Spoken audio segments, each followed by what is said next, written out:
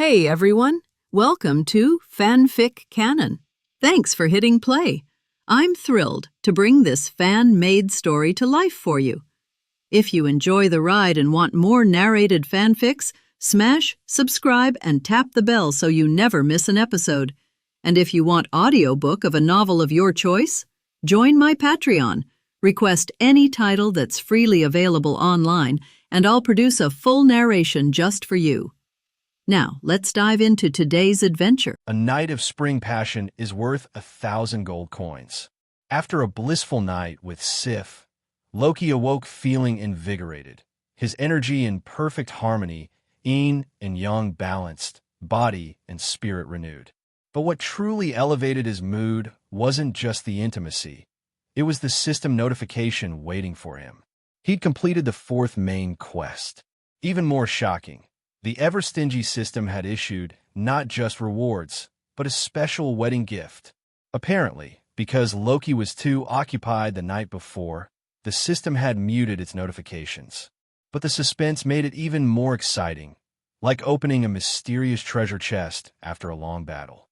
Standing at the window, the frost-kissed winds of Jotunheim brushing past him, Loki couldn't contain his excitement. He burst out in song. "I waited so long, and today my dream has come true."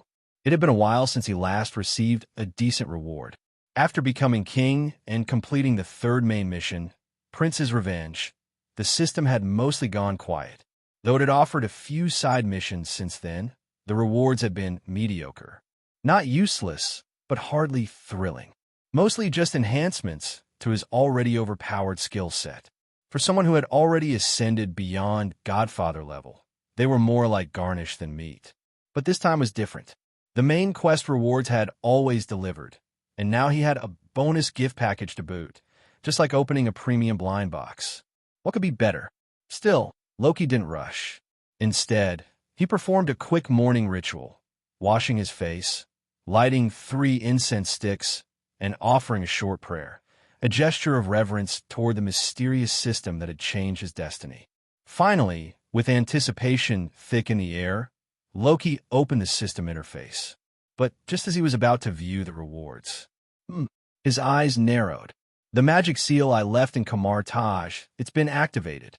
The last time that sigil was triggered was decades ago, when the former Supreme Mage sacrificed his soul to create Soul Castle, a sacred resting ground for fallen heroes.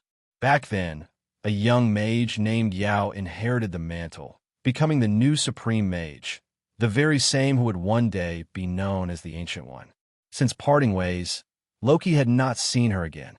He had been preoccupied with stabilizing Jotunheim, and she had never reached out. Now, the seal flared once more. Was it a summons? A warning? A trap? Sif was still fast asleep from the night's festivities. Loki scribbled a quick message for her, left it with the palace guards, then vanished in a burst of thunder, teleporting directly to Kamarage. As soon as he arrived, Loki's instincts went on high alert. The place was empty, but more than that, it reeked of dark energy. A familiar presence lingered.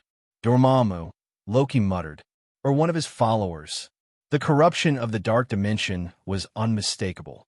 He'd felt it once before, when a cultist warped by Dormamu's influence tried to assassinate him. The energy felt the same. Cursed, twisted, malevolent. And the Ancient One, nowhere in sight. Loki's mind raced. Had she been attacked? Was this a distress signal she sent just before being taken? Yet, something didn't add up. The Ancient One was no amateur.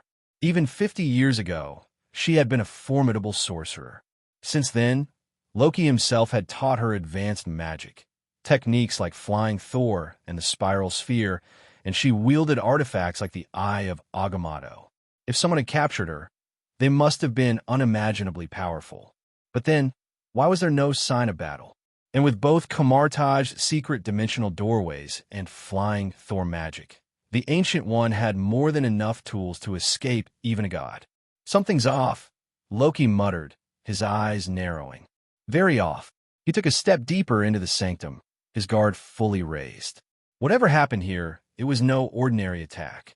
In just a few minutes, Loki had already dismissed over 81 false hypotheses in his mind. Just as he was preparing to shift mental gears and reanalyze the situation, a shimmering portal opened before him, and outstepped the Ancient One. For a fleeting moment, genuine surprise flickered in her eyes upon seeing Loki at the sanctum, but it vanished almost instantly, replaced by a calm, practiced smile. Loki's eyes swept over her, reading every detail. Her robes were immaculate, undamaged. No signs of battle. Yet her complexion was pale, and a sheen of sweat dotted her brow. It was clear her body was under strain. What shocked Loki more than her condition was something subtler, something timeless. 50 years had passed since they last met, and yet she looked exactly as she had then. Not just youthful, unchanged. The pieces clicked together. Drawing on the knowledge he carried as a time traveler, Loki quickly pieced it together. The Ancient One had made contact with the Dark Dimension, drawing on Dormamu's energy to delay her aging. It explained her preserved youth. But such a path was dangerous. Tapping into the Dark Dimension wasn't as simple as siphoning power. It came with a price: corruption, temptation, and a constant battle of will against Dormamu's influence. Loki suspected that she had entered the mirror dimension to isolate herself, to contain the clash between Dormamu's black magic and the pure white magic of the Vishani. She had likely succeeded in temporarily regaining control, but her weakened state showed the cost. And somewhere in the chaos, the surge of uncontrolled dark energy had triggered Loki's magic seal, summoning him here. No wonder she looked startled when he arrived. "I sense my seal activate," Loki said calmly, hand behind his back. "I came to investigate. Seems I was mistaken, unless this is your way of inviting me over for a nostalgic chat." The Ancient One hesitated. Her mouth opened slightly, then closed again, unsure how to respond. Loki's gaze sharpened. "No need to deflect," he said. "You've touched the Dark Dimension. The residual black magic is still clinging to this place." Her head lowered, shame flickering in her eyes. "You don't need to speak," Loki added. "Your appearance says enough. A mortal doesn't achieve ageless youth without paying a price. Unless, of course, you're secretly an illegitimate daughter of an Asgardian." The dry humor didn't mask the gravity in his voice. This kind of unnatural longevity, only black magic can grant that. Finally, the Ancient One spoke. Her voice was soft but firm. "I didn't reach into the dark for vanity. It was necessity. Kamarage must have a supreme mage to hold the line. With dimensional threats growing stronger, Midgard cannot afford to be without protection.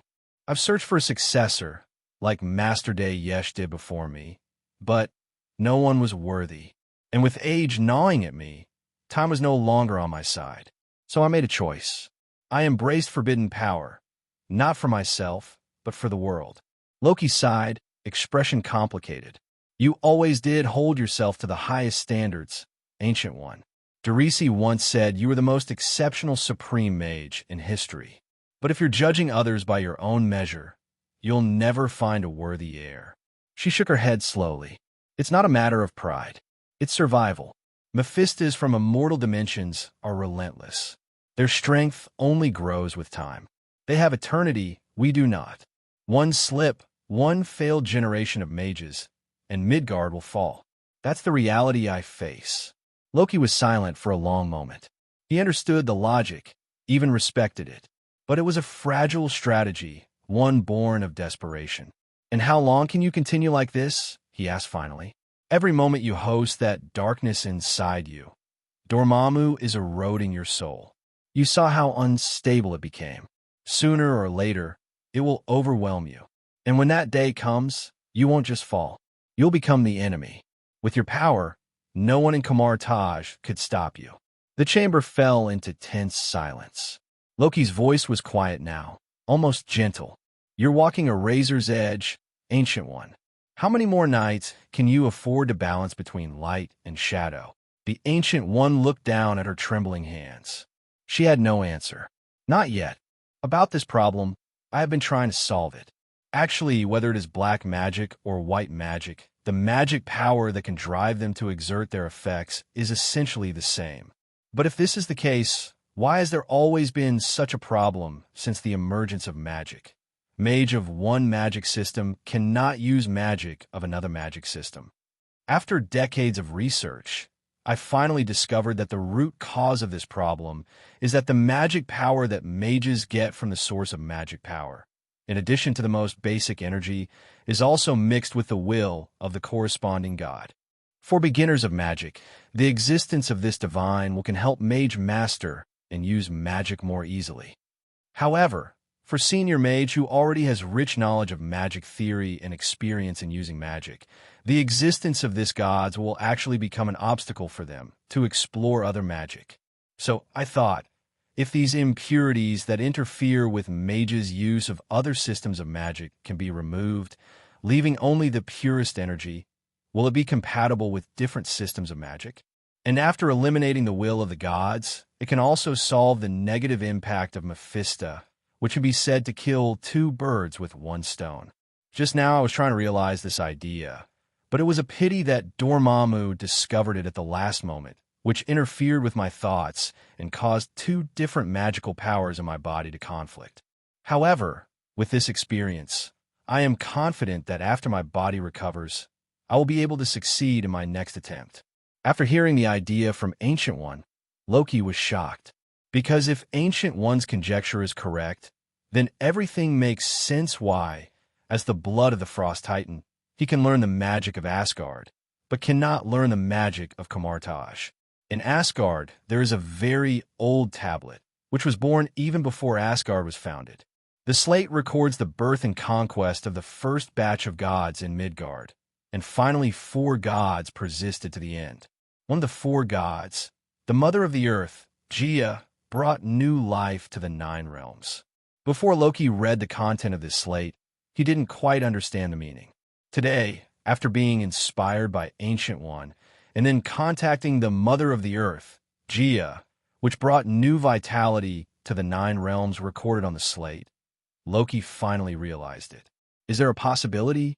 Aesir Protoss, Frost Titan, and even other intelligent races in the 9 kingdoms are the vitality that Gaia, the mother of the earth, brought to the 9 realms. If the Aesir Protoss and the Frost Titan ancestors have the same origin, then it is not surprising that Loki, as a necromancer with the Frost Titan blood, is able to use the magic of the Aesir Protoss. After all, the will of the gods flowing in the blood of the two is in the final analysis the will of Gaia, the mother of the earth. After figuring this out, Loki feels even more that Ancient One's idea is correct. So he continued to ask, "What are you going to do? I can't imagine what kind of means can kill the will left by the gods." Ancient One smiled mysteriously and deliberately whetted his appetite and said, "Guess what?"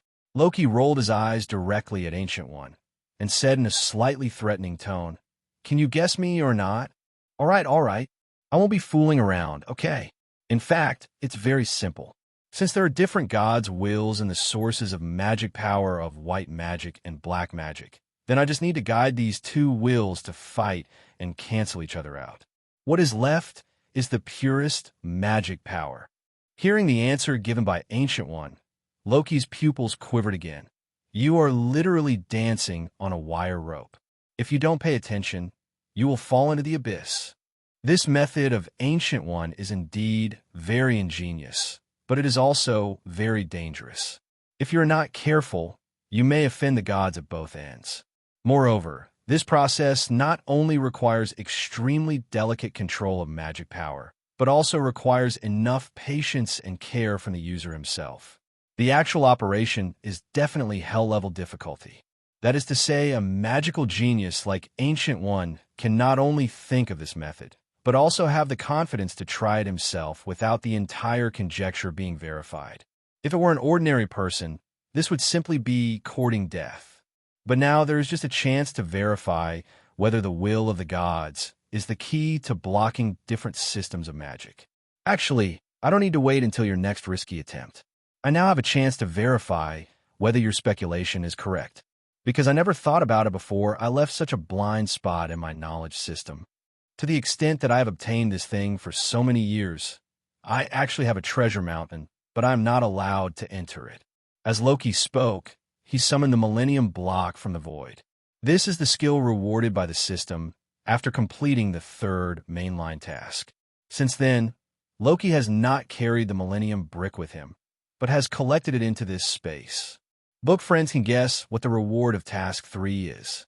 The magic power transformed from the energy of the 1,000-year building blocks is not mixed with the will of the gods. If I can use these magic powers, use the magic of Kamarage, Ancient One excitedly continued. That will prove that my guess is correct. When it comes to Kamarage, most commonly used and also the most classic magic, it definitely belongs to Gate of Secret Law. Wearing the sling ring, Mage mobilizes her own magic source and condenses it into a magic thread. Then, with the help of the sling ring, this is connected end to end with a magic thread, thus forming an arcane door. As long as Mage imagines the destination he wants to reach in his mind before casting the spell, he can connect the two places through this secret magic gate and reach any place he wants to go. However, for Loki, who developed the space magic of the Flying Thor series, he no longer needs to use the sling ring to help him sense the existence of space. I saw him mobilize the magic power from the 1,000-year-old building blocks, and then control the magic power to run according to the casting steps in his mind. Under Loki's one-stop operation, a secret gate connecting to the peak of Mount Everest appeared in front of Loki. Loki still couldn't believe it. Successful? Is it that simple? While Loki was still doubting himself, Ancient One, who had witnessed all this, was so excited that he started clenching his fists in celebration. However, Loki is still quite sensible. He poured cold water on Ancient One. Don't get too excited. What if it's just a coincidence? After all, black magic also has space magic similar to the Arcane Gate. We should verify more. Let's make a conclusion after a few spells.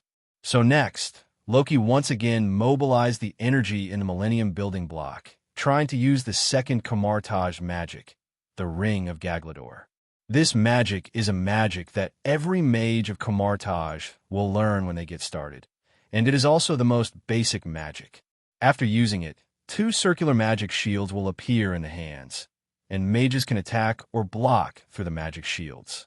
In addition, the Ring of Gaglador is also a starting method for many magics. During actual combat, it can suddenly change its moves and catch the enemy by surprise. And this time it was the same.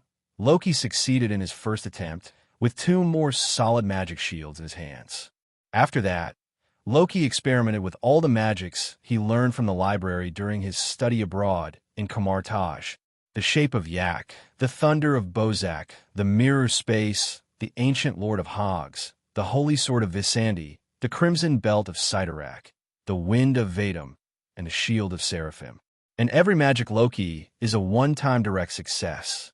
Until this time, Loki was finally 100% sure that Ancient One's conjecture was correct, and that the will of the gods was indeed affecting the mage's spell casting. But what excites Loki the most is not that Ancient One's speculation has been verified, but that from now on, he can finally use the magic he learned in Kamarage. Loki feels that today is really his lucky day, and Sif is his goddess of luck. Because since yesterday's wedding ended, something good happened to Loki when we came together today. First, the system issued a reward for completing the task, and then gave him a special gift package to congratulate him on his wedding. Before he could check what these two things were, Ancient One unexpectedly summoned him and now sent him a Kamarage magical family bucket. On a day like today, when the European atmosphere is overwhelming, when will the two items sent by the system, at the moment, not be opened? The rewards of the main task are definitely reserved for the last. Let me open the special gift bag that the system sends with members first and see what good things are inside. Loki couldn't wait to call out the system interface and then open the mysterious special gift bag. Congratulations to the host. You have obtained the Skill King's Treasure Excalibur Supplement Pack. To congratulate the host on his wedding, there is no price increase for this supplementary package, which contains a total of 5 swords. Durandal, the head of the 12 knights, the holy sword equipped by the holy knight Roland. Possessing 3 miracles, It is a brilliant sword that does not lose its sharpness even if the owner's magic power is exhausted. Datherton, the cursed sword owned by King Hegni of Denmark. This sword has a powerful curse that causes destruction, and all holders will go to death. This is a magic sword that, once it is pulled out, it will not take life or return to its sheath. Gulam, the artifact that Odin bestowed on Sigismund, forged by the dwarf clan with the iron of the underworld, shines with the brilliance of a hero's victory and the holy sword that represents his heroic life. Spiral Sword, the magic sword held by Chong-Shung hero Fergus Mark Roy in Celtic mythology. It can stretch and destroy opponents like a rainbow. Slaughtering Immortal Blade, the divine sword of Greek mythology, which is shaped like a sickle with a blade on the inside. Although originally not excellent, the wounds after being injured by it are absolutely irrecoverable. This sword has the power to nullify the undead attribute. Durandar, Gulam, Spiral Sword, and Slaughtering Undead Blade are all good in terms of attributes. They can be taken back and given a Sif. She likes these things the most. As for Dasserton, what the hell is this sword has a powerful curse that will cause destruction? What if it hurts the tender skin of my family's Sif? Give me Jinbao curry to eat ashes. The content of this special package is quite rich, but it's not enough to get Loki excited. Because after completing Mission 3 and obtaining the skill King's Treasure, Loki's system rewards for 3 consecutive side missions are all supplementary packs like this.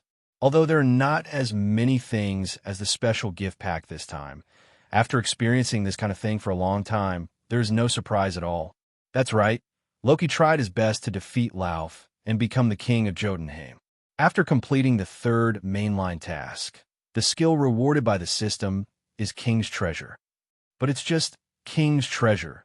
The system only gave Loki an empty shell, but didn't give him the treasures that were stored in it by Jean Ying. Sure enough, the system was still the same system, as stingy as ever. However, the reward of this skill is definitely a surprise for Loki. After all, who is not a king anymore? Without the collection of you, the king of heroes, Jean Ying, can I put the artifact of my king of Jotunheim in it? Calm down. This is just a special gift package given away by the system for free, and things are common at all. The system building rewards for the main task should be normal. After all, no matter how stingy the system is, it still has to follow the rules. Loki comforted himself a few words, then clicked on the system reward for the main mission with a feeling of apprehension. Congratulations to the host, you have obtained the Skill King's Treasure Supplement Package. When Loki saw this, his heart suddenly went cold. He had seen this sentence 3 times before when he received the side task reward. And in these 3 experiences, the precious equipment supplement packs issued by the system were the Yura Cup, the colorless top-grade fine wine, and the spiritual grass for rectifying the stomach. Yura Cup, the vessel used by the hero king Gilgamesh to drink. Colorless top-quality wine, the wine collected by the hero king Gilgamesh. Spiritual herb to straighten the stomach. Eating this medicine can save you from the torment of dark cooking, but the disadvantage is that you will lose your sense of taste since then. When Loki saw these 3 system rewards, his face was so dark that he could squeeze out ink.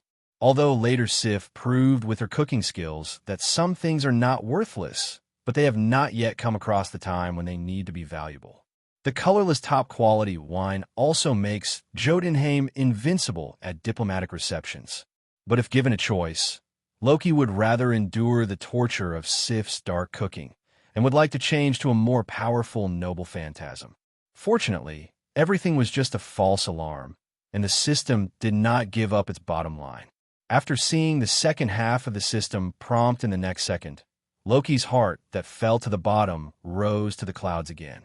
The Lock of the Sky, the anti-god treasure, the most trusted treasure of the hero king Gilgamesh. The role of this treasure is to regulate the gods.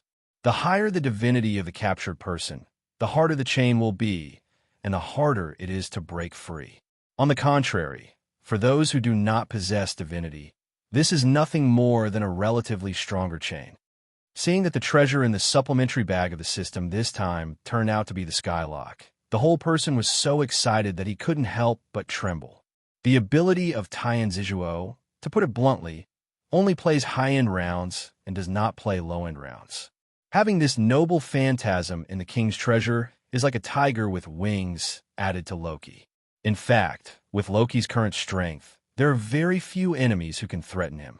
Even if the strength is not as good as that of the opponent, relying on Moko Botmo's time stop ability, he can easily escape. But most of the time, evasion is not only shameful, but also useless.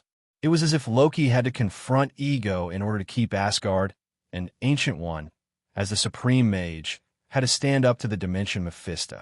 At such times, means that can effectively deal with these enemies are needed. And with the Lock of the Sky in your hand, no matter you're a god, an ancient god, a Mephisto, or an old ruler, you can only obediently catch Loki in front of Loki. Hey, teacher, is your face convulsing?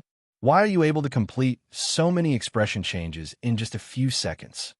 Ancient One stretched out his hand and waved in front of Loki's eyes, looking at Loki's eyes full of curiosity. Being disturbed by Ancient One, Loki immediately recovered from the joy of winning the grand prize. No, I'm just happy for you. Now that your speculation has been proven to be correct, then you can try it boldly.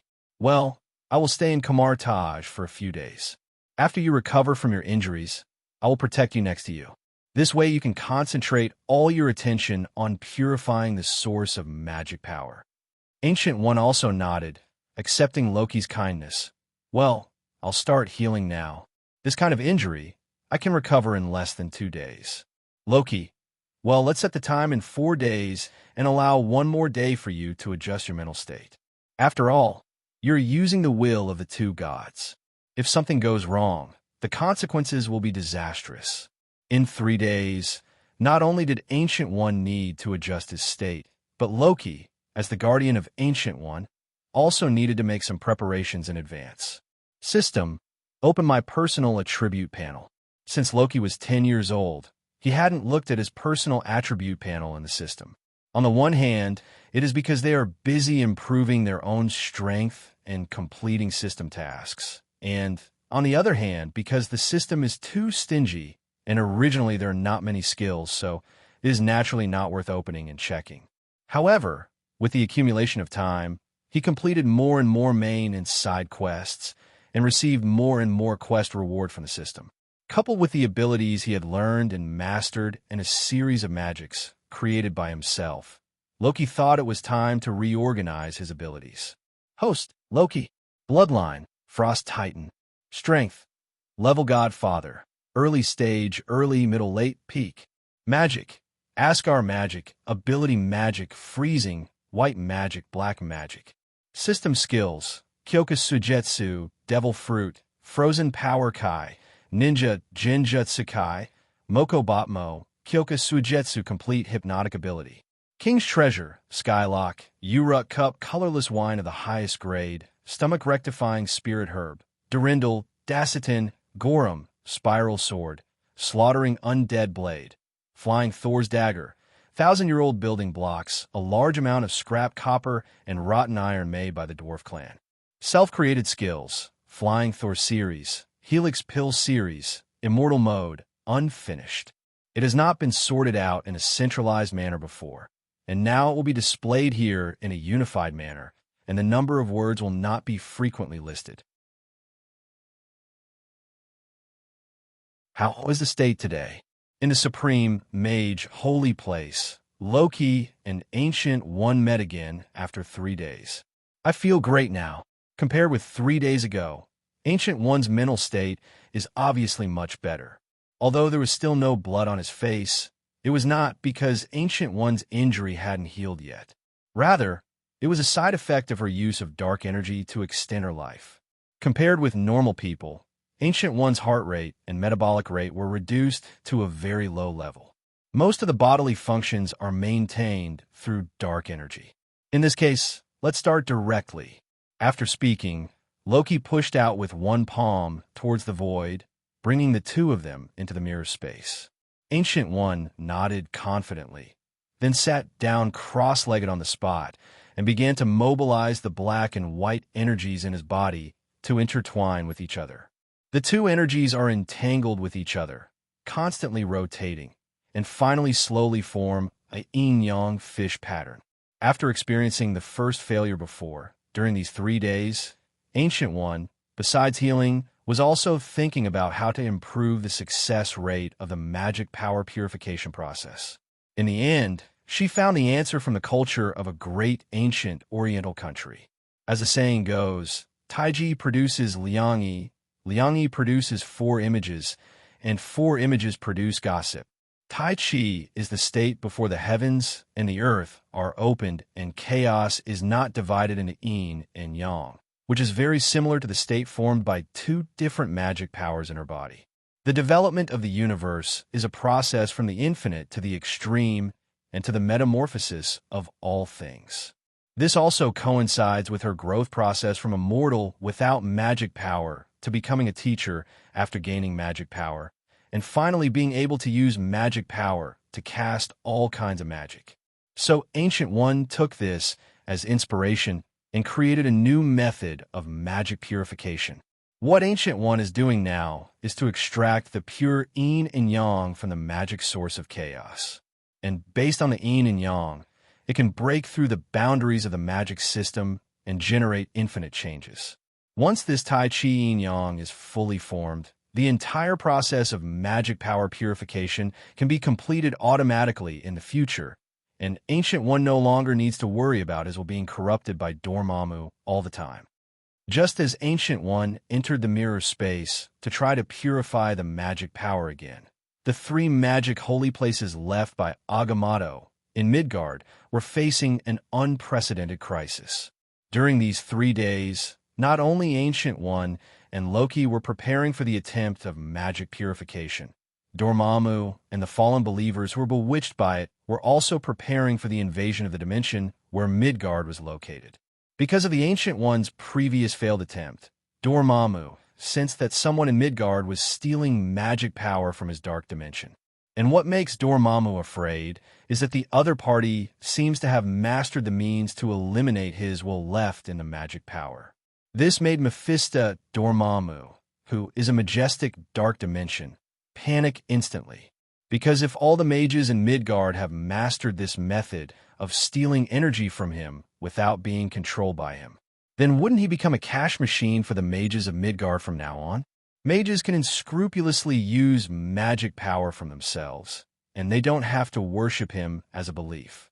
And after losing his believers, he will never be able to break the barrier left by Agamotto, let alone have the chance to conquer the dimension where Midgard is located. But what Dormamu doesn't know is that this method of magic power purification is so difficult that even Ancient One, the most excellent existence among the previous supreme mages, cannot guarantee that he will succeed. So Dormamu's worries are completely unnecessary. Definitely, once Ancient One has successfully purified its magic power, it will undoubtedly become more difficult for Dormamu to invade. It was precisely because of the lack of information that Dormamu, driven by the sense of crisis in his heart, decided to completely nip it in the bud before everything he imagined happened. During these 3 days, Dormamu summoned all the mage he had bewitched in Midgard for so many years, for one purpose. That is to destroy the defensive barrier formed by the 3 holy places and welcome the coming of Mephisto Dormamu. Thus, Ancient One and Dormamu both chose today as the day to implement the plan. Nearly 20 depraved mage who believed in Dormamu, divided into 3 groups to launch a surprise attack on the 3 holy places located in Asia, Europe, and America. The fallen mages, who had received epic-level enhancements from Dormamu, defeated the Kamarage mage who was guarding the holy place when they were outnumbered. Soon, the 3 holy places fell one after another. With the fall of the last holy place, Agamotto's defensive barrier built with these 3 holy places as nodes also completely failed at the moment. Without the barrier of the enchantment, the fish on the chopping board in front of Dormamu in the entire dimension can be slaughtered by him. At the moment when the defensive barrier completely failed, the 2 powerful mages Loki and Ancient One finally perceived danger. At this time, Loki was born quickly stopping Ancient One who was planning to interrupt the magic power purification. You stay here and complete the magic power purification with peace of mind, and I will deal with the outside real-world affairs. I can assure you that with me today, Dormamu's ambition to devour this dimension is doomed to fail. After the words fell, Loki summoned the 1,000-year building block from the king's treasure, then opened the door of the secret method and left the mirror space. And Ancient One's frown just now slowly relaxed, and he refocused his attention on the final process of stabilizing Tai Chi Yin and Yang. In the real world, as soon as Loki came out of the mirror space, he felt a strong attraction. This is like a meteor in the universe. When it encounters a mass of enough huge amounts of planet, it will be captured by the planet's strong gravity and then fall to the surface of the planet as a meteorite. Compared to the dark dimension controlled by Dormamu, Midgard is that meteor, falling towards the dark dimension due to suffering huge amounts of attraction. Moko Potmo. Midgard is the center of the entire world tree system. Once Midgard falls, the other countries in the 9 realms will not be able to survive alone.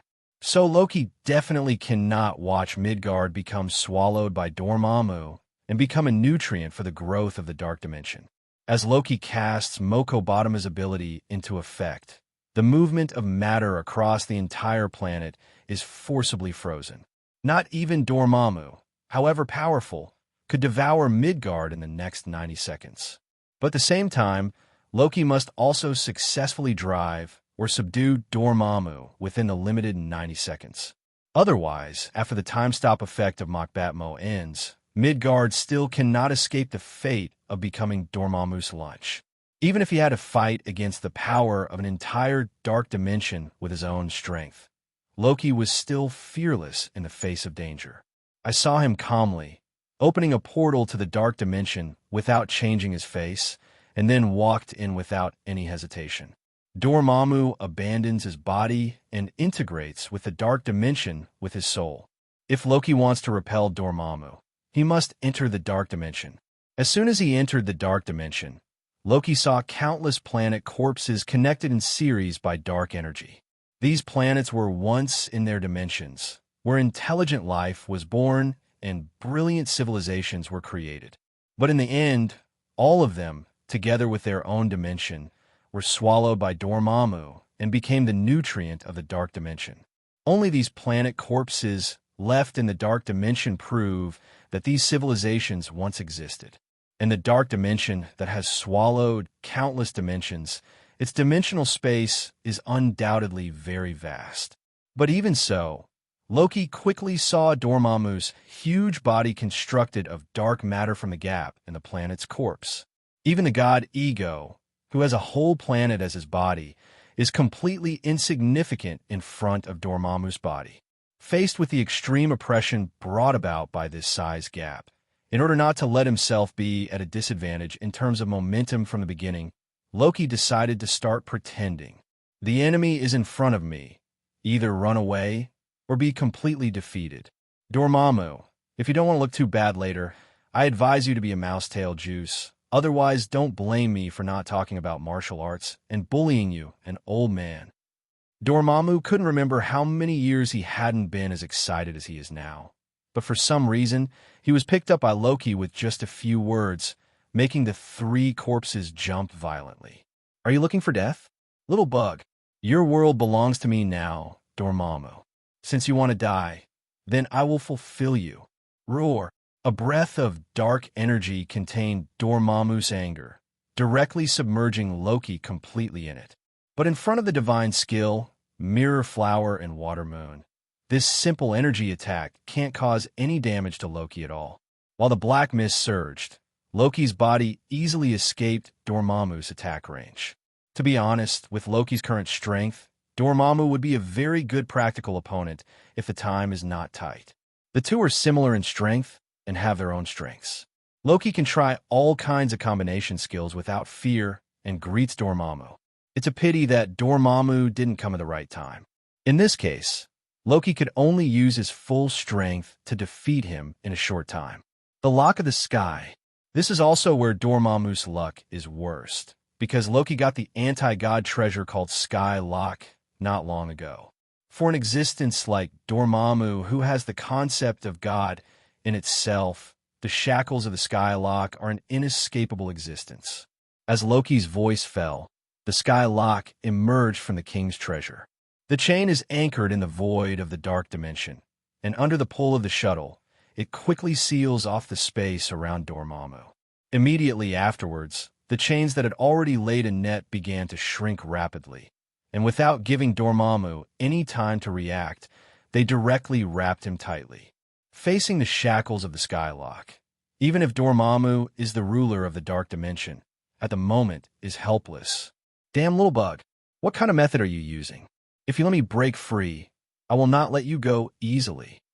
Dormamu kept roaring and trying to struggle out of the chains, but the more he struggled, the tighter the Skylock became. Even though Dormamu tried his best, he couldn't hurt the Skylock. As for Dormamu, who has lost his resistance ability and can only be impotent and furious, there are many things Loki wants to do.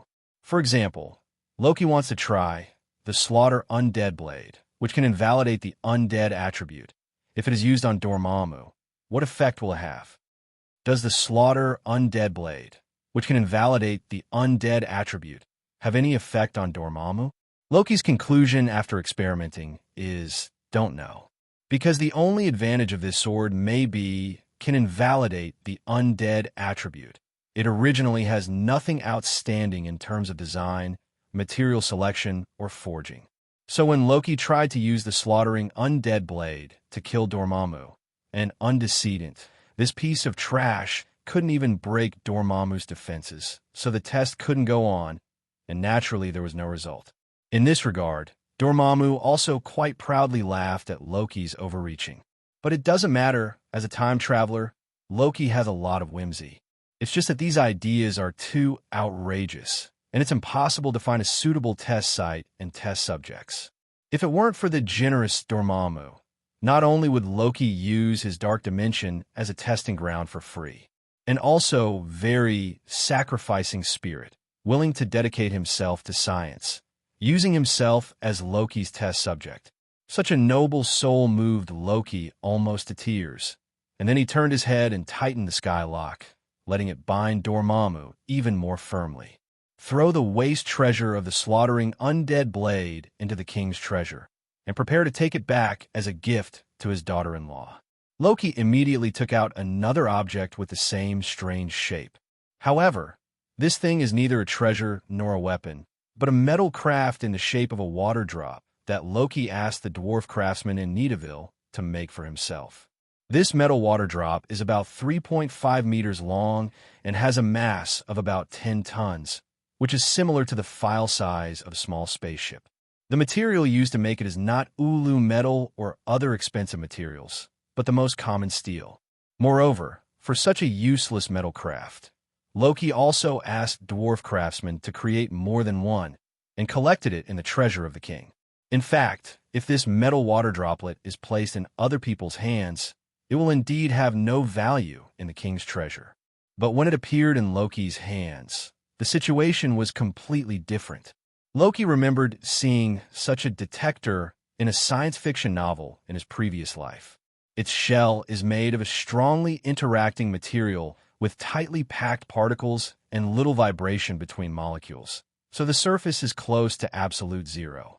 Because this strong interaction force material is 100 times stronger than the common material composed of electromagnetic force. So although this device is called a detector, it can easily penetrate battleships and cities, just like bullets penetrate cheese. And the name of this detector is called Water Droplet in that novel. The metal water drop handicraft that Loki asked the dwarf clan to make for himself is an imitation of the big killer in the science fiction novel Water Drop. Definitely, this kind of imitation has not been realized in terms of materials, technology, or function as a detector, except for the similar appearance. But don't forget, Loki, as an open time traveler, also possesses a skill that can turn waste into treasure moko botmo. In that science fiction novel, the civilization that made this detector is just a device inside the water droplet, allowing the strong interaction force of the shell material to overflow, and the surface is close to absolute zero. And the Mokobatama, obtained by Loki from the system, can directly create a low temperature of absolute zero, completely stagnating the movement of microscopic particles. Such an effect is even more perfect than those mentioned in science fiction novels. It has transcended science fiction and entered the category of fantasy. Under the effect of such a bug-level skill, even a metal droplet made of the cheapest steel can become an indestructible terrorist weapon. Now, behind Loki, more and more drops of metal floated into the void, as he called. Loki once again used the skill of Mokobatama. In order to protect the Earth before, Mokobatmo has consumed 80 seconds of skill time today. With a big wave of his hand, Loki devoted the remaining 10 seconds of skill time to this experiment. And the metal water droplets that originally looked a little foggy on the surface, after being frozen at absolute zero, the surface turned into a smooth and flawless mirror surface. In the next 10 seconds, these water droplets will become indestructible and terrifying weapons. Under Loki's control, the water droplets that appear behind him, like 10,000 arrows, were accelerated and launched from the king's treasure, and the target went straight to Dormamu's huge body bound by the skylock. Compared with the slaughtering undying blade, which could not even break through the defense, the result of this attempt is quite different. Although Water Drop originally didn't have any special effects, it completely relied on its own kinetic energy to kill. But this kind of weapon, with an extremely simple killing method, left dense scars on Dormamu's body made of dark energy and dark matter. For a Dimension Mephisto like Dormamu, physical attacks can't actually cause him any damage at all. However, this kind of attack does not do much damage, but it is extremely insulting. Dormamu, who was still laughing at Loki just now, turned his head and was slapped in the face by Loki. Then it was another round of frantic struggle, trying to break free from the shackles of the sky. Definitely, Dormamu's attempt this time ended in failure, and then another incompetent rage. Sure enough, what has been done must be done again, and what has been done must be done afterward. Pluto sincerely does not deceive me. You damn little bug, you can't kill me. I don't believe that the ability of your chain can be activated forever. After I break free, I will make your soul suffer forever and ever. You will never win me. I'm the ruler of this dark dimension, Dormamu. Loki felt that Dormamu's spirit had begun to become a little normal after being used as a test subject by himself, after experimenting again and again. Because he had already explained to Dormamu before that using the Skylock doesn't actually cost him much mana. Even with Loki's own magical power, it would be a breeze to persist for 10 days and half a month. What's more, he still has a 1,000-year-old building block, an inexhaustible source of plug-in magic power. So as long as Loki is willing to spend with Dormamu, Dormamu will not be able to escape the shackles of the sky until he dies due to exhaustion of life. Normally, a Dimension Mephisto like Dormamu, with his spiritual power, does not have amnesia or inability to remember. The current state of Dormamu can only show one thing. That is, there is a problem with his mental state. Definitely, Loki wasn't trying to drive Dormamu crazy. A crazy Dimension Mephisto will only cause Loki more trouble. In fact, as Dormamu said, there is no way for Loki to kill Dormamu, who is a Dimension Mephisto, unless he has the strength to directly destroy a dimension. Even with the help of the power of infinite gems and the Millennium Building Blocks, at least Loki needs to reach the peak strength of Level Godfather to complete it. So by doing this, Loki is actually imitating Doctor Strange, who will succeed Ancient One as the next Supreme Mage in the future, and wants to force Dormamu to agree to the negotiation conditions he proposed. It's just that Doctor Strange used the time loop constructed by Eye of Agamotto to force Dormamu to negotiate terms with him. Loki, bound by the Skylock, put Dormamu on a cycle of mental torment. Now, just wait until Dormamu is tortured to the point of a nervous breakdown. Then is the perfect time for Loki to start negotiations. As for now, the time has not come yet. It's definitely not that Loki hasn't played enough. Absolutely not. Just when Loki was about to test his next imaginative idea, a space portal appeared beside Loki, and then he saw Ancient One coming out from the other side and standing beside Loki. Seeing Ancient One appear, Loki was stunned for a moment. Then his eyes lit up instantly, and he asked Ancient One, "Successful?" Ancient One didn't hold back, nodded slightly, and responded directly, "Successful. What about your side? Can you get it done?" Ancient One asked Loki about the situation while shaking the eye of Agamotto around his neck. The point is obvious. If Loki can't figure it out, she can help. She brought all of Kamar-Taj's big babies. Loki waved his hand and said, "No, I can still handle a mere Dormamu. But you just completed the magic power purification. Do you want to use the purified magic power to cast a few spells and get familiar with your own power?" The meaning of Loki's words is to ask Ancient One if he wants to use Dormamu to practice his hands. Hearing this, Ancient One, who was eager to try, directly agreed. After all, as the Supreme Mage, she used white magic a lot on weekdays, and her spellcasting skills were naturally extremely proficient. But in order to avoid exposure of the fact that he stole energy from the Dark Dimension, the chances of Ancient One being able to use black magic are relatively rare. It is rare to have such a great opportunity, and Ancient One definitely will not let it go. She didn't say a word, and she started directly with a black magic of the forbidden curse level. And the creator of this black magic was Dormamu, who was tightly bound by the chain of the sky in front of her. Attack Dormamu in the Dark Dimension with magic created by Dormamu. I have to say that Ancient One has the ability to engage in mentality. If we talk about the beginning, it can be said to be a coincidence. Then after that, the black magic that Ancient One used one after another turned out to be created by Dormamu, which confirms that Ancient One was not careless, but indeed intentional. And in order to discuss Dormamu, Ancient One also kept a part of the original flavor of the magic power in the black magic, and was committed to making Dormamu know that when he was hit by this black magic, what hit him was the black magic created by himself. For Ancient One's behavior that does not talk about martial arts, Dormamu's huge black face is also very cooperative, showing the classic expression of the man who wants to use swords. Finally, after repeated torment by the two torture kings Loki and Ancient One, Dormamu said what Loki had been waiting for. "Stop, this time. I admit defeat.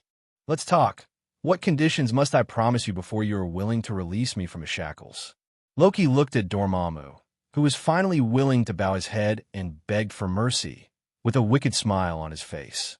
Now that Dormamu has been pushed to this point by himself, if he doesn't open his mouth like a lion, how can he be worthy of the hard work that he and Ancient One gave Dormamu just now?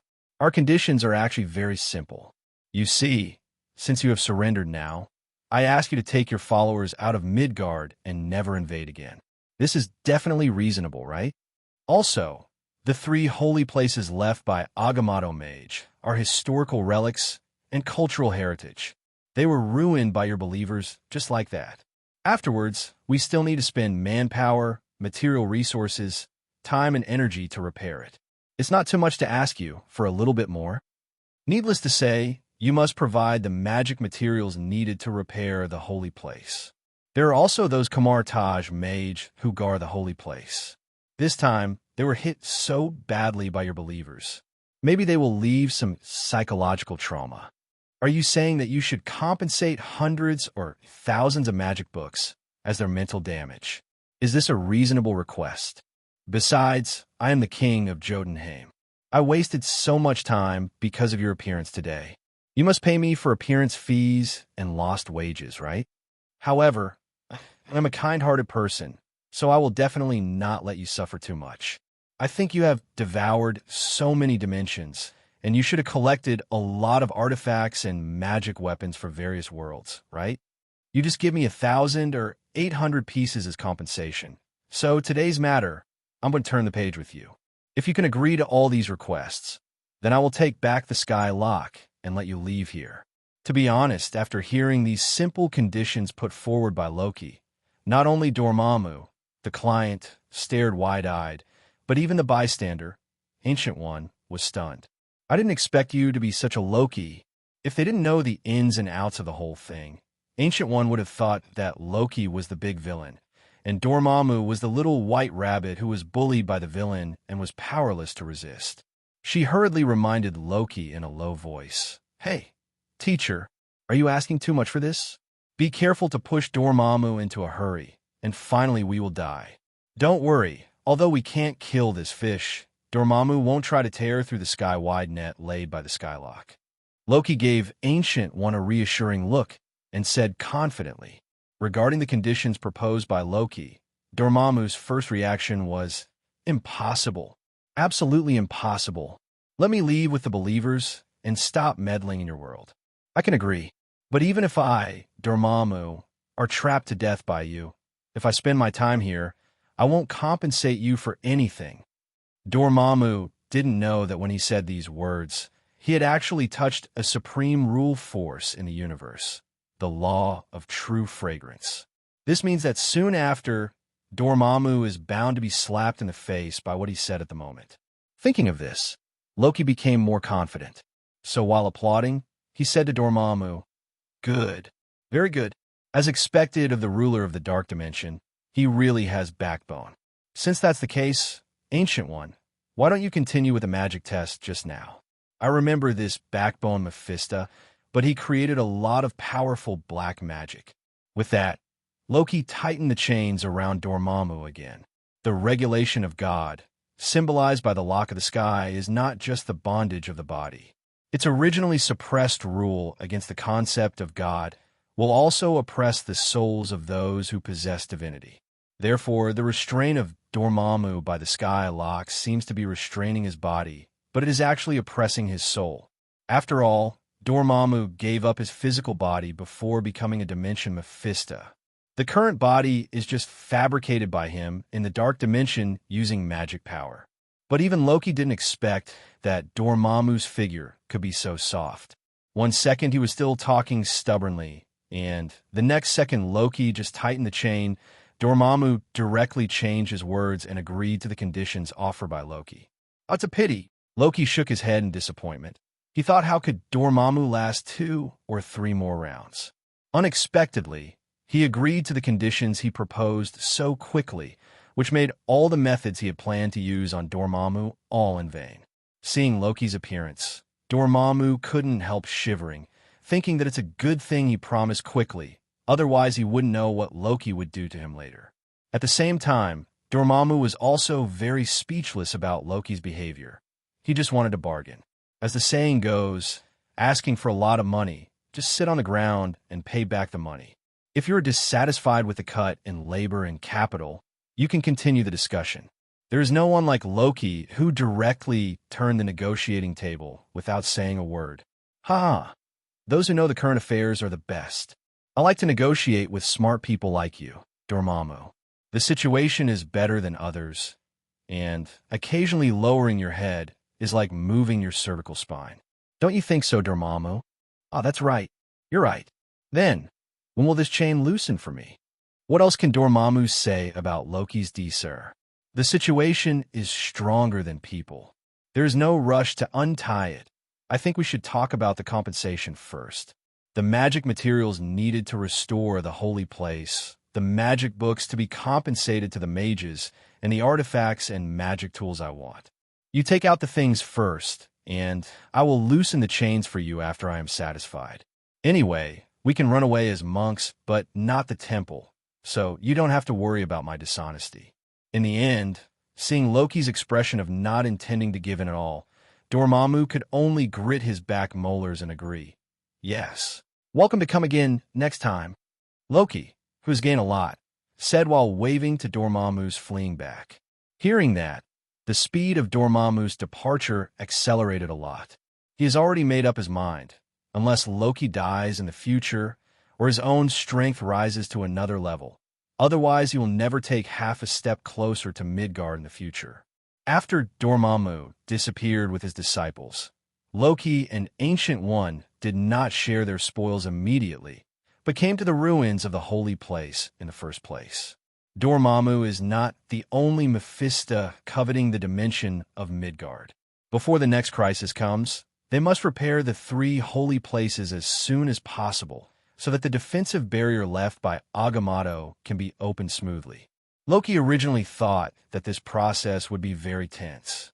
After all, the amount of work to repair the 3 holy places is huge, and the mages of Kamarage suffered heavy casualties in the previous battle. If you want to complete this work in a short time, it will definitely consume huge amounts of energy. But unexpectedly, Ancient One did not summon the mages of Kamarage to help, but directly took out the eye of Agamotto and used time magic to reverse the time of the 3 holy places to the time before they were destroyed. I thought you, as the Supreme Mage, should defend the law of nature instead of disturbing it. In the memory of Loki's previous life, the future Doctor Strange was scolded by Wong and Mordo when he tried time magic for the first time. But Ancient One just shrugged his shoulders and said indifferently, "The extraordinary times definitely require extreme means, and I'm not that kind of old-fashioned person." Think about it too. If Ancient One is an old-fashioned person, how could she steal energy from the dark dimension in order to prolong her life? It is even more impossible to find that the will of the gods in different sources of magic power can cancel each other out, so as to obtain pure magic power and break the boundaries of the magic system. Then what about these magic materials? Isn't it for nothing? If I knew you would do this, I might as well ask Dormamu for some other things as compensation. Loki said with some regret, "It doesn't matter if you don't use it now. It doesn't mean you won't use it in the future.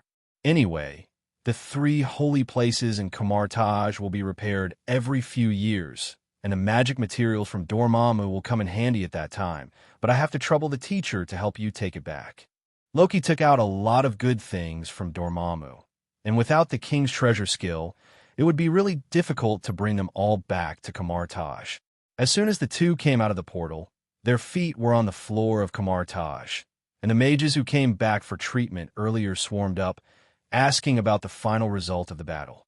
When they knew that Loki and Ancient One not only successfully drove away Dormamu, but also got compensation from each other, everyone cheered the names of Loki and Ancient One in unison.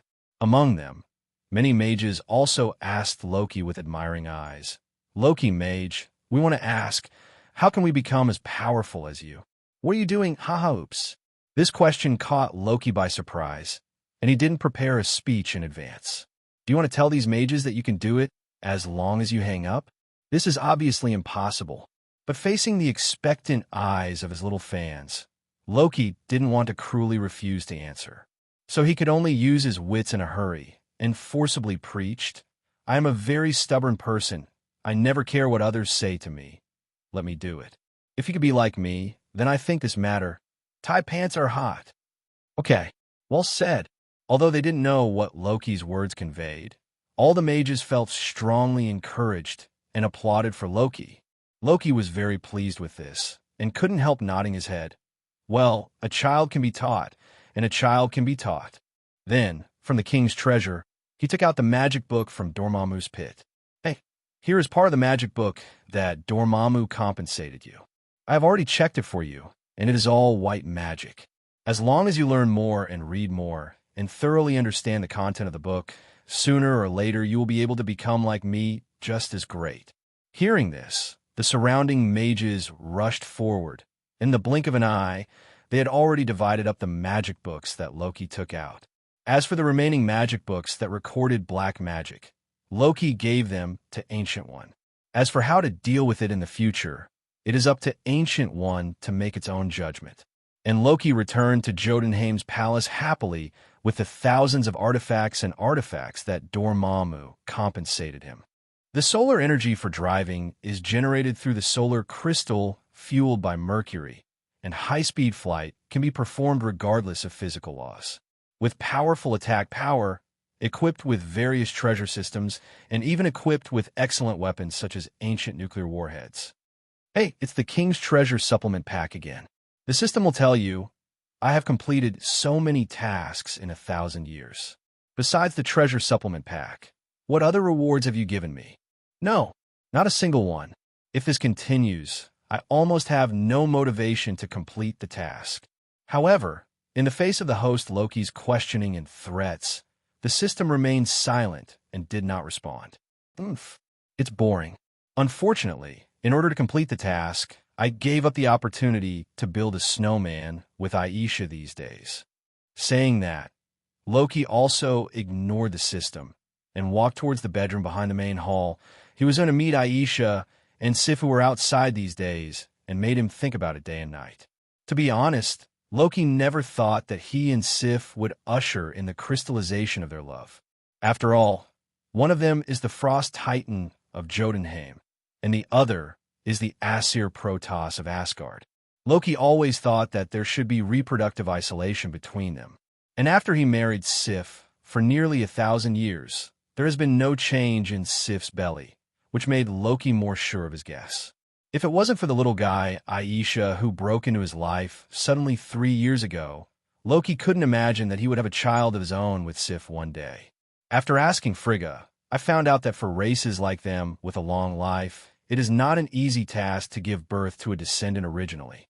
He and Sif had their own children in the early 1000s, which is already very lucky.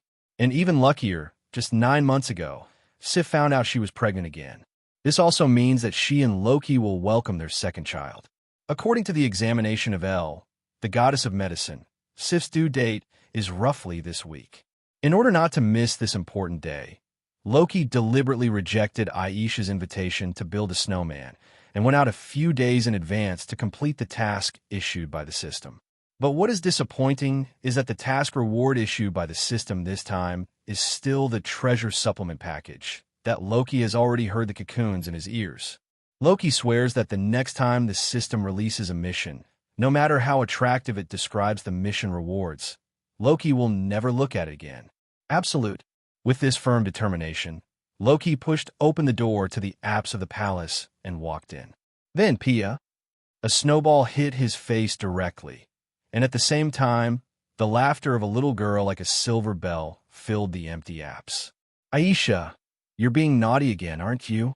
Hearing this laughter, Loki immediately guessed who the person who sneaked up him without talking about martial arts just now, and immediately said in a pretended angry tone, and his right hand was hidden behind him, secretly condensing a bigger snowball, ready to take revenge on little Aisha.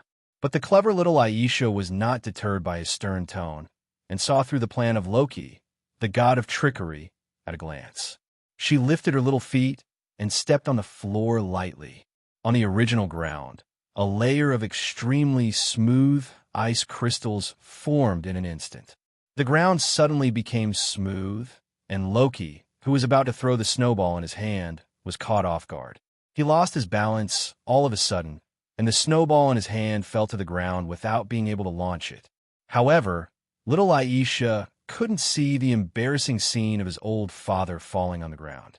Loki, who lost his balance, turned into a cloud of black mist and disappeared from Aisha's sight before he made contact with the ground.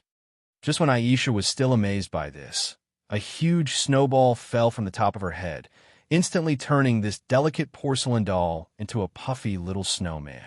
And behind this little snowman, there is also Loki's mean laughter. Ha ha ha. Little Aisha, you want to win me, the god of pranks, mad Ada darn. You're so bad far away. Ugh, damn it, you stinky dad. It's fine if you don't build a snowman with Aisha, but you still bully Aisha. I'm going to tell my mother. Wait a minute. Hearing this, Loki quickly reached out to stop him with a dignified expression. Little Aisha, I think we, father and daughter, can discuss this matter again. I brought you a gift when I went out this time. As long as you promise me not to sue, I will give you the gift. How are you? Hearing the word gift, Elsa put her right index finger on her chin and thought for a while, well, I promise you, give me the gift. I didn't expect this thing to be useful, and it can be regarded as making the best use of it. Loki thought to himself while wiping the non-existent sweat on his forehead. Then he directly summoned the Vimana he just got from a system from the king's treasure and used it as a gift for little Aisha. Okay, little Aisha, let's play outside with your new gift. I'm going to the back to see how your mother is doing now. Remember, when sitting on a Vimana, Don't fly too high, and don't fly too fast. One more thing, don't touch the weapon on Vamana, do you understand? Even if you really want to move, you must go to the wilderness outside the royal capital. Don't worry, Dad. I promise to pay attention to safety. Aisha was talking, and she had already rushed out of the apse in Vamana. Seeing his daughter's mischievous appearance, Loki shook his head helplessly. As for Aisha's safety, he wasn't too worried. As the daughter of his Loki and Sif, Aisha inherited the ability of the two in blood. She was born with the magical power of calling wind and snow, and this magic power is still growing rapidly with her age. Aisha's physical ability is also very strong, whether it is speed, strength, or endurance. It is far superior to children of the same age as Asgard and Jotunheim. In addition, there is a very magical characteristic in Aisha's magic power. That is, the ice and snow creatures created by her using magic power can give birth to their own personality and consciousness just like real life. This, even today's Loki can't do it. In the bedroom, Sif was leaning halfway on the bed, reading with a book in one hand and slowly stroking her pregnant belly with the other hand, with a happy smile on her face. "Sif, I'm back." Hearing Loki's voice in the room, Sif glanced up towards the door. After making sure that he heard correctly and that Loki really appeared in front of his eyes, he immediately dropped the book in his hand and rushed into Loki's arms. Slow down. Slow down. You are a pregnant woman who is about to give birth. Why are you still rushing like you are charging on a battlefield?" Although Loki scolded his wife with his mouth, his hands were not slow. Loki hugged Sif gently, and then turned around gracefully with her, taking off the force of Sif's charge. "I'm not by your side to take care of you these few days. How is your body?" Loki hugged Sif in his arms and asked gently in his ear. "Don't worry. Elle comes over every day to help me check my body. My baby and I are both healthy. It's good that they are all healthy. I have already arranged the official duties for the next period of time, and the ministers in Jotunheim will take care of them for me. So from today onwards, I can spend time with you and Aisha. Well, I don't know if the baby in my womb will be a boy or a girl this time. Loki, have you figured out what the baby's name will be when it's born? It's not that you said that if you know the gender of the child in advance, there will be no surprises, so you won't let Elle tell you. I have racked my brains to name the child now, and finally came up with 2 good names. What's the name? Tell me quickly." Sif asked coquettishly while holding Loki's arm, shaking it constantly. "Anna if it's a girl, Gray if it's a boy. What do you think?" Sif was thinking, and at the same time put the palm of Loki on her stomach. "Then I hope this child is a girl, and the name Anna is better." "Well, just so it's decided. Your name is Anna, but it must be a girl." At the moment, neither Loki nor Sif thought that these words would actually come true. In the early morning 3 days later, with the dew and sun, Sif gave birth to a girl smoothly. And the girl's name will be called Anna from now on. Since the birth of Anna, the lives of Loki and Sif have become more lively. Loki also completely put aside the affairs of the kingdom and became a full-time baby daddy. For this reason, Odin, the grandfather, criticized him a lot. As a result, when he turned around, Odin himself left the matter of Asgard every now and then and came to Jotunheim with Frigg to look after his 2 granddaughters. And every time he came over, the old guy Odin would keep complaining in Loki's ear, saying that Thor was more than 1,000 years old, but he was still as impulsive and arrogant as when he was in his 20s. If Thor had been half as mature as Loki, he would have retired and enjoyed family life long ago. Speaking of this matter, in fact, Loki also has a certain responsibility. After all, he clearly promised that Odin would help Thor become a qualified heir to the throne. But later Loki became the king of Jotunheim, and he was busy every day with rectifying this ruined country. He had less and less time to go back to Asgard, and naturally he paid less and less attention to Thor. There's a saying that the country is easy to change, but the nature is hard to change. Without Loki's targeted love spur, Thor quickly changed back to his previous rampant appearance. Even because Loki became the king first, and later welcomed by Hame, went to the pinnacle of life, and became a winner in life, which made Thor more and more anxious. wanting to catch up with the gap between the two as soon as possible, so gradually become more impulsive and irritable. Odin saw Thor's series of performances and was anxious in his heart. But no matter how much he reprimanded Thor, Thor's performance didn't get any better. As for flowers, hearing that every time Odin came to see Elsa and Anna, he would whisper about Thor in his ears, Loki knew that he was here to collect debts. There is no way what I promised back then, I definitely have to do what I said. And since he became a father, he is more able to understand Odin's feelings as a father. At the same time, he secretly alerted himself in his heart, but he must not let Aisha and Anna become like Thor in the future. An idea that had never been thought of before also began to breed in Loki's mind. How about it, father? You see, Elsa and Anna are still young, and it is time for their father to accompany and take care of them. You don't want your granddaughter to grow up to be like Thor, right? When they grow up a little bit and the 3 views are basically finalized, I will help you put Thor back in order. 0.0. I've already thought about the plan. It's called Asgard Collapse Plan. I'm sure to leave a deep lesson for Thor by then. What do you think? Odin nodded, with a successful smile on his face. Then it's a deal. You boy can't break your promise this time. Okay. Since everything is settled, you should get out quickly. Don't be in the excuse me and Frigga to play with little Anna. Loki's mind was suddenly full of black lines. You are always killing a donkey. But Loki can't do anything about it. Maybe this is the 2nd generation in Legendary, so he can only leave obediently, leaving the space alone with Anna to Odin and Frigga. In the back garden, Elsa is sliding on a slide made entirely of ice crystals, while Sif is sitting on the sidelines and looking at her with a smile on her face. Don't look at how gentle Sif's smile is now. When she knew that Loki had given Vamana to Aisha as a gift, she scolded them severely. Then, the gift that Aisha had just received was confiscated by Sif. Loki came to sit next to Sif and looked at Aisha, who was having fun with her. Looking at the innocent smile on Aisha's face, after a while, Loki finally made up his mind and said to Sif, "During the conversation with the father just now, I suddenly had an idea in my heart." "What idea?" Sif turned to look at him curiously and asked, "You said, what if we take Aisha and Anna and move to Midgard together to live for a while?" To be honest, even though Loki was an Earthling in his previous life, he never thought of returning to live on Earth after his rebirth. On the one hand, it was because the civilization and technology on the Earth were still too backward at that time, and the living conditions were very difficult. On the other hand, it is because Loki originally is too powerful, and a little carelessness may cause a disaster that the common people cannot bear. Back in Midgard, because of his magic power, the countries around the Himalayas suddenly entered the Little Ice Age.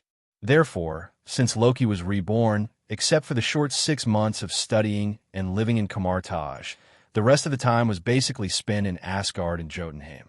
But after Aisha and Anna were born, especially after talking about Thor with Odin just now, Loki suddenly had the idea of moving to Midgard.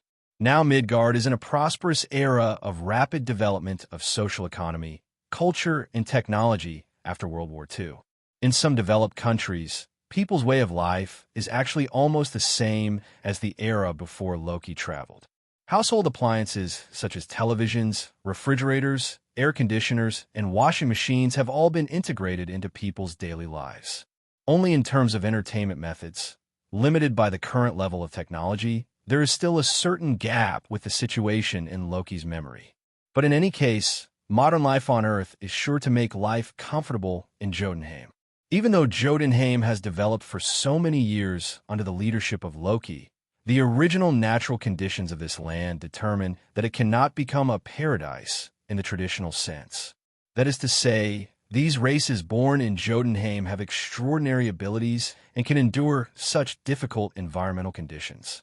But from their support for the King Loki, it can be seen that being able to bear it does not mean not wanting a better life. Loki definitely also wants his daughter to have a more comfortable life. But the reason why he chose to move to Midgard instead of moving back to Asgard was mainly because of the education of his 2 children. The illusion of Meng's mother moving 3 times shows that the environment is an important part of a child's growth in life. A good environment can promote the healthy growth of children, while a bad environment may make children learn to be bad. Even though Odin is already very strict with Thor, but as the eldest prince of Asgard, when Thor saw other people since he was young, there was no one who didn't treat him with respect for fear that what he said would make Thor unhappy. In such an environment, if it weren't for Loki's mature soul from time travel. Moreover, he has also received the edification and education of the 24-character mantra of prosperity, democracy, civilization, harmony, freedom, equality, justice, rule of law, patriotism, dedication, integrity, and friendliness. I am afraid that he will become like Thor, impulsive and selfish. Elsa and Anna are Odin's granddaughters, Asgard's little princesses, plus Odin and Frigg's doting on their intergenerational relatives. Loki couldn't even imagine what kind of people they would grow into in the future if they were sent back to Asgard to live. There's a high probability that it will become an arrogant existence like the Tianlong people. So Loki still hopes that Elsa and Anna can learn and grow up in Midgard like the two little girls in common. Instead of being the princesses of Jotunheim and Asgard, living in the delicate protective shield created by the people around them. But what Loki didn't expect was that Sif agreed without any hesitation to his whimsical idea. Don't you need to think about it again? After all, it's a major issue related to our family's future life. Loki asked. Sif shook his head, turned his gaze from Aisha to Loki, looked into his eyes, and said seriously, "As long as you make the decision, I will always stand behind you and firmly support you." Sif, Loki was so moved by this sentence that he didn't know what to say. The love went deep, and finally thousands of words converged into Sif's name and the affectionate embrace between the two. If it weren't for the fact that little Aisha was still playing next to him, Loki would have wanted to have a verbal fight with Sif. But little Aisha on the side doesn't have the consciousness of being a small light bulb at all. Seeing my parents hugging each other, they shouted, "Elsa wants it too. Aisha wants it too," while using magic to create a U-shaped ice crystal slide. Sliding from one end of the slide to the other, Elsa was thrown into the air and landed right between the arms of Loki and Nozomi. Looking at Aisha in his arms, Loki could only let go of Sif's hand, squeezed Aisha's two round faces, and gritted his teeth. "You little troublemaker, you want to S me off, Daddy, and then inherit my name as the god of mischief? Oomph. Dad, you are bullying me again. Look at my strength. Shuedo and Helix won." Piaggi. The snowball in Aisha's hand once again hit Loki's face with precision. And then, the warm and happy scene of the family suddenly turned into Loki and Aisha using magic to fight in the garden. Sif looked at the childish father and daughter and shook his head helplessly. One big child, two small children. Who would have thought that I am the only adult in this family? Jotunheim's government affairs are now basically handed over by Loki to his ministers. After moving to Midgard, you only need to go back to 2.6 through the portal every day and spend a little time for approval. The things you need to bring when you move are directly put into the treasure of the king. There's no need to tidy up at all. Now for Loki, the final problem is that the family doesn't have a place to stay in Midgard yet. Fortunately, Loki still has some connections in Midgard. Loki found Ancient One directly, and after explaining the situation, the other party directly lent Loki the house at number 177A, Bleecker Street, Manhattan, New York. That's right, it is New York Holy Place, one of the 3 holy places. Loki voted for Kamartage's house, and Kamartage voted for Loki and Sif, 2 powerful holy place guards, which is a win-win situation. Sif, how was your day? Number 177A, Bleecker Street. Loki, who came back from off work in Jotunheim, walked out of the portal, and while using magic to change his clothes into the clothes of the earth, he asked Sif, who was busy in the kitchen, how she was doing today. It has been a month since the two moved to New York. After this period of adaptation, they got used to Sif, who was fighting on the battlefield, and gradually got used to the peaceful rhythm of life on Earth. Loki and Aisha, the father and daughter, adapted quickly. Loki is because he lived a similar life before time travel, while Aisha is completely because of the child's heartlessness. As for Anna, the little guy is still drinking in his mother's arms, so he doesn't remember anything yet. It doesn't matter where she lives. In the kitchen, Sif is proficiently handling various ingredients from the earth. After thousands of years of training, Sif finally turned from the dark to the bright and switched from the dark cooking world to the light cooking world. Even unfamiliar earth ingredients can be easily cooked after simple learning. Hearing Loki asking about her situation today, Sif continued to move neatly while excitedly sharing today's experience with Loki. 27 When I was taking Elsa and Anna for a walk in the park today, I met a lady named Maria. Maria is a mother like me, and her child is also just born. But Maria's child is a boy, and our Anna is a girl.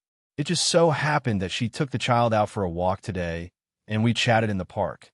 Sif gushed to Loki about her experience today, while Loki stood quietly aside as her loyal listener. By the way, Loki, before we parted, Maria invited our family to visit their house on Sunday, and I promised her, "You have to come back from Jotunheim early, don't forget." I remember, I will come back early that day. Aisha, wow. Just when Loki was halfway through speaking, he heard Anna's crying from upstairs. I guess he just woke up, and he didn't see you around. Keep busy, I'll go up and see Anna. 11. But as soon as Loki came upstairs, little Anna's crying stopped. Going to the front of Anna's room and opening the door, Loki saw a red cloak teasing Anna with its collar, making little Anna giggle. The reason why Loki and Sif dared to put Anna upstairs to sleep alone was not because of their feelings. It's because a free nanny delivered to their door on the first day they moved in. This free babysitter is exactly the levitation cloak stored in the New York holy place, which is the red cloak that is currently coaxing Anna. I don't know the reason, but after the death of the previous owner, the levitating cloak had been quietly hanging in the cabinet of the holy place in New York. After meeting Anna for the first time, he fell in love with her at first sight. Since then, the levitating cloak has become Anna's exclusive nanny, pram, and crib, accompanying her every day. And Loki and Sif, after confirming that the levitation cloak is indeed taking care of Anna meticulously, they feel relieved to hand over little Anna to take care of it.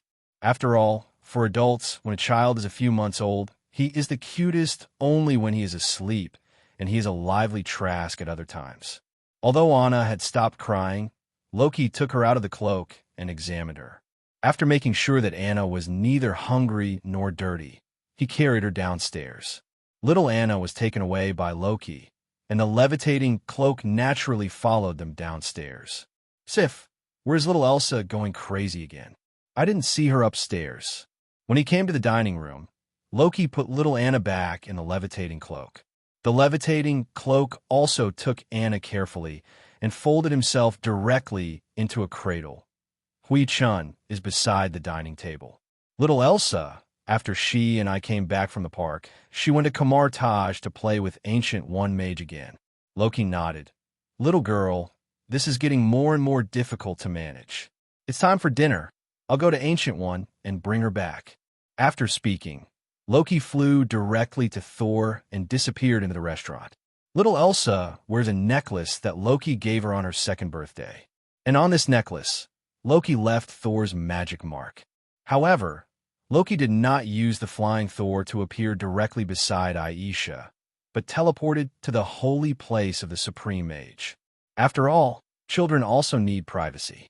If it is not a critical moment, Loki usually will not directly use the flying Thor mark on Aisha's necklace. As soon as Loki appeared in the holy place, he saw that Elsa was learning the magic with goo.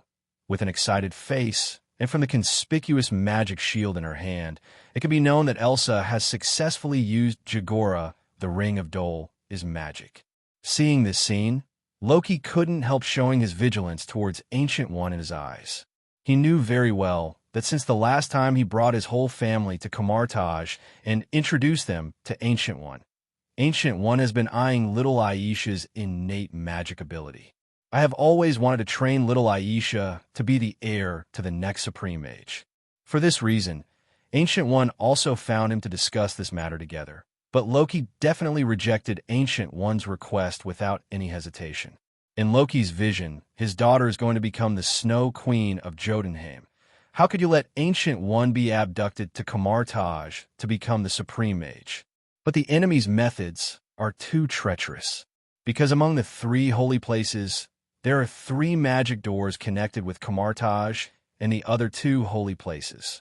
So for little Aisha, who took the initiative to come to Kamarage to play this matter 637, Loki is basically hard to guard against. In addition, Ancient One will show up from time to time and perform some tricks in front of little Elsa. As a result, Gusher simply captured little Elsa's heart. But Loki is very confident. He is confident that he can make little Elsa change her mind again. He can also use the magic that Ancient One can use, and Ancient One can't get out all kinds of treasures he has collected in the king's treasure. Thinking of this, Loki snorted disdainfully at Ancient One, then immediately put on a smile on his face and shouted in a gentle tone, "Little Aisha, your mother is calling you home for dinner. Let's go. Say goodbye to your Ancient One grandma."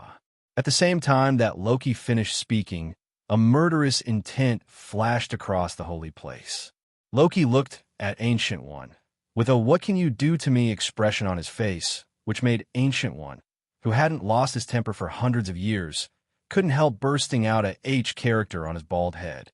It's just that in front of little Aisha, it's not easy for Gu-E to attack Lu-Ji directly.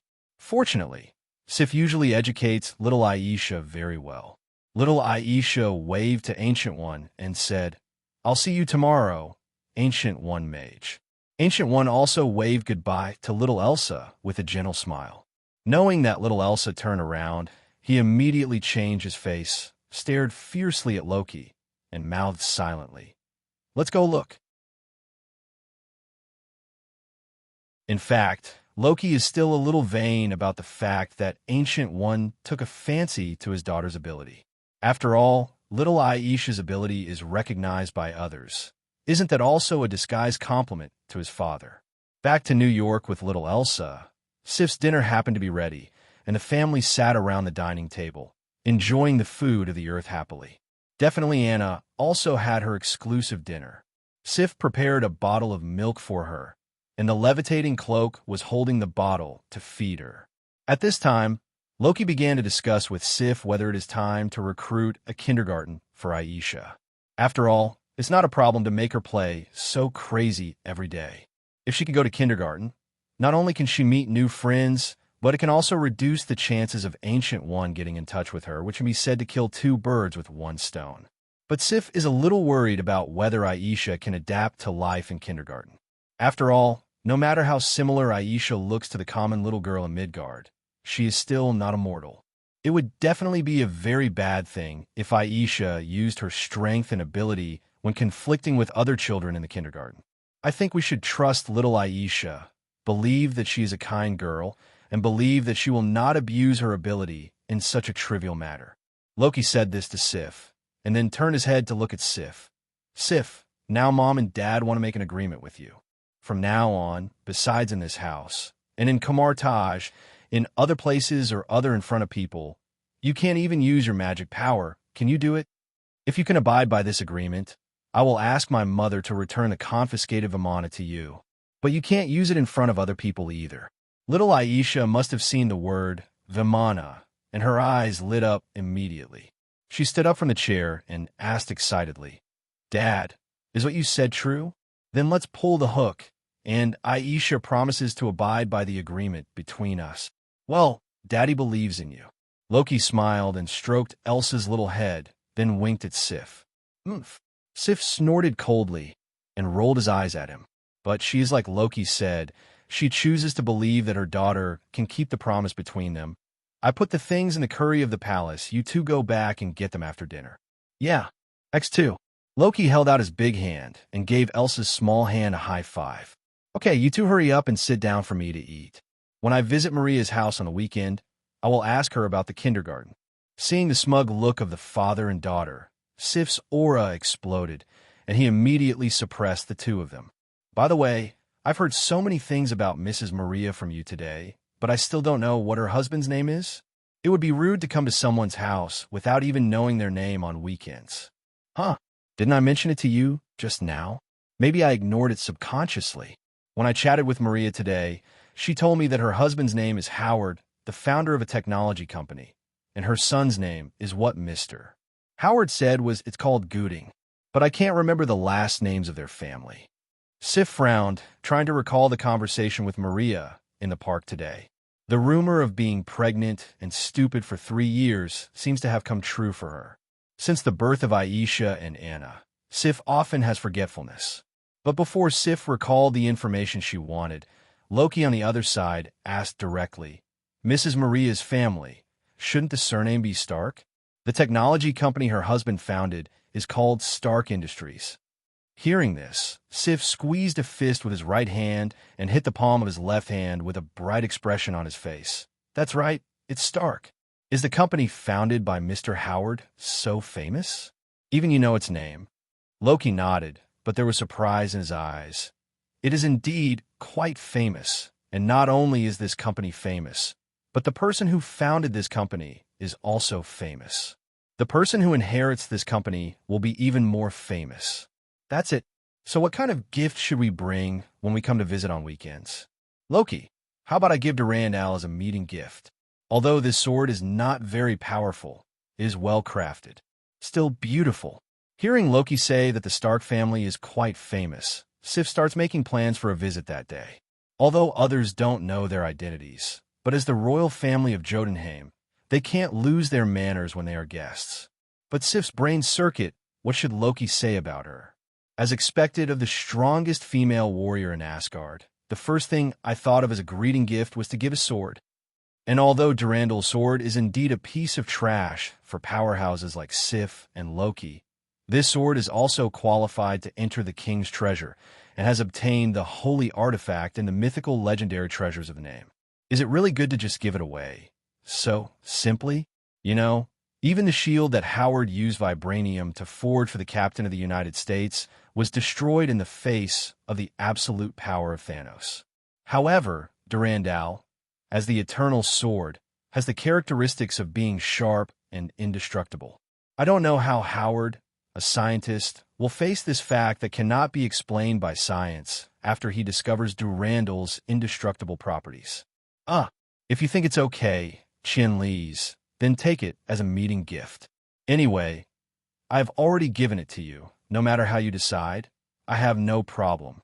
After confirming that Loki has no objection, Sif made a decision directly.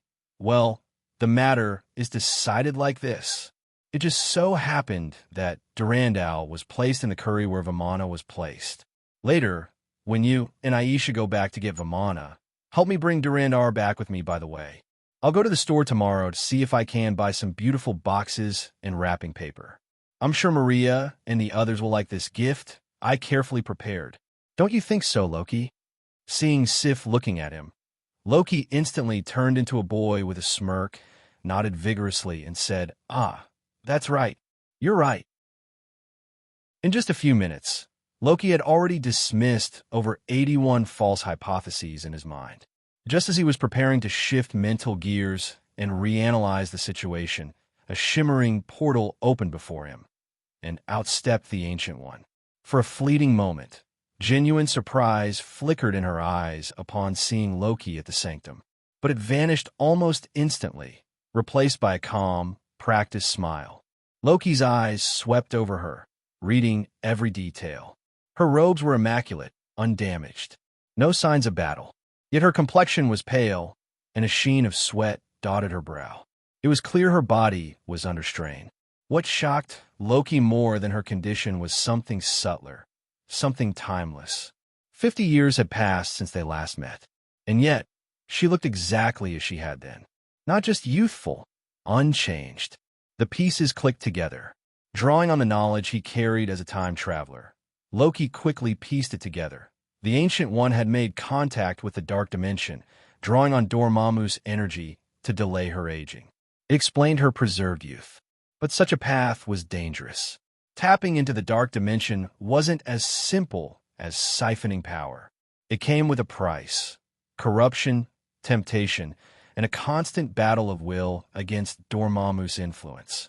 Loki suspected that she had entered the mirror dimension to isolate herself to contain the clash between Dormamu's black magic and the pure white magic of the Vishani.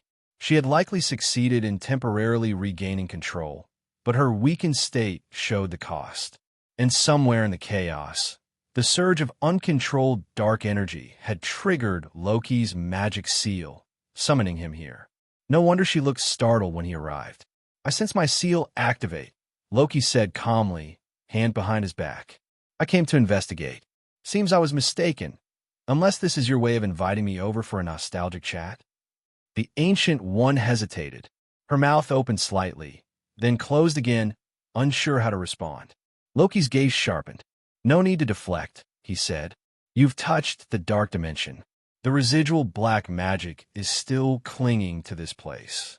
Her head lowered, shame flickering in her eyes. "You don't need to speak," Loki added. "Your appearance says enough. A mortal doesn't achieve ageless youth without paying a price. Unless, of course, you're secretly an illegitimate daughter of an Asgardian." The dry humor didn't mask the gravity in his voice. This kind of unnatural longevity, only black magic can grant that. Finally, the Ancient One spoke. Her voice was soft but firm. "I didn't reach into the dark for vanity. It was necessity. Kamarage must have a supreme mage to hold the line.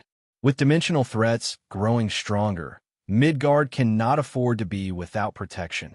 I've searched for a successor, like Master Day Yesh did before me, but no one was worthy. And with age gnawing at me, time was no longer on my side. So I made a choice. I embraced forbidden power, not for myself, but for the world." Loki sighed, expression complicated. "You always did hold yourself to the highest standards, Ancient One. Derisi once said you were the most exceptional supreme mage in history. But if you're judging others by your own measure, you'll never find a worthy heir." She shook her head slowly. "It's not a matter of pride. It's survival. Mephistas from immortal dimensions are relentless. Their strength only grows with time. They have eternity, we do not. One slip, one failed generation of mages, and Midgard will fall. That's the reality I face." Loki was silent for a long moment. He understood the logic, even respected it. But it was a fragile strategy, one born of desperation. "And how long can you continue like this?" he asked finally. "Every moment you host that darkness inside you, Dormamu is eroding your soul. You saw how unstable it became. Sooner or later, it will overwhelm you. And when that day comes, you won't just fall. You'll become the enemy. With your power, no one in Kamarage could stop you." The chamber fell into tense silence. Loki's voice was quiet now, almost gentle. "You're walking a razor's edge, Ancient One. How many more nights can you afford to balance between light and shadow?" The Ancient One looked down at her trembling hands. She had no answer. Not yet. In just a few minutes, Loki had already dismissed over 81 false hypotheses in his mind. Just as he was preparing to shift mental gears and reanalyze the situation, a shimmering portal opened before him, and out stepped the Ancient One. For a fleeting moment, genuine surprise flickered in her eyes upon seeing Loki at the sanctum. But it vanished almost instantly, replaced by a calm, practiced smile. Loki's eyes swept over her, reading every detail. Her robes were immaculate, undamaged. No signs of battle. Yet her complexion was pale, and a sheen of sweat dotted her brow. It was clear her body was under strain.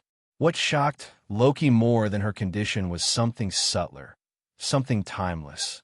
50 years had passed since they last met, and yet she looked exactly as she had then. Not just youthful, unchanged. The pieces clicked together. Drawing on the knowledge he carried as a time traveler, Loki quickly pieced it together. The Ancient One had made contact with the dark dimension, drawing on Dormamu's energy to delay her aging. It explained her preserved youth. But such a path was dangerous. Tapping into the dark dimension wasn't as simple as siphoning power. It came with a price: corruption, temptation, and a constant battle of will against Dormamu's influence. Loki suspected that she had entered the mirror dimension to isolate herself, to contain the clash between Dormamu's black magic and the pure white magic of the Vishani. She had likely succeeded in temporarily regaining control, but her weakened state showed the cost. And somewhere in the chaos, the surge of uncontrolled dark energy had triggered Loki's magic seal, summoning him here. No wonder she looked startled when he arrived. "I sense my seal activate," Loki said calmly, hand behind his back. "I came to investigate. Seems I was mistaken, unless this is your way of inviting me over for a nostalgic chat." The Ancient One hesitated. Her mouth opened slightly, then closed again, unsure how to respond. Loki's gaze sharpened. "No need to deflect," he said. "You've touched the dark dimension. The residual black magic is still clinging to this place." Her head lowered, shame flickering in her eyes. "You don't need to speak," Loki added. "Your appearance says enough. A mortal doesn't achieve ageless youth without paying a price. Unless, of course, you're secretly an illegitimate daughter of an Asgardian." The dry humor didn't mask the gravity in his voice. This kind of unnatural longevity, only black magic can grant that. Finally, the Ancient One spoke. Her voice was soft but firm. "I didn't reach into the dark for vanity. It was necessity. Kamarage must have a supreme mage to hold the line. With dimensional threats growing stronger, Midgard cannot afford to be without protection. I've searched for a successor, like Master Day Yesh did before me, but no one was worthy. And with age gnawing at me, time was no longer on my side. So I made a choice. I embraced forbidden power, not for myself, but for the world." Loki sighed, expression complicated. "You always did hold yourself to the highest standards, Ancient One. Derisi once said you were the most exceptional supreme mage in history. But if you're judging others by your own measure, you'll never find a worthy heir." She shook her head slowly. "It's not a matter of pride. It's survival. Mephistas from immortal dimensions are relentless. Their strength only grows with time. They have eternity, we do not. One slip, one failed generation of mages, and Midgard will fall.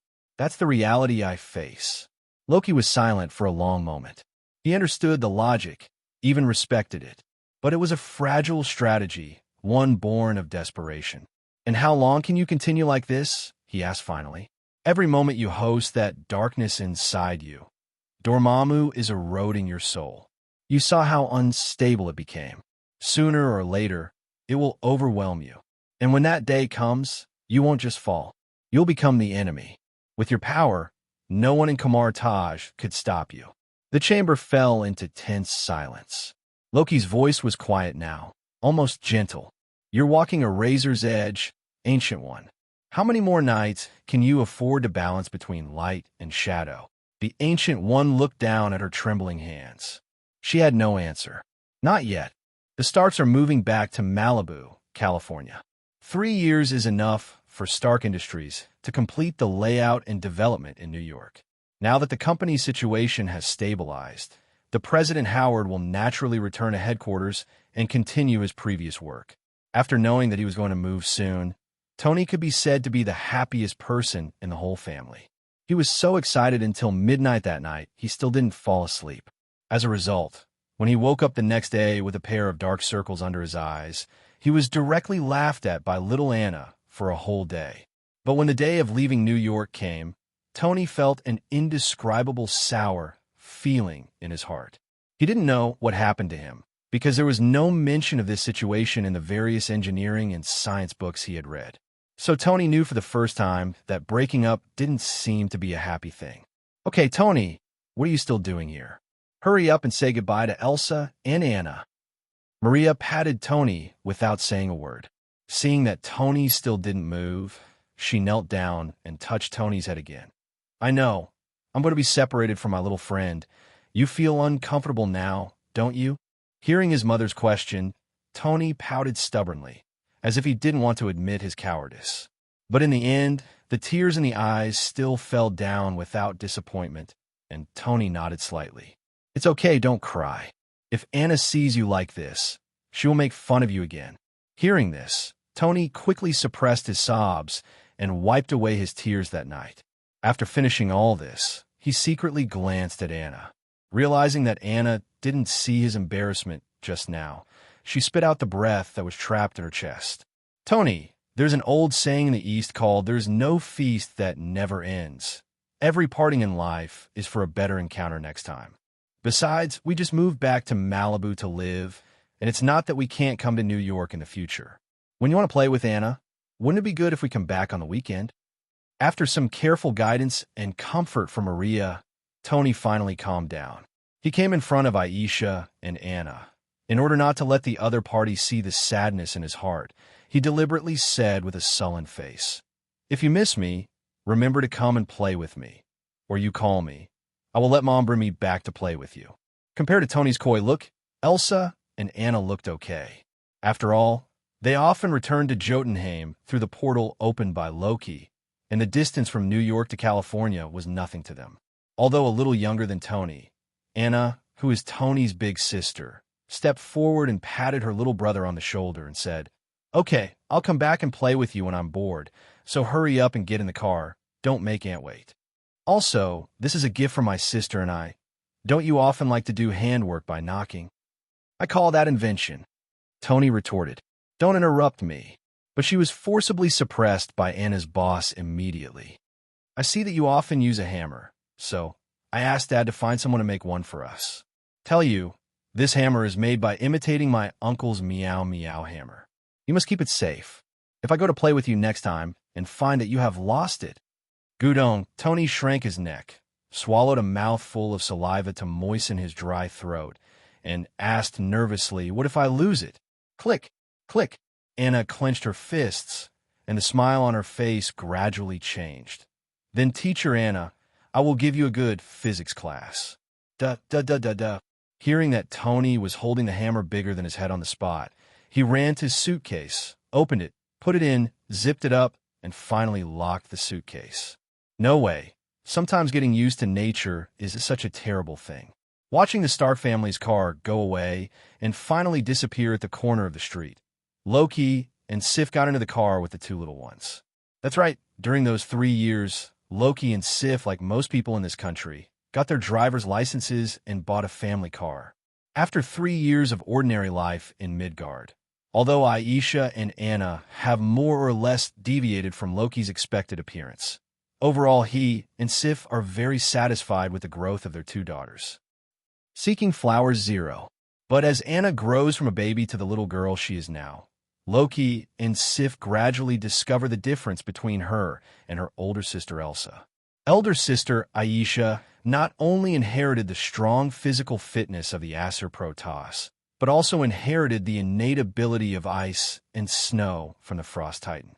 It's just that Aisha is better at learning magic and witchcraft than fighting skills, which can be said to be completely dependent on Loki. As for the younger sister Anna, so far, she has not shown any ability of Frost Titan. Maybe it's because 50% of her Frost Titan bloodline has been added to her physical fitness. Compared with Aisha at the same age, Anna's physical fitness is obviously a level higher. And for all kinds of fighting martial arts and 18 kinds of weapons, Anna can master them very quickly, but she's not very good at learning magic. 0.00. From this point of view, Anna still inherited more abilities from her mother Sif. But there is one exception. Although Anna can't learn other magics, she can learn space magic, such as the Arcane Gate and Flying Thor. Anna just watched Loki use it once. The differences in the abilities of the two sisters made Loki and Sif realize that in addition to allowing them to receive education in natural sciences as common people, it is also time to start guiding them to develop their abilities and potentials. Compared to Sif, Loki thinks more. As a coward, he definitely will not force his daughter to be better than Blue.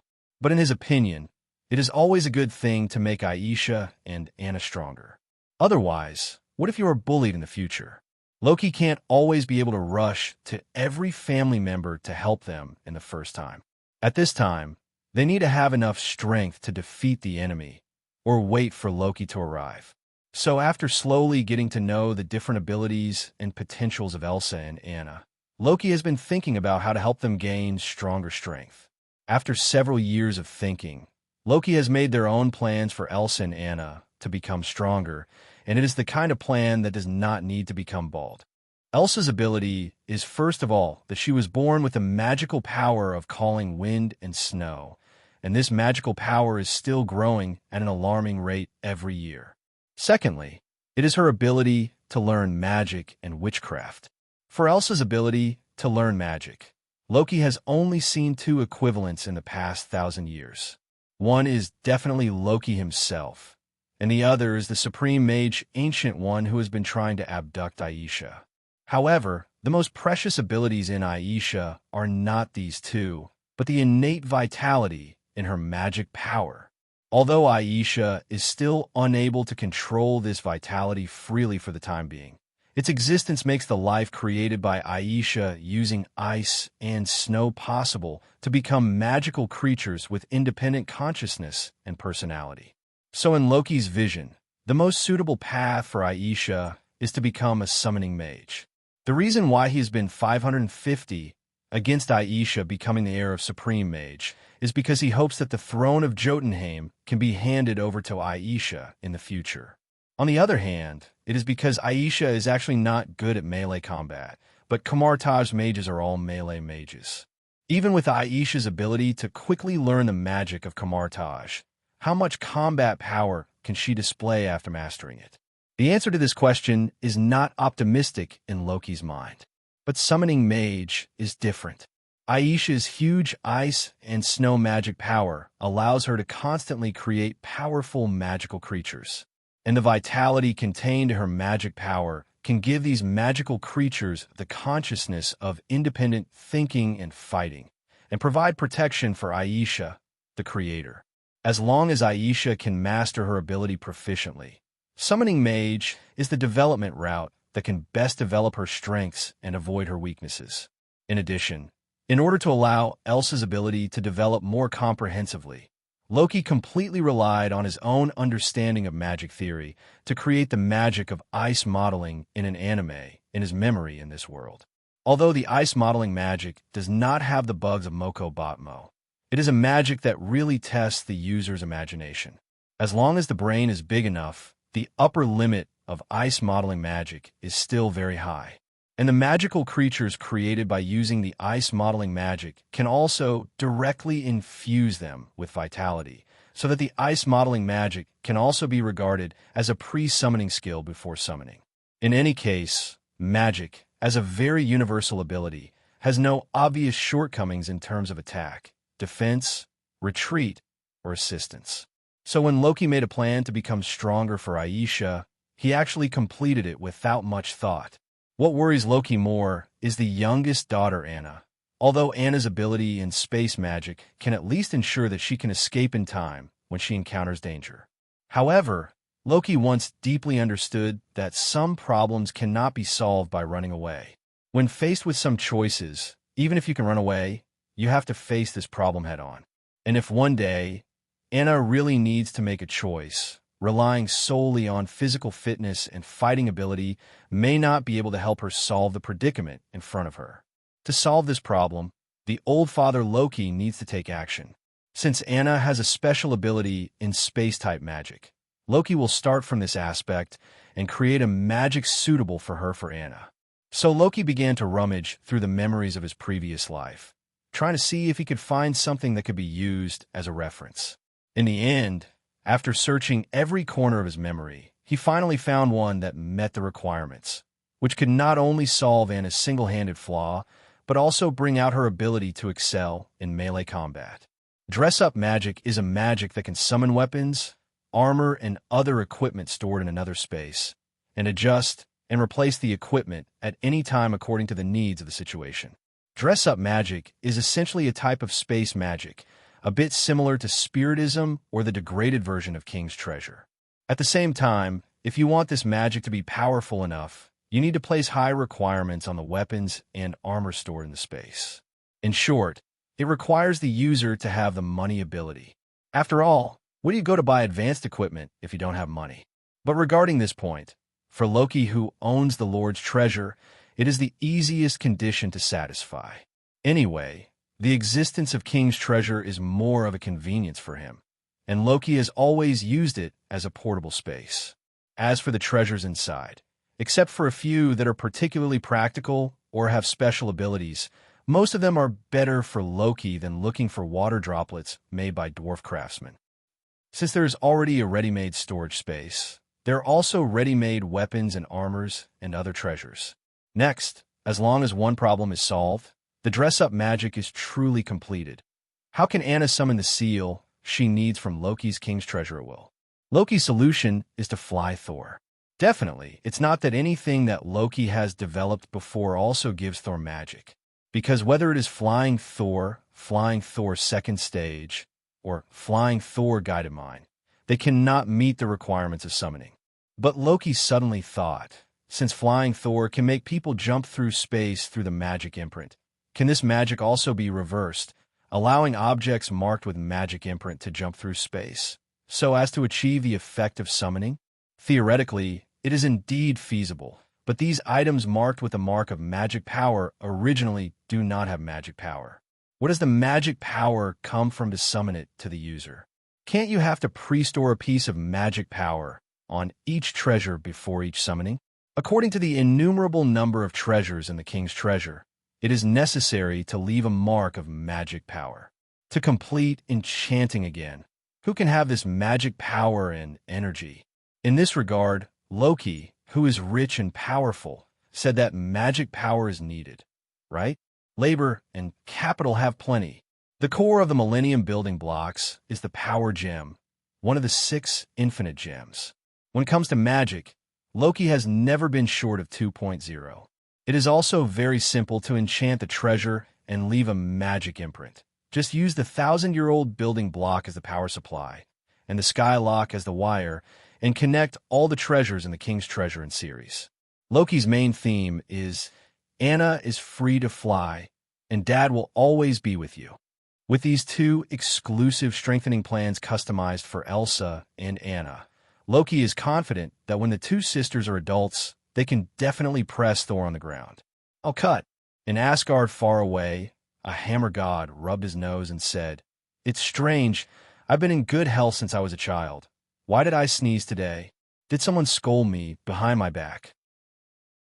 Loki, is it really okay for us to just leave Elsa and Anna here and return to Jotunheim by ourselves? Looking at the strange, yet familiar Jotunheim palace on the other side of the portal, where he hasn't been back for a long time, Sif asked with some concern. Loki put his hands on her shoulders, and while pushing her into the portal, he said, "Don't worry, they are both grown girls and can take care of themselves. And now they won't come back for a while, and we can't contact them. Even if they come back, they will know where we are after seeing the message I left them on the table.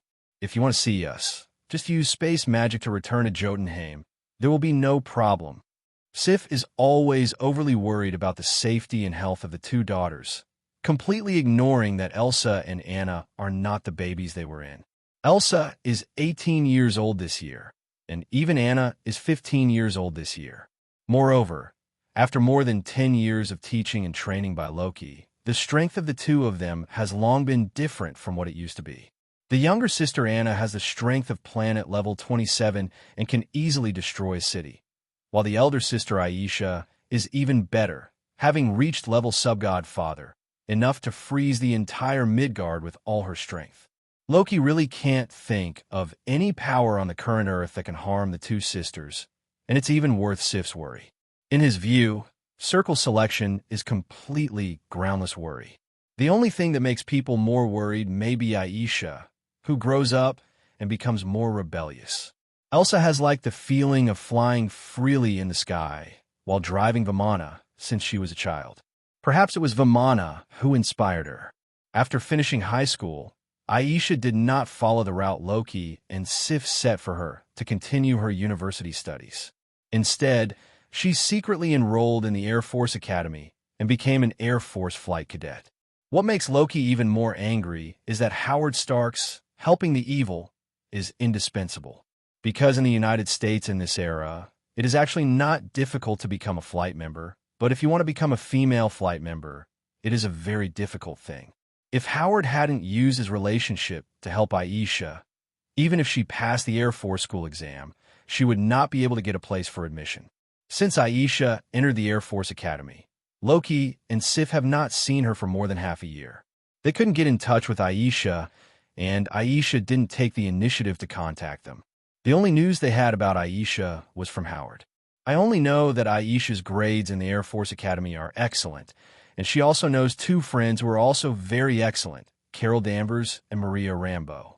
Because of the excellent training results of the three of them, they were also selected together to participate in a secret project called TMA Project. Now, it is even more difficult for Loki and Sif to contact Aisha. Fortunately, my younger sister Anna is quite obedient, even a bit more obedient than the two expected. Anna, who was only 14 years old last year, got early admission to MIT with Tony. And this year, together with Tony, he won the 4th MIT Robot Design Award and completed the magnificent turn from a true physics genius in childhood to a current physics master. And these are the real results that Anna has achieved through her own efforts. All this stems from the fact that Tony entered high school at the age of 7 and became a high school student because of his super learning ability. In order not to let Tony, the little brother, feel awkward in front of her, Anna, who was still a primary school student at the time, completed the primary and junior high school courses through self-study in only 1 year, and even skipped a grade to catch up with her 1 year ago. Entering high school Tony, Anna, who is now a college student, spends most of her time living in the dormitory provided by the school, and only returns to New York during the winter and summer vacations. So now in the entire New York holy place, there are actually only 2 people who live here, Loki and Sif. And the reason why the 2 of them returned to Joden in such a hurry today was because of a plan that Loki had shelved for 15 years. 15 years ago, when Anna was just born, Loki promised in front of Odin that he would help Thor become a qualified heir to the throne and proposed the Asgard collapse plan. According to the agreement at the time, Loki will start this project with Odin after Elsa and Anna can basically take care of themselves, and the 3 views are basically finalized.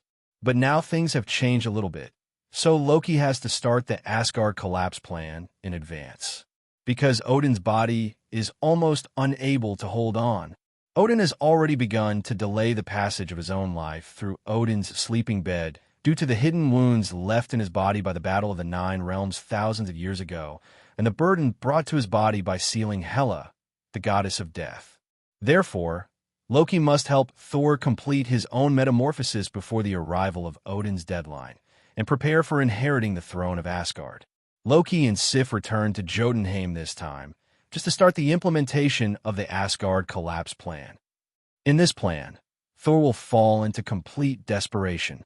Not only will he experience the death of his relatives 233 and the betrayal of his best friend that he has experienced in Loki's illusion, Loki will also make Thor completely lose his divine power, and then knock him out of the mortal world, and live in Midgard as a mortal. Fumbling. In order to realize this plan, Loki must confirm every detail of the plan in advance, and strive to make everything perfect. Because the promotion of all the key plots must be completed by the ability of Mirror Flowers and Water Moon completely hypnotic ability. In this reality-based fantasy that Loki is weaving, to make everything more believable, he will be the only one who knows all the plans. Even Odin and Frigg, Loki will give them full hypnotic ability when needed. Anyone else, after hearing of such a dire plan, would never let Loki do what he did. After all, the hypnotic ability is too terrifying. If Loki suddenly changes his mind during the process, then the entire Asgard will become his grasp. Just like in Naruto, after knowing Shursue's kaleidoscope ability is another god who can completely change a person's will, Danzo sneaked away Shursue's Sharingan and tried to kill him. If he hadn't had absolute confidence and trust in Loki, Odin would not have agreed without hesitation. Ding! It is detected that the host is currently facing a major event, and the main task is now issued. Mission 1000, Asgard Collapse Plan. You have a successful career, a family, and a career. As a younger brother, you have reached the pinnacle of your life early. For the sake of father's wish and the future of big brother, please follow the established plan to make Thor Odinson Metamorphosis a qualified heir to the throne. Ding!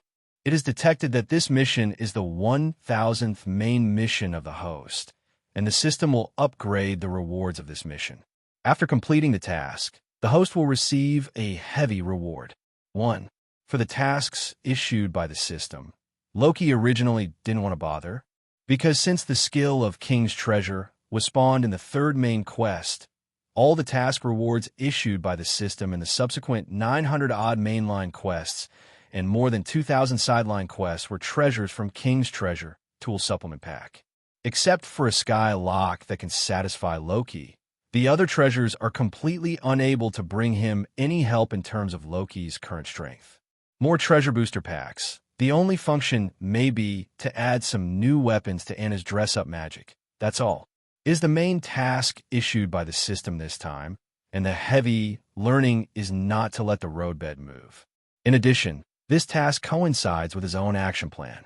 If he can complete the Asgard collapse plan and at the same time receive another system reward, Loki thinks it is not a bad idea. However, whether it is Asgard crash plan or a system task, it takes a long time to wait for the final result. Loki's planning this time will span decades. He will not let Thor fall into hell in an instant like he used illusion before, but once awakening comes, everything will be as usual. This time, Loki will use the method of cutting flesh with a blunt knife to make Thor experience constant pain. Only in this way can Thor's spirit and will be polished and healed. I believe that after going through this series of blows, Thor will definitely be able to be reborn from the ashes and complete the cocoon breaking from Thor to Thor and from Thor to King. Earth, New York Holy Place. Since Loki and Sif left, Ancient One quickly arranged for a mage of Kamarage to be the Holy Place's guardian. And Aisha and Anna, the two filial daughters, did not know that their parents had returned to Jotunheim until 2 years later. After the two found out about this, they cheered for joy. If it wasn't for the phone call, they would all have jumped up and clapped their hands. After these 2 years of study, both Tony and Anna completed their credits ahead of schedule and graduated from MIT. Tony chose to study abroad to broaden his knowledge. Anna made a different choice and had no intention of continuing her studies. Originally, part of the reason why she studied so hard was because of the expectations of Loki and Sif, and part of the reason was to save her face as the head of the big sister. Now that Loki and Sif are not by her side, and there is no way to continue to control her, Anna immediately decides to let herself go and experience some life that she has never experienced before. So after discussing with Aisha, Anna decided to move to live with Aisha. Aisha has now completed the training of the Air Force Academy and has become a flight officer with the rank of captain. Currently, I live with my good friends Carol Danvers and Maria Rambo, whom I met at the Air Force Academy, and Maria Rambo's daughter, Monica Rambo, in a separate building not far from the Air Force training base. Among the villas, both Carol and Maria had no objection to Anna's arrival and expressed their welcome. After getting along for a period of time, Anna quickly integrated into Elsa's sister group. Aisha, can I visit the base where you work and train? I haven't seen what a real fighter jet looks like yet. Besides, the way you sit in the cockpit in flight suits must be very charming. After Aisha and the others finished their flight training for the day, Anna took Aisha's arm and asked, "This may be a bit difficult. If we only visit the training base in normal times, we can still apply to the officer. But now, because we have been selected and participated in the TMA Project, even if we submit the application, there is a high probability that we will not be able to pass it." Before Aisha could answer, Maria Rambo poured cold water on Anna. But just when Anna looked disappointed, Aisha said, "Actually, if you really want to visit our base, it's not like you have no chance at all." "What chance? My dear sister, don't be a fool." Anna's expression of disappointment immediately became agitated when she heard this. "Anna, the person in charge of the TMA project we are participating in, that is Howard Uncle. If you just enter the base for a brief visit and see your sister's heroic appearance, I think Howard Uncle will be willing to help you with this little favor. When Anna heard this, she quickly shook off Aisha's arm, which she was holding just now, and ran to the phone and walked out the back door. But when Anna successfully entered the Air Force Base the next day, she felt a little disappointed when she saw the plane Aisha and the others were flying. After all, no matter what, Anna has seen such an extremely luxurious flight device as Vimana, as well as Asgard Space Fleet. At the moment, after seeing these rather primitive fighter jets on the Earth, he immediately felt that the job of flight officer was not as good as Aisha usually described to her. But what Anna didn't expect was that she could find unexpected joy in the Air Force Base. Because in a shady corner of the base, Anna saw a Yuan devourer that she had only seen in the books of Asgard and Joden. Ever since she knew the existence of a Yuan devourer, Denua's beast, Anna has always hoped that she could raise one. Because the belly of the devouring beast is actually connected to a different dimension, and anything can be put into this dimension by it. That's why Anna always thinks, if she can raise a Yuan devourer, then when she uses dress-up magic in the future, she can put the weapon in the Yuan devourer's stomach without the help of her father, the treasure of the Lord. Thinking of this, Anna tiptoed towards the Yuan devouring beast. But just when she was about to pick it up, a voice froze her hands in midair. "Little girl, which department are you from? Why are you here?" "Hi, my name is Lawson." Anna turned her head and saw a middle-aged woman with short white hair standing behind her, wearing an Air Force leather jacket, and stretched out her right hand towards herself. Anna also stood up, took her hand, and introduced herself. "I am Anna Locust's daughter, the sister of Elsa Locust's daughter, Elsa Locust's daughter. Today I came in for a visit through an application." Hearing this, Lawson looked at Anna's chest and saw that there was indeed a visitor's badge, and confirmed that Anna was not lying. "Do you need me to show you around here? I'm quite familiar with the situation here. In addition, you have to be careful with this little guy. It's called Goo. Don't look at its harmless and cute appearance. Actually, it is very fierce," Lawson said, hugging Goo Goo Goo, who was lying in the corner, into his arms. "Is it your pet?"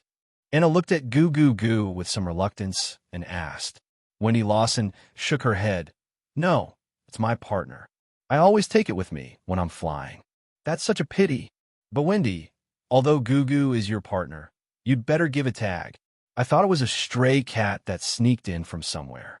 Anna, a little disappointed, reminded. "It seems to be the case. When I get off work today, I will prepare a collar and tag for Goo Goo." Wendy also accepted Anna's suggestion. "Yeah, that's good. If there is no hang tag, it's not good if Goo gets lost or is taken away by others. Wendy, you go and do it. I have almost visited the base. I will go," and my sister said hello and is going back. Wendy held Goo Goo in her arms and waved goodbye to Anna. But after Anna turned around, the expression on her face changed instantly, from the smile on her face just now to a very dignified one. Because in Anna's perception, that Dr. Wendy is very strange. The opponent's energy field is not like what a common earthling can possess at all. It's like the devouring beast and the orange cat of the earth, the Asgard people and the Midgardian people, although they are very similar in appearance. But for Anna, who can perceive different life energy fields, they can be easily distinguished. The reason why Anna didn't expose Lawson's identity on the spot was because she didn't know the whole story, CHFD. On the one hand, why did Aisha keep silent? She decided to ask Aisha what was going on. Unexpectedly, when she heard Anna mentioning Lawson, Aisha directly pulled her aside, avoiding Carol and Maria. "Anna, have you met Dr. Lawson?" Aisha asked with some surprise. Anna nodded. "I met a lady named Lawson, and she also owns a Yuan devourer." "Aisha, you should have discovered that she is not from Midgardian, right?" Hearing Anna's direct question, Aisha didn't hide anything and said frankly, "Dr. Lawson is the person in charge of one of the photon engine projects in the TMA Project I am participating in. I am meeting with you about the matter you mentioned. Found out on our first day. Then did you tell Uncle Howard? What did he say?" Anna asked. Aisha shook her head. "No, I didn't tell Uncle Howard the identity of Dr. Lawson." "Why?" Anna was puzzled. Aisha raised her hand and interrupted Anna, saying, "I know what you want to say, but Dr. Lawson is not that kind of person. She will not harm the earth." "And how do you think I should explain this matter to Howard Uncle? Could it be that because our family is also aliens, can we sense Dr. Lawson's difference?" Hearing Aisha's rhetorical question, Anna was stunned immediately. She really hadn't considered this question. After being silent for a while, Anna continued to ask, then what is the purpose of her coming to Earth? Is she simply living in seclusion here like us? Or is she, as a scientist, wanting to help the Earth improve its technological level? Neither. Aisha denied Anna's guess. Dr. Lawson is actually a Kree, whose real name is Marvel. The reason why she came to Earth is because she heard that Tesseract appeared on Earth. Wait, Anna interrupted Aisha's narration in surprise. Why would a Kree know about the Tesseract on Earth? Both Aisha and Anna knew about Odin hiding the Tesseract in Midgard, because Loki once told them this story, and Loki also mentioned that he once stole the Tesseract and then developed the flying Thor. But Loki later put the Tesseract back intact. It stands to reason that no one should know about the Tesseract except Odin, Thor, Loki, and their sisters. But now that Marvel was able to inquire about the Tesseract outside the 9 realms, how many alien civilizations in the vast universe have already heard about this news? When mentioning this matter, Aisha also seemed to have a headache. It is estimated that when Grandpa hid the Tesseract in Midgard, he would not have imagined that the level of technology on this planet would develop so fast. I only found out about this after I entered the Pegasus Project.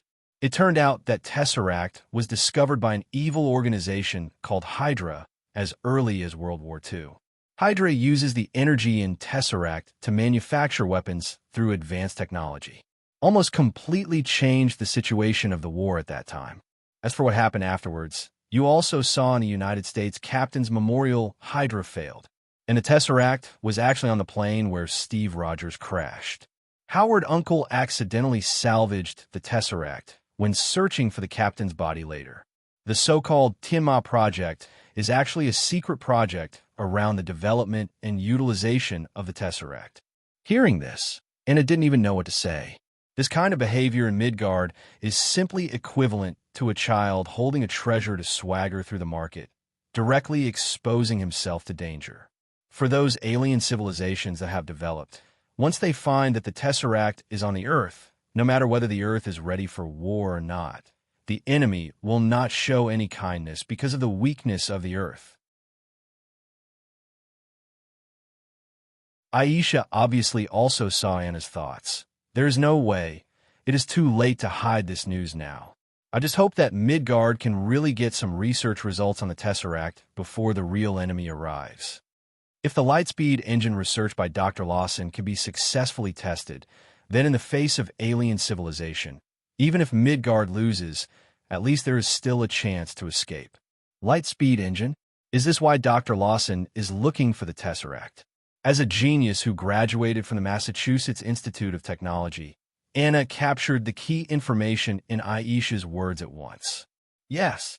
Aisha nodded and said, the Carey Empire, to which Dr. Lawson belongs, is a very powerful civilization in the universe. The Kree Empire provoked wars everywhere in the universe in order to expand, and Dr. Lawson resolutely betrayed the Kree Empire after seeing the injustice of these wars. And in order to protect the Skrulls being hunted down by the Kree Empire, Dr. Lawson found Tesseract and developed the Lightspeed engine. With the Lightspeed engine, the fleet of the Kree Empire will no longer be able to catch up with the Skrulls. At the moment, Anna's eyes widened, and she looked at her sister Aisha in disbelief. So, the Earth is very likely to be targeted by the powerful Kree Empire? Such an important things. Aisha, you didn't say it earlier? Aisha quickly appeased her sister Anna and said, don't worry, Dr. Lawson has been very careful. The people of the Carey Empire don't know her plan, and they don't know that she and the Skrulls are hiding on the Earth. And even if people from the Carey Empire really came after them, wouldn't there still be Dad, Mom, and the others? Having said that, Aisha suddenly stopped, because she suddenly remembered one thing. Loki and Sif seemed to have returned to Jotunheim, not in Midgard. If it doesn't work, the two of us should be able to last for a while, right? Aisha said with some embarrassment. Anna covered her forehead. She really couldn't see her sister's mindless behavior. It seems that what my father said is still reasonable. Reading more books is the most effective way to increase wisdom. With the abilities of the two of us, if we want to protect ourselves or some people in front of the fleet of the Kree Empire, it is indeed true. No problem.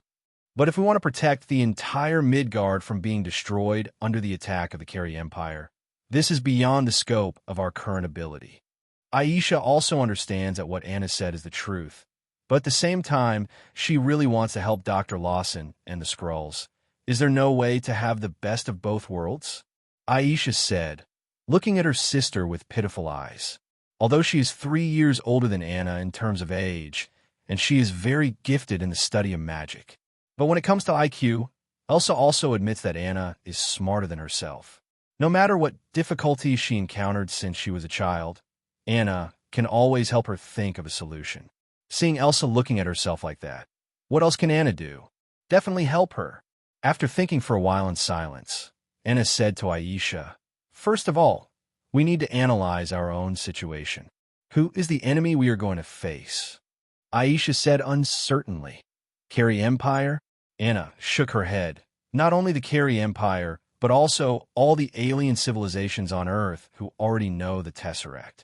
Then what strengths can we use here? What are there? Elsa didn't even try this time, and just waited for Anna to give her an answer. But Anna's answer was a little desperate. No.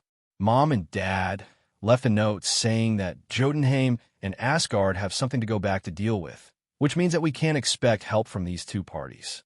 As for Ancient One Mage and Kamarage, although they have enough power to solve the problem of alien civilization invasion, but their duty is to protect the safety of Midgard and Magic Test, so they will not help us, Aisha said with a bitter expression. After all, isn't this something that can only be done by the two of us? Anna gave a thumbs up and praised. Hey, not bad. Aisha, you have improved, and you can actually understand this. Regarding Anna's yin and yang ridicule, Aisha gave her a blank stare. Get out. Then what should we do? You should tell me quickly. Ask for flowers. Don't worry. If you want to solve the problem, you must first find all the known conditions. There are actually 2 crises facing the Earth now. The first is the Kree Empire's pursuit of the Skrulls. Once they find the Skrulls, the Lu people are on the Earth, so the Earth may be affected during the arrest process. The second crisis is the leak of the Tesseract's location, which may attract snatches from powerful alien civilizations. To solve these 2 crises, the fundamental solution must be to make the Earth stronger. As long as it has enough strength, any enemy is a paper tiger. But it's a pity that this matter can't be done by just the 2 of us. It requires the accumulation and hard work of generations on the Earth. However, there are still ways to treat the symptoms. What is the solution to the symptoms? Aisha asked impatiently. The answer is on the surface of the riddle. Anna replied, What do you mean? Riddler, get out of Gotham. Anna's answer made Elsa confused. It means that Tesseract is not only the source of the crisis, but also the solution to the crisis. Like Dad's Millennium building blocks, Tesseract has unlimited energy. With Aisha's current strength, if you can use Tesseract to increase your strength, I don't think it should be your opponent whether it is the fleet of the Kree Empire or other alien civilizations. After listening to Anna's explanation, Ailey immediately became excited. That's right. Anna, you are so clever, you can think of such a clever way. If I have Tesseract in my hand, no matter how many people they come, I am sure to freeze them all into ice cubes. Anna agreed. Yes, under the condition of unlimited supply of magic power, I think it's Dad's unique move, Mokobotama. You can try it too, Aisha. So, where's the Tesseract? Elsa, you should know. As Anna's voice fell, the two fell into a sudden silence. At this moment, an alarm suddenly sounded in the base. Seeing this, Aisha and Anna hurried out from the corner to check the situation. Anna saw Maria Rambo with a tense expression, so she immediately stepped forward to stop her and asked, Maria, what happened? Seeing that it was Aisha and Anna, Maria gradually calmed down and said to them, Just now Dr. Wendy Lawson came to tell me and Carol that she will conduct the first real flight test of the light speed engine today. Because I promised Monica to pick her up from school tonight, Carol took the initiative to take over the task of the first real flight test. But just now, The command tower received a signal from Carol requesting support. They were attacked by an unknown enemy plane. Now the tower is calling for flight to fly the second country fighter plane to support. Anna and Aisha looked at each other when they heard the words and communicated with their eyes. Could it be someone from the Kree Empire? Aisha was not sure, so she could only respond to her with the same eyes. There is this possibility. So Anna made a decisive decision, looked at Maria, and asked, "Then what are you and Aisha waiting for? Hurry up and prepare to support Carol." But Maria and Aisha showed helpless expressions at the same time. Maria explained to her, "Here, female flight crews are not allowed to participate in combat. Even if the three of us have better results in training than all male flight crews, this result has not changed in any way." Aisha also nodded and said, "That's right, if Uncle Howard hadn't helped me back then, I might have failed in the registration stage, and I wouldn't have been able to enter the Air Force Academy at all. Do you know why only the three of us were selected for the TMA Project? Is it a female flight attendant?" Having said that, Anna has been able to speculate the reason. Because your chief wants to exclude you from combat missions. That's right.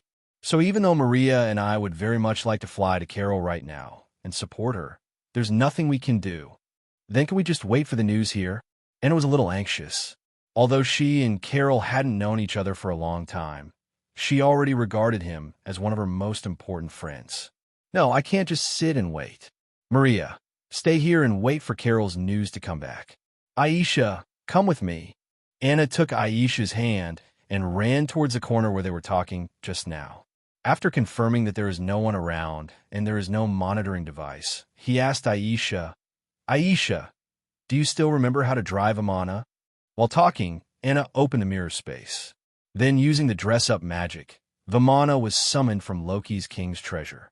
Aisha suddenly realized, looked at Anna, and said, "You mean?" "That's right, we acted secretly. As long as we don't get discovered by others, it doesn't mean we haven't done anything." "Ha, great idea. You are indeed my sister, Elsa.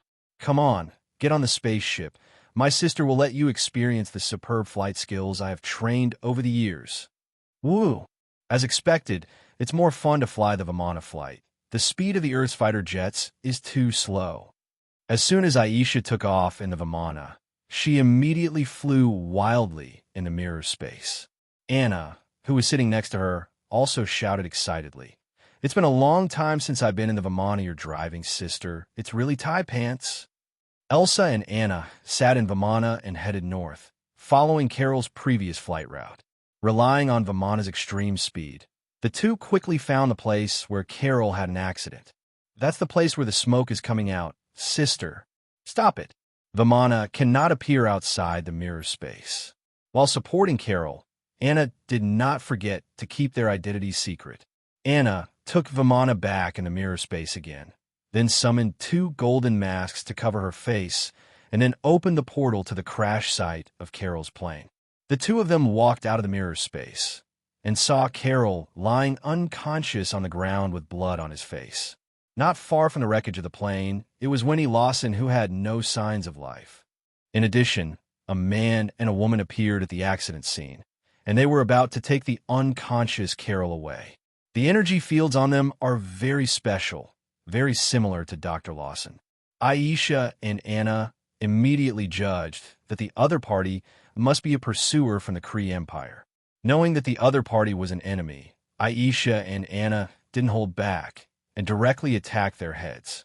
Elsa used the magic of ice and snow to create an ice arrow and shot it at the male Kree's head. And Anna took out the spiral sword, and the blade released sword light extending like a rainbow straight for the head of the female Kree. However, those two had very rich combat experience. After they perceived danger, they dropped the unconscious Carol in an instant and dodged immediately. Aisha's ice arrow was dodged by the opponent, fell into the river not far away, and exploded a splash, and then was instantly condensed into ice crystals by the low temperature. Another female Kree reacted equally quickly, bending over to avoid Anna's fatal blow. But the attack of the spiral sword is not so light that one can retreat all over the body. Anna took advantage of the trend and swung the sword down. This time the opponent finally couldn't dodge, and Anna cut off his left arm with the sword. Seeing that the situation was not good, the two quickly launched an attack towards the ground, stirring up a thick cloud of smoke and dust, blocking Elsa and Anna's sight by 1.5. Aisha, you must not let them run away. If you let them bring the news back to the Kree Empire, then the Earth will be in big trouble. As Anna spoke, she launched the spiral sword again, and the smoke screen created by the enemy was a horizontal slash. However, this luck attack didn't accomplish anything. After suffering from Anna's hand just now, the enemy has already taken precautions against it. At the same time, Aisha was ready to go, and the icy cold air spread rapidly from her feet towards the direction of the enemy, and everything she passed was frozen by it. As the smoke cleared, the enemies and their spaceships were long gone. Both Aisha and Anna can already imagine that in the not-too-distant future, the Kree Empire will lead their fleet, and the army will crush the border. Fortunately, Carol was not taken away by them. What should we do now? Those two Kree people, after they go back, they will definitely bring all the things on Earth back to the Kree Empire. Aisha asked, a little annoyed. She released the cold attack just now. Because she was worried about hurting the unconscious Carol, she didn't use her full strength. As a result, the two Kree managed to escape. The matter of the Kree Empire can be discussed later. Aisha, don't you find that Carol's current state is a little bit wrong? Hearing what Anna said, Aisha discovered that Carol's bioenergy field at the moment had undergone earth-shaking changes. If the biological energy field of Elsa and Anna is used as a reference, then Carol's energy field strength is now between the two sisters, and it is very close to Elsa of level Subgod Father. 27. What's going on here? What did the two Kree people do to Carol? After realizing the changes in Carol, Aisha was furious. So much so that the magic power of ice and snow in her body went out of control, and the cold air was constantly blowing out.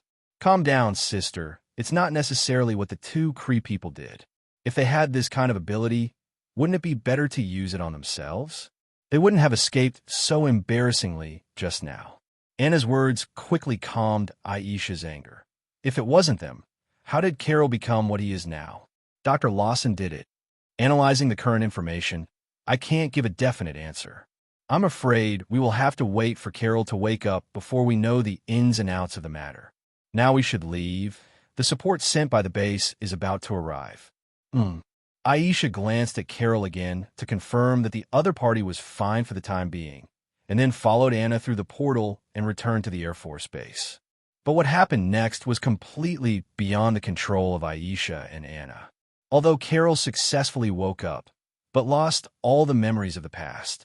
The crash between her and Dr. Lawson was also recorded as an accident.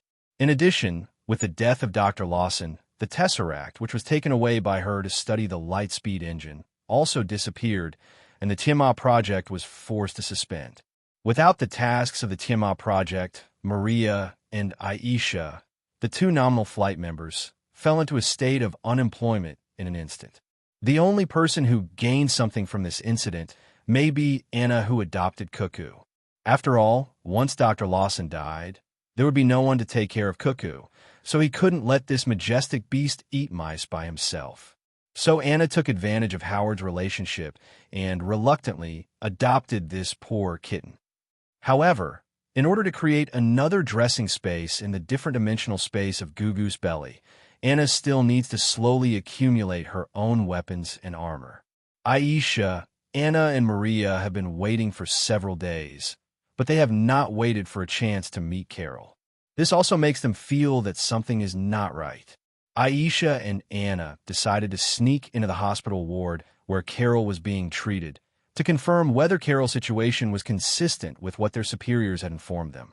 Taking advantage of the night, Aisha used magic to cover her and Anna's figures, and then the two walked to the base hospital together. But the closer they got to the hospital, the more strange the sisters felt. There are surprisingly many patrols and guards deployed around the hospital. Compared with the usual situation in the hospital, the number of security personnel has at least doubled. This made Aisha and Anna more and more sure that things here must not be simple. The two came carefully to the front of Carol's ward, but to their surprise, there was no one guarding it. It was only after they opened the door and entered that they realized why no manpower was deployed here, because Carol was not in this ward at all. What should we do? We don't even know where Carol was taken by them now. Aisha looked at Anna anxiously, hoping to get an answer from her. And Anna did not disappoint Aisha, and she could give her the way forward every time she encountered difficulties. Don't worry, you forgot that before we left the crash site, I left the magic imprint of flying Thor on the back of Carol's hand. Unless Carol is taken to a place where magic induction can be completely isolated, we will be able to find her location. Yeah, Anna, you are amazing. Mua, the excited Aisha, directly took Anna's delicate and soft cheeks and kissed them. However, she was disgusted by Anna and wiped the place where Aisha had kissed vigorously with her sleeve. Anna, you actually dislike me? Elsa's eyes widened in disbelief. Okay, Elsa, don't play tricks. I'm going to start to feel the magic mark left on Carol. Seeing Elsa's plan broke out, Anna quickly changed the subject. Seeing this, Aisha could only give up and quietly waited for the result. Carol is still in the hospital. After a while, Anna sensed Carol's location, and it's just below room 950 of this ward. Below, Aisha said in surprise, but aren't we on the first floor? There are no floors below. Anna shook her head. Maybe it's not that there is no such thing, it's just that no one has ever discovered it. Let's go down and have a look. After Anna finished speaking, she opened the portal at her feet. The two of them lost their feet and fell straight down. Sure enough, there is an unknown secret space underground in the hospital. The construction here is very exquisite, and the area is not small. It has obviously existed for a long time. Anna analyzed. Aisha, let's go to Carol first. I'm worried that there may be some accidents if we go late. Okay. Anna snapped and pulled Aisha along the guidance of the magic mark, and soon they came to a room. Carol's in there, Anna whispered. Aisha nodded, and then cast a layer of invisibility magic on the two of them, and then with the help of the magic of the mirror space, they quietly passed through the barrier of the door. But as soon as they entered the room, they saw a scene that shocked both of them at the same time. In the dimly lit room, a group of green-skinned, ugly alien creatures chattered endlessly at a screen. And behind them is Carol Danvers, who disappeared from the ward. Carol was hung upside down by the aliens on a strange device, and a device on either side of her temples was releasing blues electric waves towards her temples. Judging from the flashback of Carol's memory on the screen, these alien creatures are trying to read Carol's memory. Aisha, freeze them first. After we rescue Carol, we will torture them. Anna said to Aisha. Aisha nodded. The magic power of ice and snow surged in her body, and a burst of extreme cold was released instantly. In the entire room, apart from Carol, Aisha, and Anna, all other objects immediately bloomed with ice flowers. Those ugly alien creatures who peeped at Carol's memory in front of the screen were also temporarily imprisoned in the frozen ice shell. With Aisha's spell casting, her and Anna's originally hidden figures were completely exposed. Anna summoned a sharp sword using the magic of dressing up and accurately cut off the device that bound Carol's limbs, and then hugged Carol firmly with one hand, holding Carol firmly in her arms. Aisha, wake up Carol with magic. Anna took Carol back to Aisha, but Aisha's awakening magic was very direct, condensing a snowball and hitting Carol's face just like that. However, the effect of this move was good. Under the stimulation of Snowball's coldness, Carol's eyelids began to tremble slightly, and then he gradually woke up. Carol, how are you? Seeing this, Aisha hurried to Carol and asked. But what she didn't expect was that Carol looked at her eyes full of fear and confusion, as if seeing a stranger. Where am I? Who are you guys? Who am I? Carol looked around in a daze, and then looked nervously at Aisha and Anna. She seemed to be very familiar with these two people in front of her, but no matter how she recalled, she couldn't find any memories in her mind. Your name is Carol Danvers, and you're an Air Force flight officer. We're your friends, Elsa and Anna. As for this place, to be honest, we don't know what the hell this is, Anna explained to Carol. Carol, do you remember anything? Aisha asked again. Carol shook his head. The expression on his face became a little painful. She covered her head with her hands and struggled to say, "No, I can't remember anything." Aisha stepped forward to hug her and gently stroked her head. "Okay, Carol, it doesn't matter if you can't remember it for a while. Don't force yourself." Speaking of which, Aisha looked at Anna again. "It seems that we need to go back to Asgard. In Carol's current situation, we need to use the soul-forging furnace to solve it." 1 inch. Impossible. Anna denied Aisha's thoughts. Asgard prohibits mortals from entering. Have you forgotten?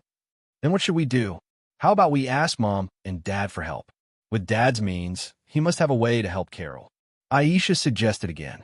As far as the current situation is concerned, Anna can't think of a good solution. The abilities that she and Aisha are good at are not healing, and asking Loki and Sif for help is also a feasible option. You can try it, but Aisha, are you sure you want to go back to see Dad? Before you left without saying goodbye and directly signed up for the Air Force Academy, Dad was so angry that he almost demolished the house. Hearing Anna's reminder, Aisha's back suddenly broke out in cold sweat, and her face turned pale in an instant. I almost forgot about it. Elsa can be said to be the one who knows how much my father holds grudges. But this time for her friend Carol, even if she threw herself into the trap, Aisha accepted it. It's okay. I'm his daughter anyway, and he won't do anything to me. If something really happens, I'll hide behind you and Mom. Hearing what Aisha said, the corners of Anna's mouth couldn't help twitching. I thought you were so righteous, but you still use me and my mother as a shield. Hey, my good sister, Aisha said with a flattering expression, you just have pity on my sister and help me. Okay, I'll just help you. Don't be so disgusting, okay? Carol will get sicker because of your fright.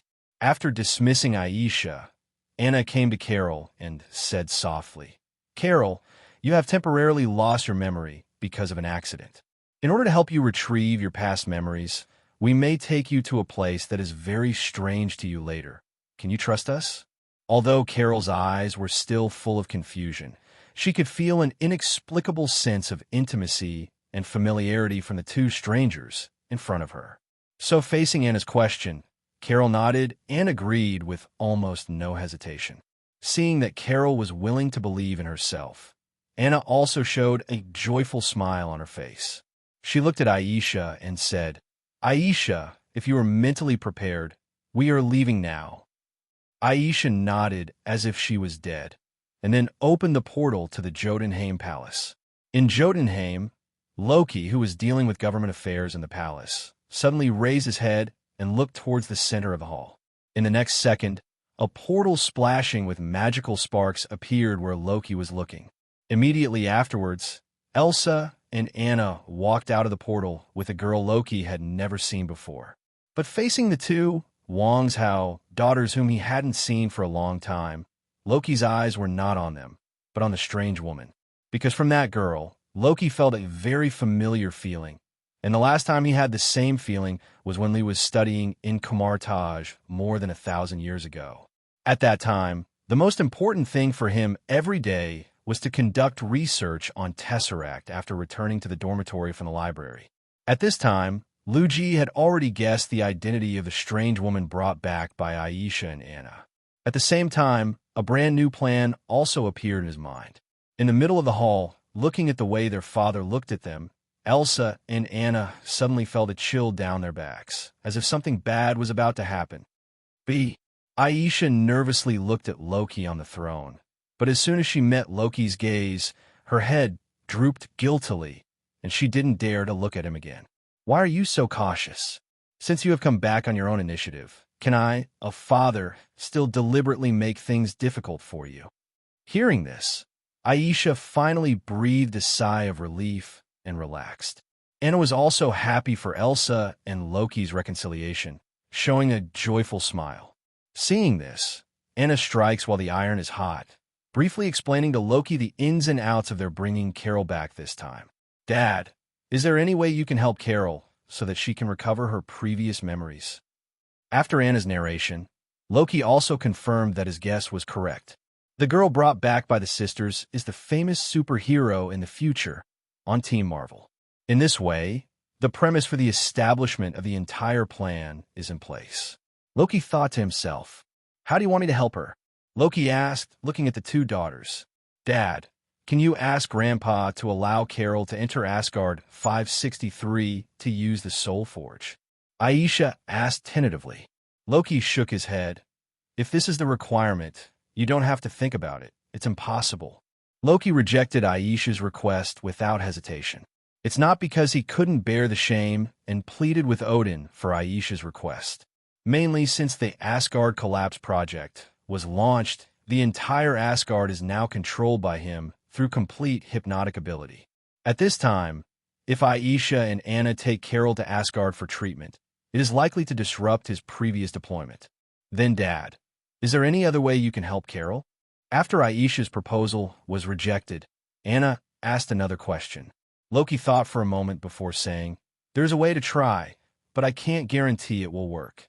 "What way?" Aisha and Anna asked in unison. "I could try to stimulate her brain nerves with illusion. This method has certain risks, and it may not be effective." Hearing Loki said that there might be risks, Elsa and Anna fell into silence, not knowing what to do.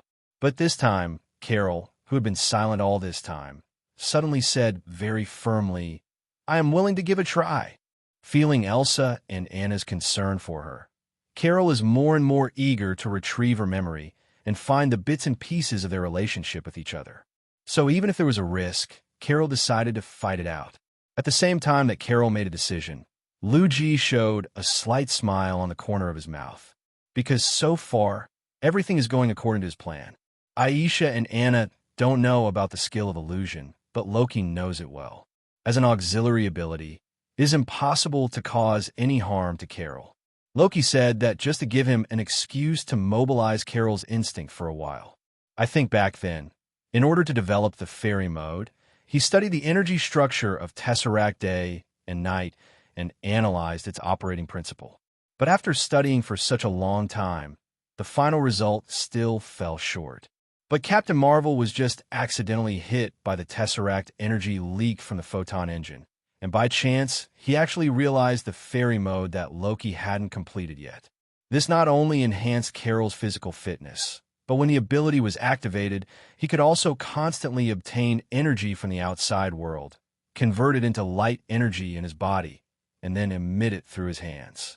Loki hopes that by studying the mystery, Chej, of the Immortal mode's unexpected success on Heir, he can truly realize this skill that he has never been able to complete. After learning about Carol's determination, Aisha and Anna did not speak out to dissuade, but stayed firmly by her side, providing her with spiritual support in this way. Loki was naturally happy to see the results. Since the three of them had no objections, Loki also struck while the iron was hot and directly began to cast illusions on Carol. The illusion that Loki casts on Carol is the magic Naraku seeing technique. Under the effect of this illusion, Carol will face his most feared things in the environment. But what Loki expected was that when the illusion took effect, Carol's body also had a stress response, and he involuntarily turned on the double star state. Seeing Carol in this state, Aisha and Anna were both startled. Although they have known for a long time that Carol's energy field strength has changed due to unexplained changes. But this is the first time they have seen Carol's energy fully stimulated. "Dad, what's wrong with Carol? Is there any danger?" Aisha asked quickly. Loki had been checking Carol's changes through magic power, but when he heard Aisha's question, he had to stop temporarily and responded. "You don't have to worry. This is just her brain's natural reaction to the stimulation of the illusion. It is a normal phenomenon. As for the source of this ability on her, didn't you say that the light speed engine of the plane she was driving during the mission was developed using Tesseract? It should be that when the plane crashed, the energy in the light speed engine accidentally leaked to her body, and as a result, this super ability was born in her body. From the current point of view, this accident did not cause her any adverse reactions. On the contrary, It made her suddenly possess the strength of a level sub-god father, which can be regarded as a unique blessing. It is a good thing that no one can envy. After Loki's explanation, Elsa and Anna finally felt relieved, and Loki continued to decipher the mystery of Captain Marvel ability. Combining his experience and theoretical data in developing the Immortal mode, Loki's research on Carol's double star state is progressing extremely fast. The reason why Loki failed at the beginning was actually stuck in the step of absorbing natural energy. Just figure out how Carol tames the berserk natural energies, and Loki's celestial mode can be completely perfected. Finally, after double-checking, Loki found in Carol the answer he hadn't gotten for so many years. So that's it. This is the key to the success of the Immortal mode. Jotunheim, in the Palace of the King. Loki still quietly casts the illusion on Carol. But gradually, as the natural energy from the outside world continued to pour into Carol's body, Loki's magic power had less and less influence on Carol's energy. Finally, at a certain critical moment, the energy in Carol's body helped her break through the influence of Loki and wake up from the illusion. With the failure of the illusion, Carol's double star state gradually converges until it returns to normal state. Carol, how do you feel? Do you remember us coming? Aisha was the first to rush to Carol and asked. But when she saw that Carol's eyes were still full of confusion, she knew that Loki's method didn't work. Carol's response was just as Aisha had guessed. She shook her head and said with some self-blame, "I'm sorry, but I failed all of your hard work." Anna hurried forward to comfort her. "No such thing, Carol. It's not your fault. Since this method doesn't work, let's think of another method." As soon as Anna finished speaking, Elsa put on a pitiful look and looked at Loki, obviously wanting to express, "Dad, let's think of a way." Loki covered his forehead helplessly. Not only are his two daughters not little cotton-padded jackets, but they are still looking for him to collect debts. "There is a way. Didn't you just say that before you came to Jotunheim, a group of green-skinned aliens were peeping at your friend's memory? Since they have the technology to capture memories from human brains and digitize them, why don't you go back and ask them to help?" After listening to Loki's suggestion, Anna suddenly realized, "That's right. Why don't we go to them directly? Instead of looking far away, come back to Asgard. We are in the dark." But Elsa, who was always slow, didn't react as quickly as Anna. Go back and ask them to help? But what if they don't want to help us? I just froze them all into ice cubes." Hearing Elsa's question, Loki couldn't help but yelled at her. "I told you to study more. You insisted on going to the Air Force Academy. And now you can't even understand such a simple question. Since you can freeze them into ice cubes in the face of absolute strength, as long as they still want to survive, why would they reject you?" Aisha also realized that the question she asked was too stupid, so she stuck out her tongue embarrassingly. "Okay, take your friends and leave. In the next period of time, if there is nothing particularly important, you should not go back to Jotunheim and Asgard. Your grandfather and I have something to deal with." Loki vaccinated Elsa and Anna in advance. Originally regarding Asgard collapse plan, Loki didn't intend to drag his two daughters into it. But now, coincident with the birth of Captain Marvel, Loki had a plan, bringing Elsa and Anna to the Earth to learn and grow. Although they didn't make them grow crooked like Thor, but the peaceful growth environment on the Earth also made them too naive, thinking that their strength is enough to solve all puzzles. So Loki decided to take the opportunity of Asgard Collapse Project to train his two daughters well. Let them grow up not only in strength, but also in psychology and spirit. When Anna opened the portal and was about to return to the secret space under the hospital with Elsa and Carol, Loki suddenly stopped them. "It's nothing, but it suddenly occurred to me that I haven't performed my trick, Mirror Flower and Water Moon, for you. All right, the show is over now. You go back." The two sisters Elsa and Anna were confused by Loki's weird behavior, but they are now anxious to help Carol retrieve her memory, so they don't take this matter to heart. After the portal was completely closed, Loki, who stayed in the palace, said to himself, "Enjoy the last good life on Earth for a long time to come. you'll have to face the challenges I set for you. The next test. On the other side, the three people returned to the underground space of the hospital, only to find that there was an extra person from at the moment in the room just now. Ask for Flowers 00. It's just that what appeared this time was not an alien creature, but a native earthling. I said that I accidentally walked the wrong way. Will you believe me? Looking at the three Aisha who suddenly appeared in the room through the portal, the one with cropped hair and a slightly rustic appearance, the black youth asked sincerely, "What do you think?" Aisha asked him back, sending out a cold air, binding his body from the neck down with ice crystals. "Well, it seems that you don't believe me." The flattering smile on the black man's face immediately turned into a wry smile. "Tell me, who are you? Why did you appear in this place?" Anna stopped talking nonsense with him and started cross-examining him directly. "My name is Nick Fury, and I am an agent of the Strategic Homeland Defense Offensive and Logistics Agency. The reason why I am here is because the accident report of the crash incident by Ms. Carol behind you is strange, so the superiors sent me here to investigate secretly." People under the eaves had to bow their heads. Faced with the dangerous ability that Aisha has mastered that he has never seen before, Nick Fury explained his identity and mission very cooperatively. "Are you from a Homeland Strategic Defense Attack and Logistics Support Agency?"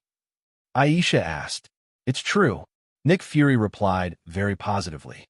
"In this case, you should stay here honestly for a while, and when we're done with our affairs, we will let you go." Knowing that the other party is an agent of the Homeland Strategic Defense Attack and Logistics Support Bureau, that is, Howard Stark's subordinates, Aisha didn't continue to trouble him. "Aisha, let's break their ice. We need their help next." Hearing Aisha's words, Anna stopped paying attention to Nick Fury and turned her attention to those aliens. But Nick Fury, who was left aside by them, was terrified by the scene of Aisha unblocking the group of aliens. After all, he never thought that he would be able to see aliens in his lifetime, and they were such ugly aliens. On Morag, Loki came here again after 1,000 years, and the environment on the planet is still as desolate as before. In the past, there are still traces of his battle with egg duplication here. Those objects that were frozen by the Ice Age, even after thousands of years, still have no trace of melting. Recalling Egu, the former mortal enemy, if nothing else happened, the other party should still be frozen on the original planet. There's so many things that I almost ignore the existence of Egu. After this matter is completed, find a time to completely eliminate him. With my current strength, it is completely enough. That's right, Loki came to Morag again this time, not to appreciate the past. This time he put down the Asgard collapse plan for 163 plan and came here. The real purpose is to try the fairy mode again. All this is thanks to his two daughters who sent Captain Marvel Carol Danvers in front of him, which made him finally find the key to perfecting the immortal mode. However, although Loki is very confident about this attempt, he believes that he will be able to succeed. But just in case the magic runaway event like the last time on Earth happened again, Loki finally chose the deserted planet Morag as the test site. Coming to the abandoned temple where the cosmic spirit orb was previously stored, Loki first sealed the entrance and exit of the temple with the power of freezing, and then used magic to set up various protective and warning measures around it. After finishing all this, Loki sat down cross-legged and began to recall all the details of the perfect fairy mode in his mind. In fact, the original version of the fairy model that Loki independently researched was very close to success. In theory, Loki has completed 100%, but in practice, there is still a lack of flexibility that requires careful consideration. This kind of research and polishing of details often takes a lot of time and energy. For Loki, who is seeking to improve his strength as soon as possible, such input and output are not worthwhile. So after the first failure, Loki temporarily gave up the study of the immortal mode. Fortunately, these shortcomings have been made up for with the emergence of the perfect case of Carol Danvers. After carefully investigating Carol in the double star state with magic power, Loki finally knew the reason why he failed in the first place, and at the same time found the path to success. The reason why Loki failed in the first place was because he built the energy matrix in his body. This led to the fact that when the energy matrix started to operate, the violent raw energy had to pass through his body before it could be gathered into the energy matrix. And in this process, Loki's body must withstand the pressure and damage brought by the violent raw energy. Otherwise, the whole process will fall short, and even the magic calendar will go berserk. But this is not the case in Carol. Almost every cell in her body is an independent energy matrix. The benefits of this distributed structure, on the one hand, eliminate the pressure caused by the process of absorbing the original energy. On the other hand, the speed and efficiency of energy absorption and transformation are greatly improved. For Loki, this may be the perfect way to achieve fairy mode. However, if Loki wants to achieve the same effect as Carol on himself, the difficulty is not ordinary. It can be said that Carol can have such an ability. It can be said that it is purely a coincidence.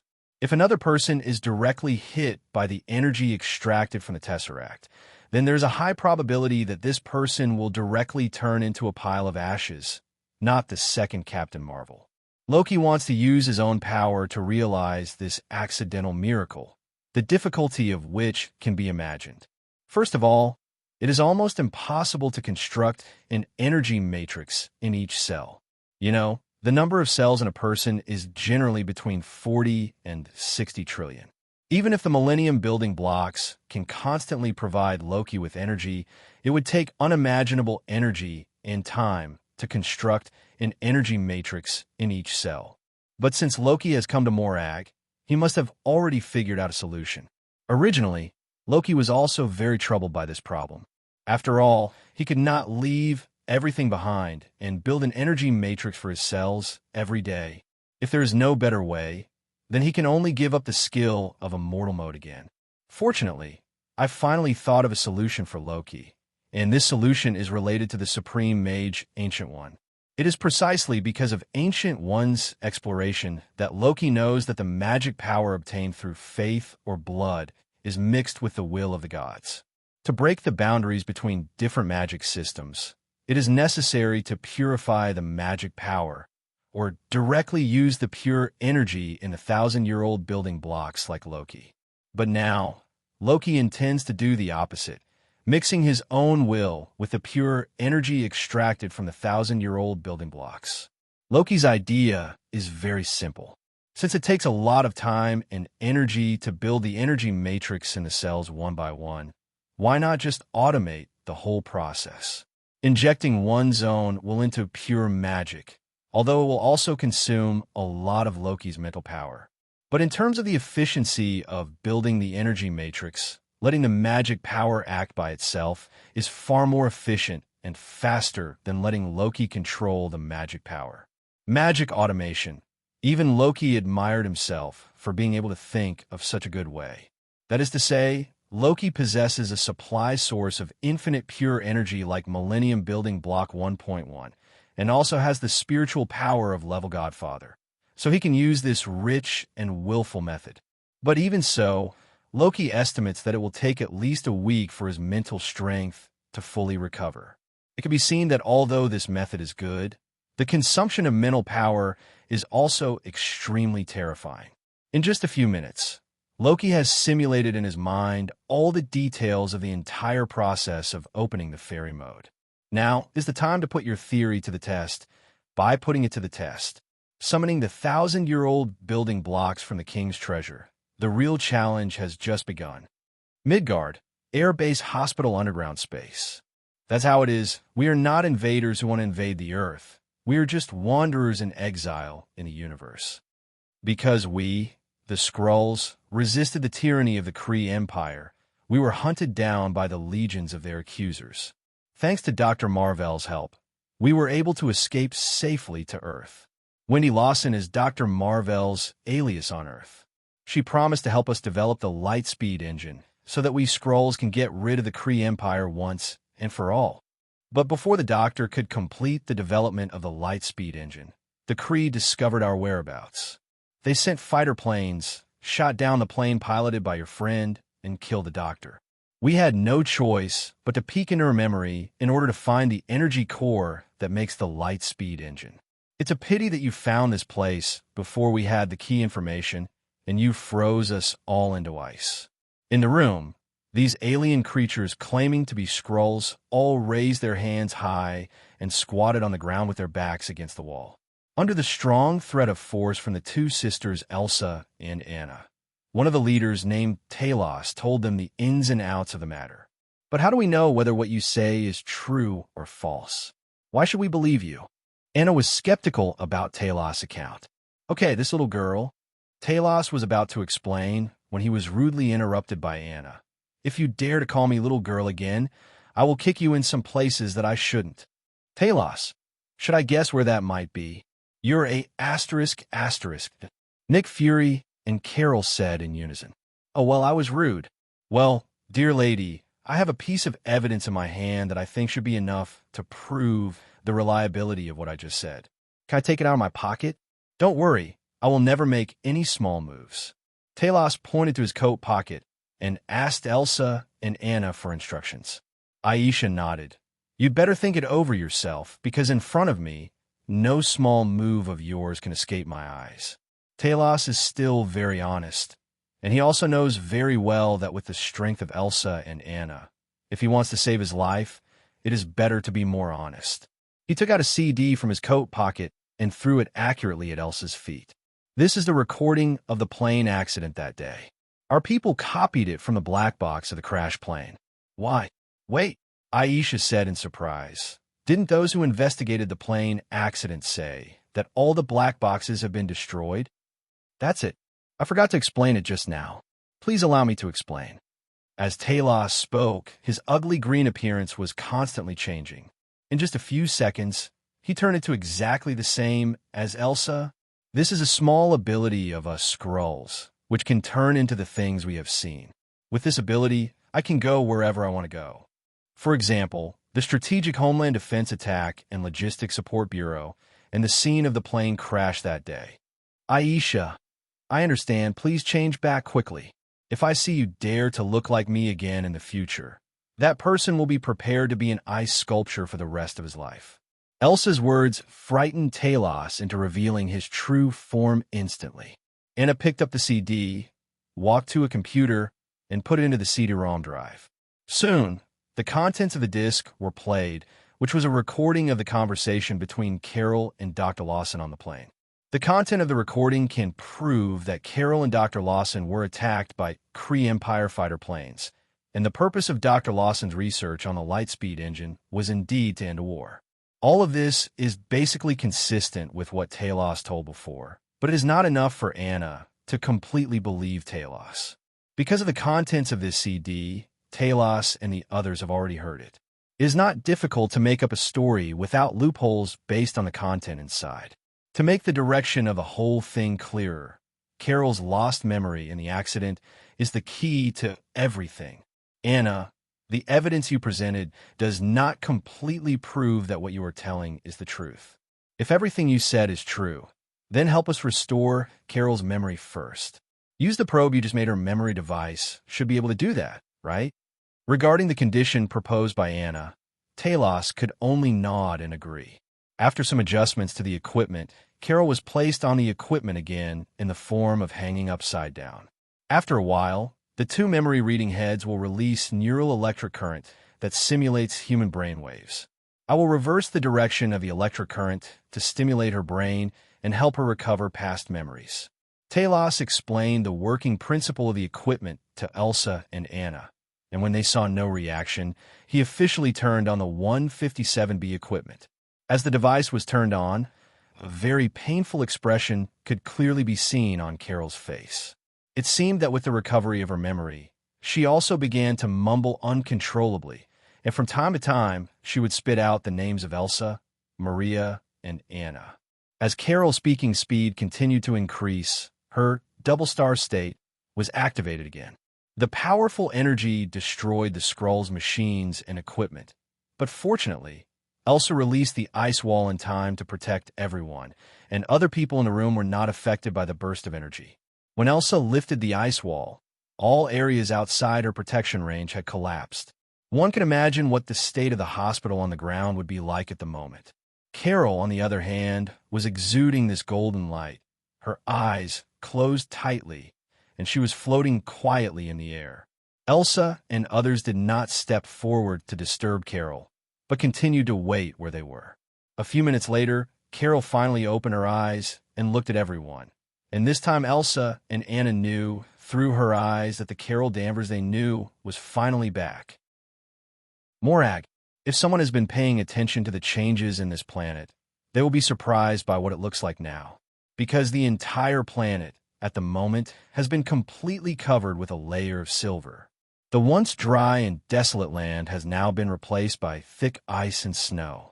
For those who didn't know, they thought this was Nibelheim, the underworld of ice and snow. But there is indeed nothing left on this planet except coldness and death. And all these changes are naturally related to Loki, who came here to try to activate the Immortal mode. Loki tried to activate the Immortal mode again this time, and it was extremely smooth compared to the first time. Although it took a lot of mental energy to infuse one's will into the pure magic output of the Millennium building blocks. But whether it is completing the construction of the energy matrix in each cell, or absorbing the original energy from the dimensional space and converting it into Loki's own magic power, there will be no mistakes or accidents in the entire process. So this time, Loki succeeded. The skill he started to create more than 1,000 years ago, the Sage mode that can obtain endless magic power from the dimensional space, finally turned into the power of Loki at this moment. With the successful opening of the Immortal mode, Loki's strength has also crossed from the early stage of level Godfather to the middle stage, and suddenly reached the level of the late level Godfather. Based on Loki's current strength, there are only a handful of existences that can pose a threat to him in the entire Marvel Universe. And with the success of the Immortal mode, Loki's vitality has also increased beyond imagination. Loki can clearly sense that his current lifespan has far exceeded the limit of 5,000 years as a giant of Jotunheim. This state is very similar to those gods who rule a dimension. It can be said that as long as Loki can always obtain energy from the dimensional space, his life can always be maintained in a young state. Not only that, because Loki's Immortal mode builds an energy matrix in each cell. This means that even if Loki's body is destroyed to the point where only one cell is left, as long as his soul is still intact, it can be restored to its original state through the elemental ability. With such recovery ability, I'm afraid Wolverine will call him Big Brother when she sees him. Even Loki, who has lived for more than 1,000 years, can't suppress the excitement in his heart due to the changes brought about by the successful activation of Sage mode. So the innocent Morag became the target for him to release his emotions. This is why Morag has now become an ice planet. Based on Loki's impact on the environment here, I am afraid that there will be no possibility of this planet warming up in the next hundreds of thousands of years. At this point, Loki's goal of coming to Morag this time has been completely achieved. Before returning to Jotunheim, Loki planned to get rid of Ego's body that was frozen by him thousands of years ago. Flying Thor was activated, and Loki instantly disappeared from the ice fields of Morag, and then appeared on a planet also covered in ice and snow an unknown number of light years away. This is the planetary protective shell that Ego built for himself by using his ability to manipulate molecules in order to protect his own body. Loki, who was not strong enough to kill Ego at the time, spent several days completely freezing the entire planet in order to prevent Ego's god's body from being born here and sealed Ego in his lord. But now that he is here again, Loki can no longer sense the presence of the god Ego. Excluding the almost zero answer that the opponent has been frozen to death by his own ice, then the only thing that can explain this phenomenon is that Egg's body has escaped from his seal. It can be inferred from the complete ice seal on the planet's outer shell that Ego was not rescued by anyone else.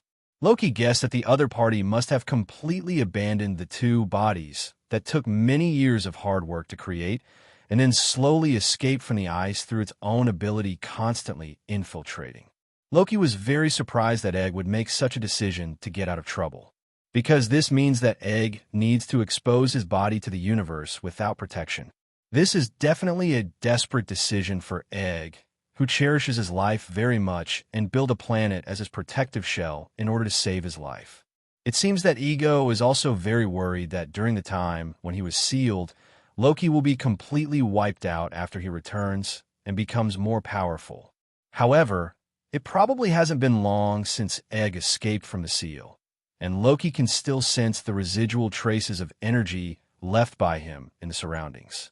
It's a pity that Loki came a step too late. If it had been earlier, he might not be able to track the direction in which Egg escaped. But now, it will be more difficult to find the other party. With the lesson learned from the previous time, it is estimated that Egg will be honest for a while.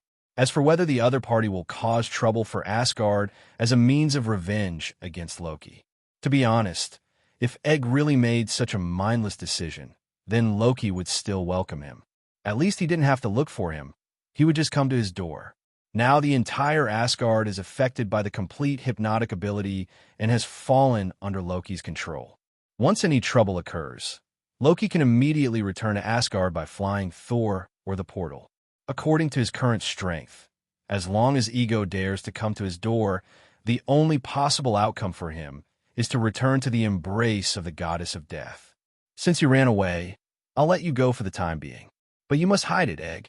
If I find you, your fate will definitely be more tragic than being blown up by your filial son. After saying that, Loki handed over a super-large jade Rasengan shuriken, turning the entire planet into dust, and then disappeared. So, why did you come here? In a mirror space, with the help of Elsa and Anna, a Quinn Jet that was still under development was brought here without anyone noticing.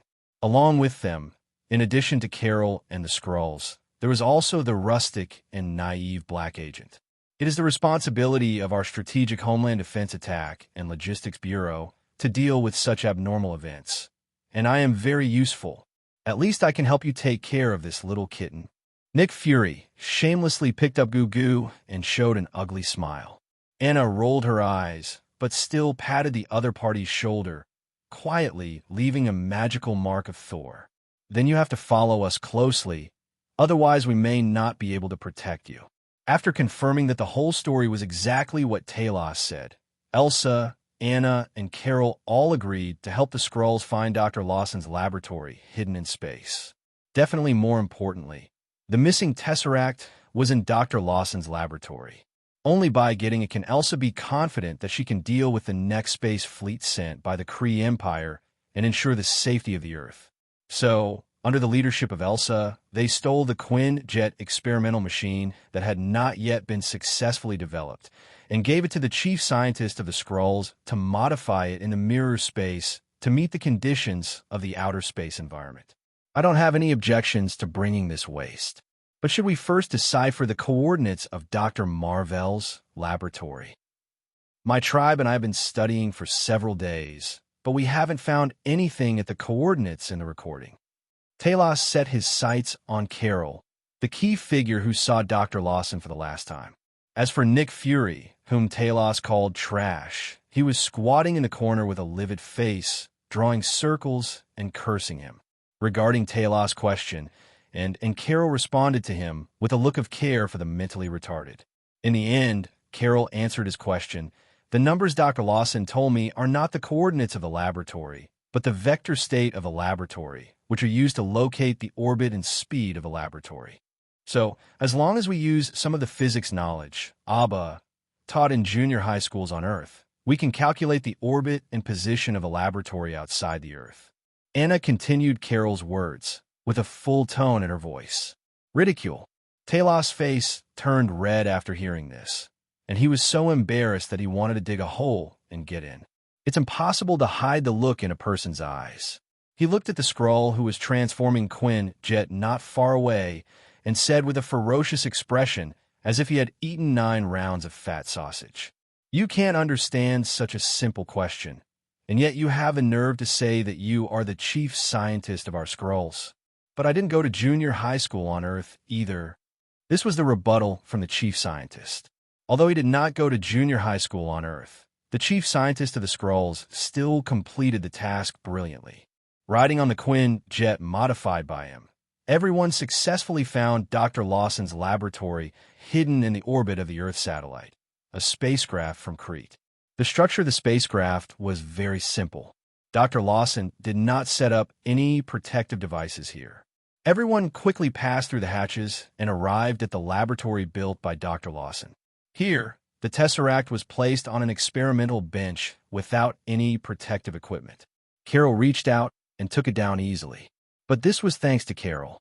After being irradiated by Tesseract energy, she dared to touch the Tesseract directly with her hands so unscrupulously. If it were anyone else, he might have been transported to any unknown corner of the universe, just like the original Red Skull. Elsa came to Carol, took a toy box from the table nearby, and asked Carol to put the Tesseract in it.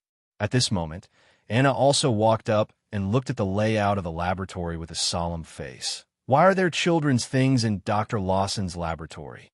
As soon as she finished speaking, Anna saw a steaming cup across the table. And this can only prove one thing. There are other people here. Just when Anna was shocked to realize this fact, Taos and the other Skrulls who had been following them began to make a cry similar to the shouting on the prairie.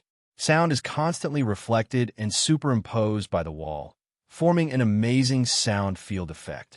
Soon, a similar voice began to be heard from a distance, intersecting with Taos and his others' voices. After receiving the response, Taos and others all showed excited expressions on their faces.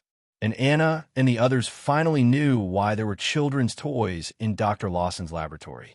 At the entrance of the laboratory, a female Skrull with a big belly appeared in everyone's sight with a group of Skrulls behind her. Most of these Skrulls are women. Some are obviously old at first glance, and the rest are all children whose height is less than the waist of an adult. It seems that the real purpose of Taos finding here is not the Tesseract, but his family and tribesmen who have taken refuge in this laboratory. Seeing the leading pregnant woman and Taos embracing each other affectionately, Anna revealed the truth of the matter. But at this warm moment, a violent explosion suddenly occurred outside the spacecraft, followed by a series of countless footsteps. It's people from the Kree Empire who are here. Taos made a judgment in an instant. The Skrulls who heard this sentence all showed panic expressions on their faces. But at this moment, Elsa, Anna, and Carol stood up together. Don't be afraid, everyone. We three sisters are here today. No matter how many people the Kree Empire sends, don't even think of harming a single hair of yours under our noses. As she spoke, Elsa's hands were already dissatisfied with the frost, and the Air Force training uniform on her body was changed by magic into an ice blue dress. Anna also used the dress-up magic to put on a suit of heroic armor and had 2 more long swords in her hands. Although Carol doesn't know magic, her transformation is indeed the most eye-catching because her whole body is sparkling at this moment.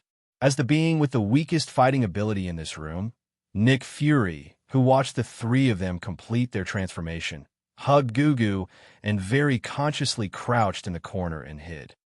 Is that why the Kree Empire's warriors are so weak?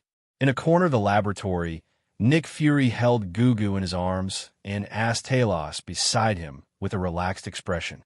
While Nick Fury was speaking, the Kree who broke into Dr. Lawson's laboratory had all been defeated by Aisha and the others. Some were frozen into ice sculptures by the magic of ice and snow. Some were cut in half by a sword, and some bodies were filled with holes penetrated by energy. Looking at such a bloody and one-sided situation in front of him, it is no wonder that Nick Fury would ask such a question. You ask as if we Skrulls are useless. You have to know that it's not that the people of the Kree Empire are too weak, but that the 3 of them are too strong.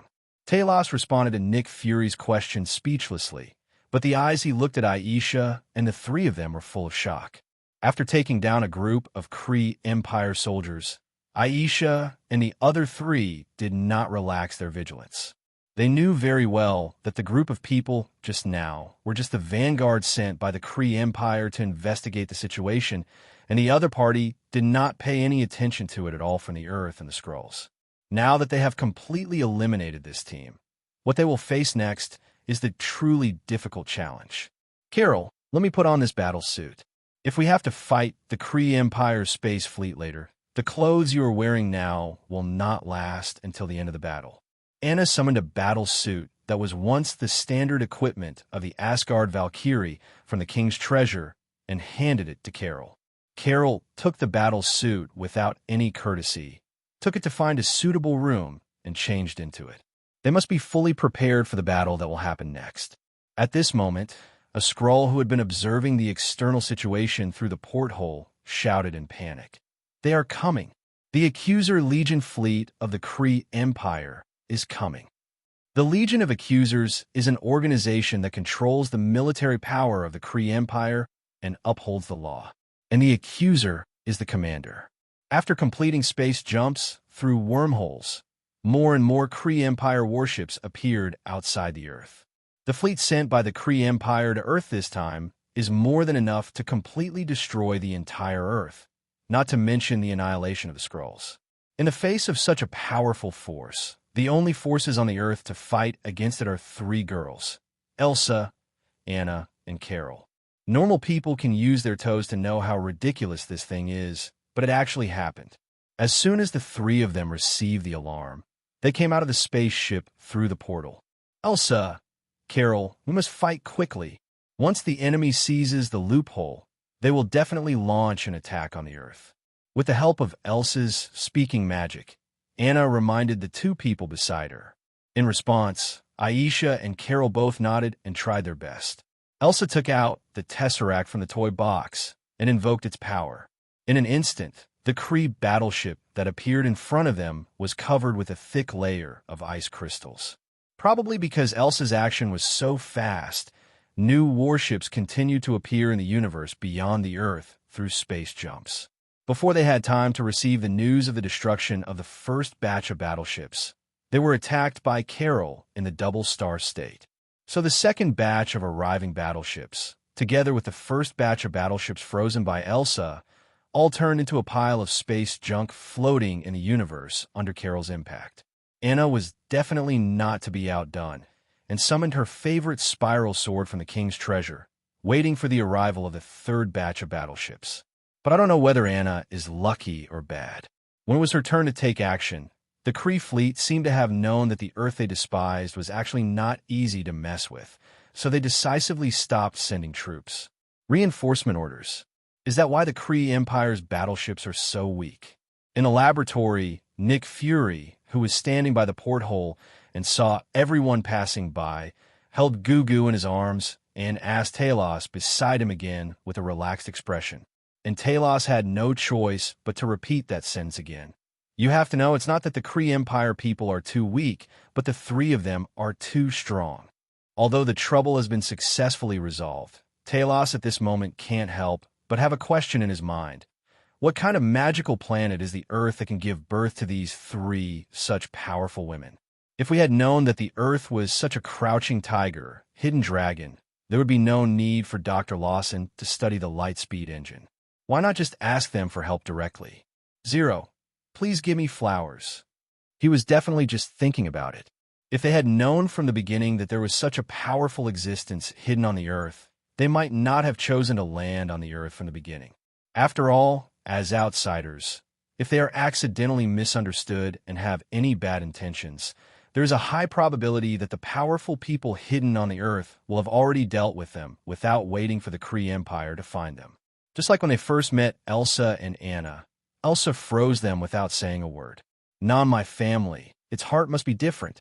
Even Talos has to admit that in order to ensure his own safety, implementing the laws of the Dark Forest is the best choice for the long-term continuation of a civilization. Just when Talos was thinking wildly, Elsa and the other two passed through the portal again and returned to the laboratory. It's okay. The Kree Empire was taught a lesson by the three of us this time and suffered such heavy losses. I think they should not dare to make trouble on Earth again in the future. Carol announced, looking a kind of Skrull. That's right. And the disappeared Tesseract has also been recovered. Next, we just need to use the data left by Dr. Lawson in the laboratory to redevelop the Lightspeed engine. I believe you'll be able to start a new life soon. Elsa shook the Tesseract in her hand and continued Carol's words. However, at this moment, it seemed that Elsa's movements attracted Gugu's attention. Gugu in Nick Fury's arms suddenly opened his mouth wide, spit out several tentacles, grabbed the Tesseract, and then swallowed it in his own belly. After seeing this scene, Nick Fury felt that his outlook on life was about to collapse. He was so frightened that he quickly let go of his hand and threw the kitten out of his arms. The frightened Gugu kicked off his hind legs, leaving 3 scratches on Fury's left eye. However, he still relied on his flexible skills to toss and turn in the air and landed firmly on the ground. Seeing Fury howling in pain, Talos couldn't help but gloated. "I told you a long time ago, that's an element-devouring beast, not a little kitten." As the invading Kree Empire fleet was instantly killed by Elsa, Anna, and Carol, the crisis that started with the death of Dr. Lawson also came to an end temporarily. After everyone returned to Earth, the 3 Elsa told Maria Rambeau the truth. So, aliens do exist? Although she really wanted to believe her 3 sisters, this sudden fact still made Maria feel a little hard to accept. Then she saw one of the men following Carol, who came back with them, instantly turned into an ugly humanoid creature with green skin. Maria tried hard to keep her eyes widened in surprise from falling out of her sockets, then stiffly turned her head to look at Elsa and Anna and asked cautiously, "Elsa, you just said that you and Anna are actually aliens who have lived on the Earth since childhood. 287. Can you also complete this transformation?" Seeing Maria's appearance, Elsa and Anna looked at each other and couldn't help laughing. "Ha ha! Maria, Anna and I are not of the same race as them. What we look like now is what we are." Hearing this, Maria breathed a sigh of relief and then asked, "What are your plans next? If your identity and ability are known to the government, they will definitely not let you go easily." While talking, Maria secretly winked at Aisha and the others, and kept looking at the agent from the Strategic Homeland Defense Attack and Logistics Support Bureau aside. But being an agent, how could Nick Fury not see these little moves of Maria Rambeau? In fact, Nick Fury also felt very confused about how to report this incident to his superiors. The shock and impact this experience brought to him completely destroyed the worldview he had established in the previous decades of life. Fury even doubted that if he reported this matter without any evidence, his superiors would treat him as a lunatic and lock him up directly. But even if his superiors believed his mission report, Fury felt uncomfortable. Just like Maria Rambeau said, once this matter is exposed, the originally peaceful lives of Elsa, Anna, and Carol will be completely broken. The 3 of them are the heroes who just saved Nick Fury and the entire Earth. If I report their identities and abilities to my superiors, wouldn't this be a proper act of repaying kindness with enmity? On one side is loyalty as an agent of the Strategic Homeland Defense Attack and Logistics Bureau, and on the other side is loyalty to heroes and saviors. Nick Fury feels that he is now caught in a dilemma where he cannot have his cake and eat it too. Compared to Nick Fury's entanglement, Carol seems very free and easy. Through this incident, I have found what I really want to do. There must be many races like the Skrulls in the universe who are facing the threat of the Kree Empire. The greater the ability, the greater the responsibility.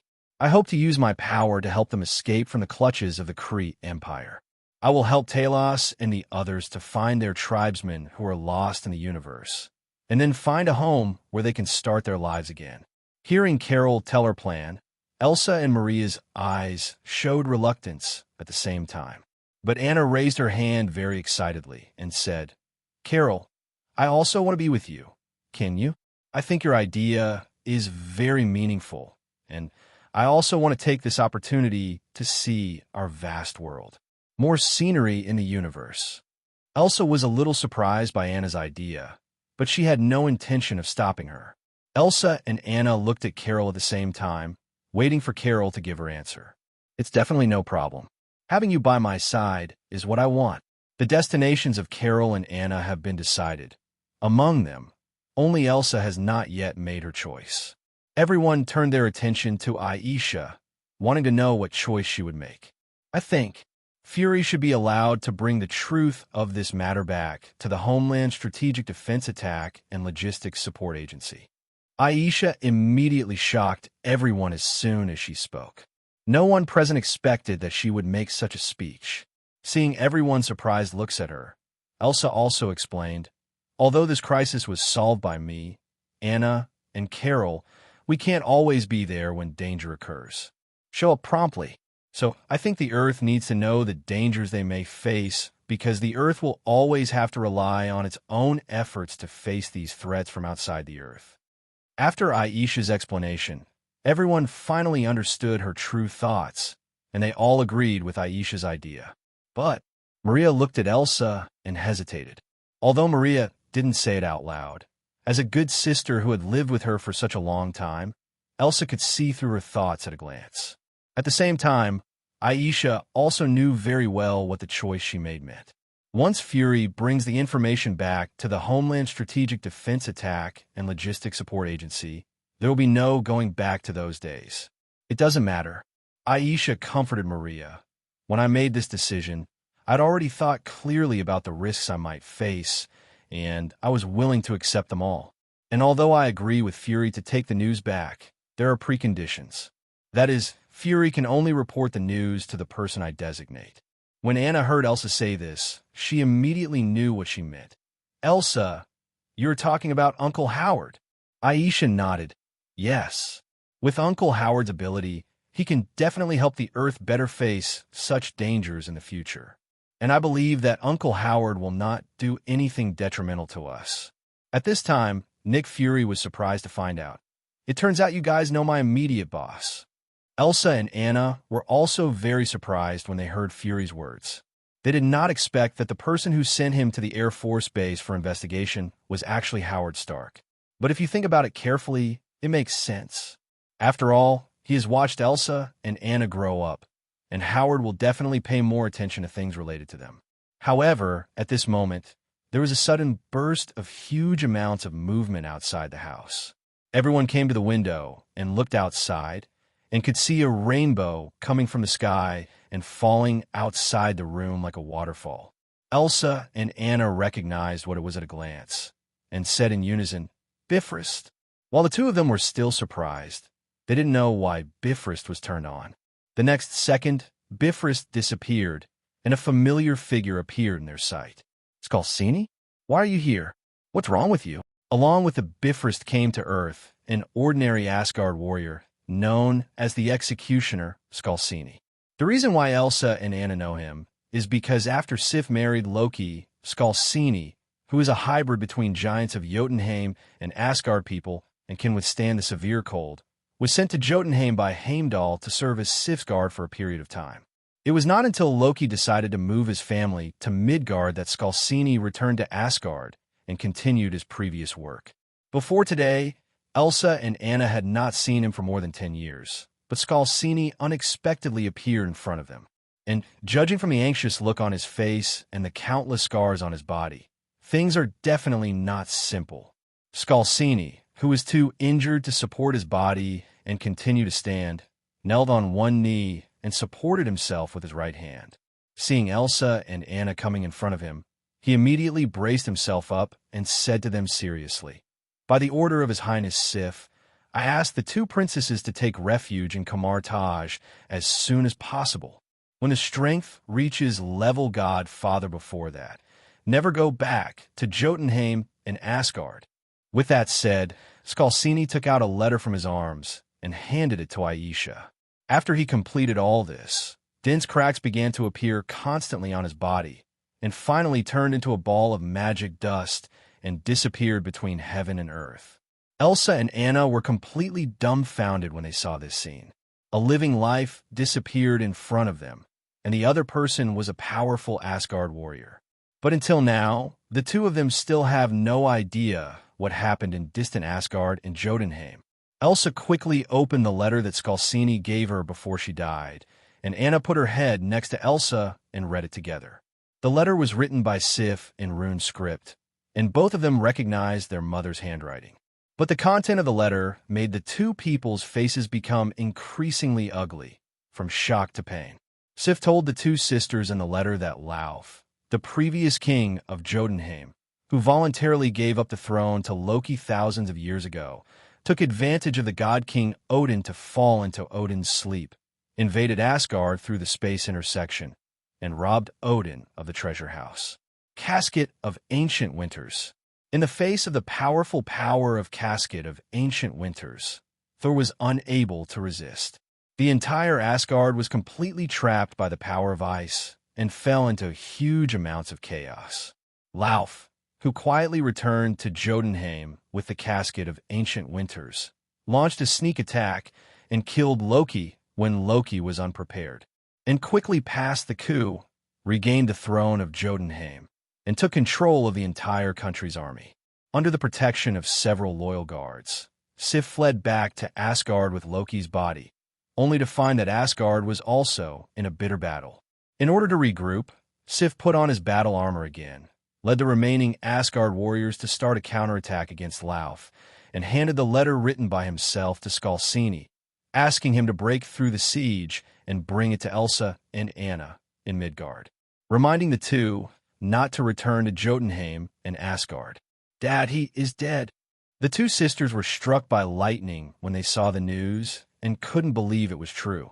How could the extremely powerful king of Jotunheim and the #1 magician in the 9 realms be killed by a surprise attack in their eyes? Impossible, this can't be true. This is definitely Dad's evil intention to play a prank on us. Unable to accept the fact, Anna began to look for various reasons to explain all the sudden events. But what made Anna collapse was that she found that she could not summon the treasure of the king's treasure through the magic of dressing up. Elsa, who also couldn't accept this fact, even wanted to open the portal and return to Jotunheim to confirm whether all this was true or false. But she was stopped by Carlo, who had quick eyes and hands beside her. With the company and comfort of Carol and Maria, Elsa and Anna finally calmed down. "Elsa, what should we do now? I don't believe Dad was really killed by Lauf." Anna, who has always been the one with the most ideas among the two sisters, fell into confusion under such circumstances and instinctively turned to her sister for help. At this time, Aisha also showed her responsibility as a sister. Whether all this is true or false, we must ensure our own safety now and don't let my mother worry about us. But in case the worst happens, it really happened, then we are the last hope to avenge my parents. So now, we who are not strong enough can only follow what my mother said in the letter and take refuge in Kamarage 823. We cannot return to Jotunheim and Asgard rashly before reaching level Godfather. Anna heard this and silently nodded in agreement with Elsa's decision.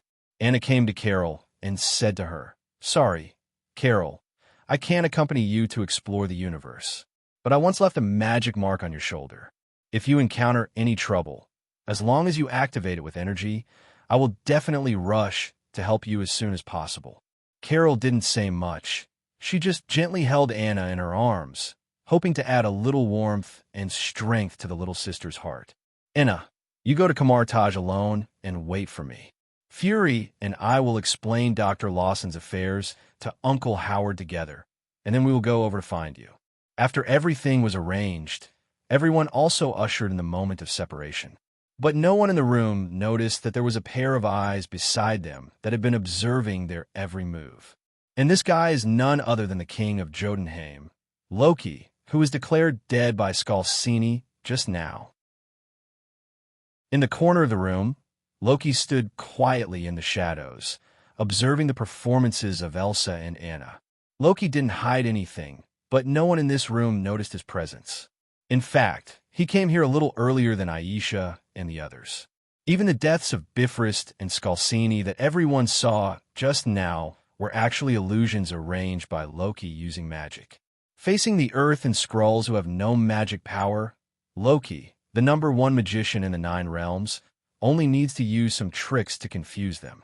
As for Elsa, Anna, and Carol, in order to avoid being spotted by them, Loki had previously used mirror flowers and water moon in front of them, so that at this time, he could perform full hypnotic ability and deceive the 5 senses of the 3 of them. And all of this was actually the plan that appeared in Loki's mind in an instant after the three people met him in Jotunheim. Loki only needs to allocate a little energy to the established Asgard collapse plan to help Thor become more mature while also allowing Elsa and Anna to grow more. In Loki's planning, this chaos affecting the two kingdoms of Jotunheim and Asgard will become the best test for the new king of Asgard and the next king of Jotunheim. Definitely, the premise of everything is that the plan can go smoothly as he expected. Before coming here, everyone had already gone to Kamarage to discuss with the Ancient One. This time, the Ancient One gave up on making Elsa the next successor to the Sorcerer Supreme and helped him sell calendars for Elsa and Anna. The next time the Ancient One meets a suitable heir, Loki will give him the same help, helping him improve his strength and grow quickly. In addition, Loki also paid an extra price, which was the Immortal mode he had just successfully researched. For Ancient One, with the Immortal mode, her strength will definitely be enhanced to an epic level. Definitely, the Ancient One is also responsible for teaching the sisters Elsa and Anna how to activate the fairy mode. After all, according to Loki's arrangement, he is now a dead man. After arranging all this, it's time to see what choices and decisions Elsa and Anna will make when facing the tests set by Loki for them. Whether the outcome will be good or bad, even Loki himself cannot predict until the test is over. After obtaining the magic mode and yin-yang fish skills from Ancient One, Elsa and Anna's strength increased by a level as expected in just half a year. Elsa finally stepped from level sub-godfather to the early stage of level godfather. Coupled with her naturally powerful ice and snow magic, and her innate ability to breathe life into magical creations, Elsa can almost constantly create magical creatures that have no parent. As for Anna, although she lost the precious phantom in the king's treasure due to Loki's death, the magic of dressing up was almost abolished. But after turning on the Immortal mode, relying solely on his strong physical fitness and explosive energy attacks, his strength has reached the level of level sub-godfather. Moreover, the element-devouring beast Goo, which originally belonged to Dr. Lawson, has now been adopted by Anna. As long as she continues to collect powerful artifacts into Goo's extra-dimensional space, the magic of dressing up will one day be resurrected. At that time, Anna will be able to cross the threshold of level godfather in one fell swoop and become a strong early-level godfather on par with Elsa. Elsa and Anna's strength has just improved, and they can't wait to return to Asgard through the portal. With the leadership of Sif and the assistance of Heimdall and the three Asgard warriors, Asgard finally stabilized the situation in the past 6 months and temporarily defended Asgard. However, Lauf, who had recaptured the casket of ancient winters and the giants of Jotunheim army he led still firmly held the advantage of the situation, causing great pressure on Asgard. Because as the ruler of the 9 realms, Sif not only has to ensure the survival of Asgard, but also sends troops to assist other countries in the 9 realms when they are invaded by the giants of Jotunheim. When Elsa and Anna returned to Asgard and saw their mother again, they noticed Sif's tiredness and oldness almost instantly. This shows how many things Sif has shouldered in just 6 months. Elsa, Anna, why are you back? Didn't I tell you to hide in Kamarage? Come back quickly. Sif, the mother, was definitely very happy to see her daughter, whom she had not seen for a long time. But as soon as she thought about the current situation between Asgard and Jotunheim, her words of concern for the two of them turned into severe accusations.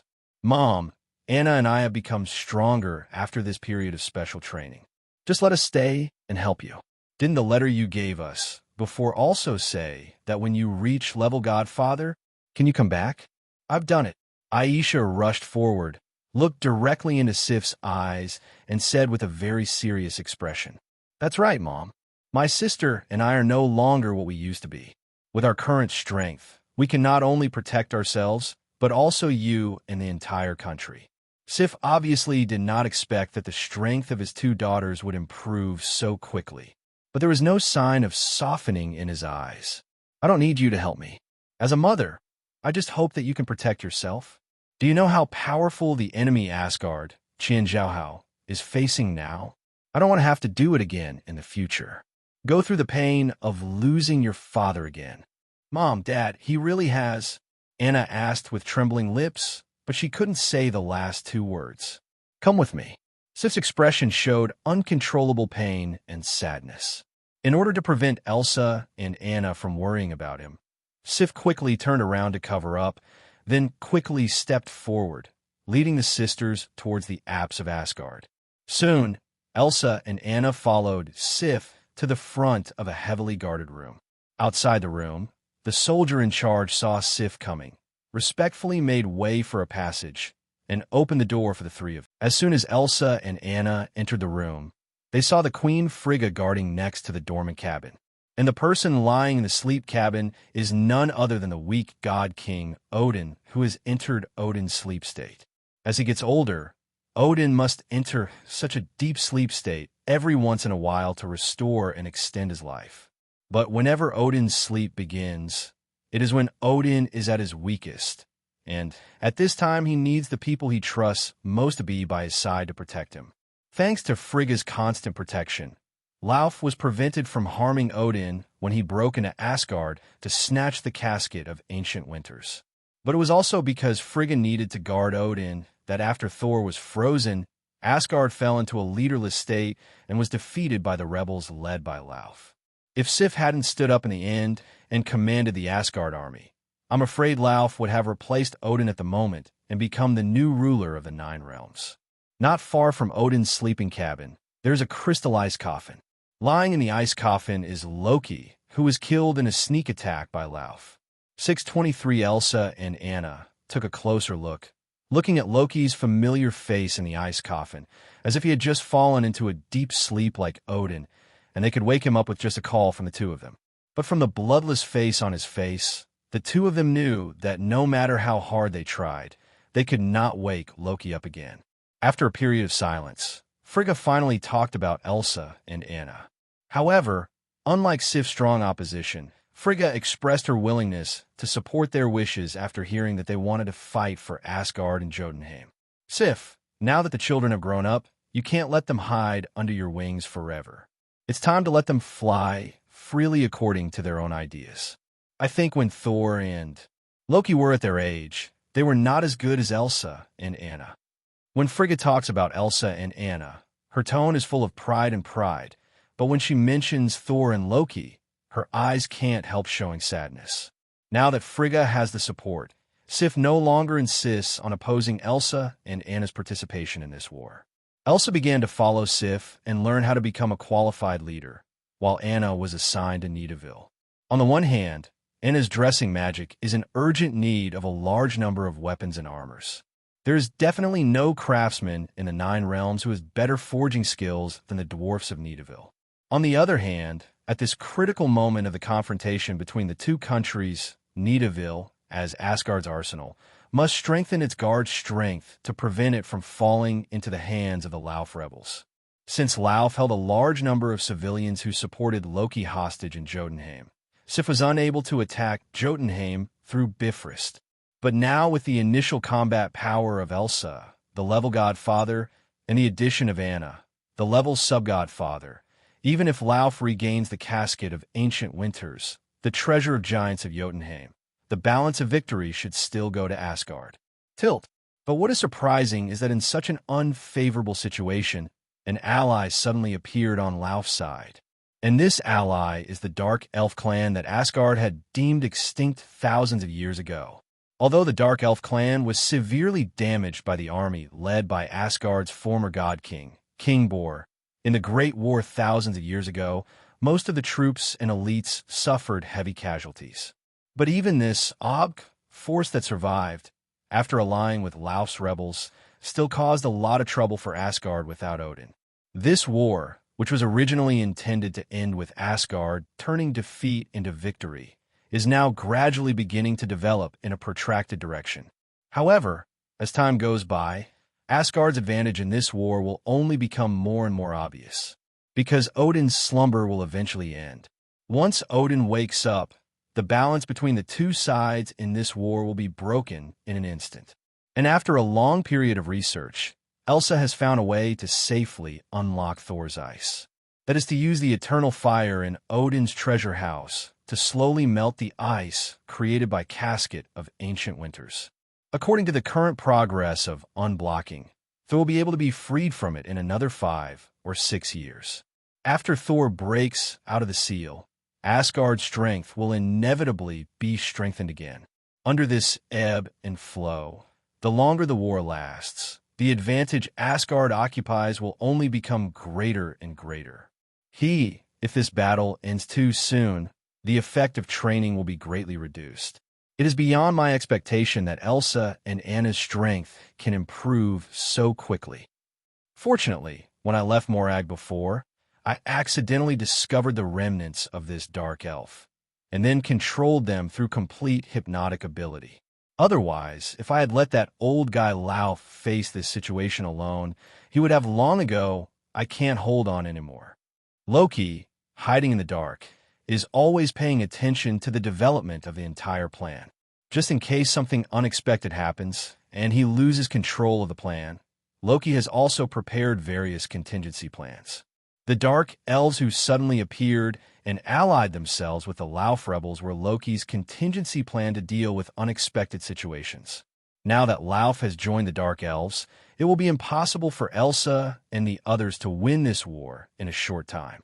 In this case, I just want to take advantage of this time to go back to Midgard. I don't know what happened to the thing that Howard made last time when I got rid of it. With his ability and intelligence, he should have completed it. Loki thought to himself. Flying Thor activated, and the whole person disappeared into the Asgard palace in an instant. And this whole process did not cause Sif and Aisha to notice at all. See you again, Howard. In the laboratory, Howard Stark, who was originally planning to continue revising an experimental data, was so frightened that he almost jumped out of his chair when he heard this sudden greeting. He quickly turned around and looked around, trying to find the source of the sound. After all, it is impossible for ordinary people to enter his laboratory without his permission. That voice just now sounded a bit familiar. Just as Howard was recalling, the answer to the problem had been revealed and appeared in front of him.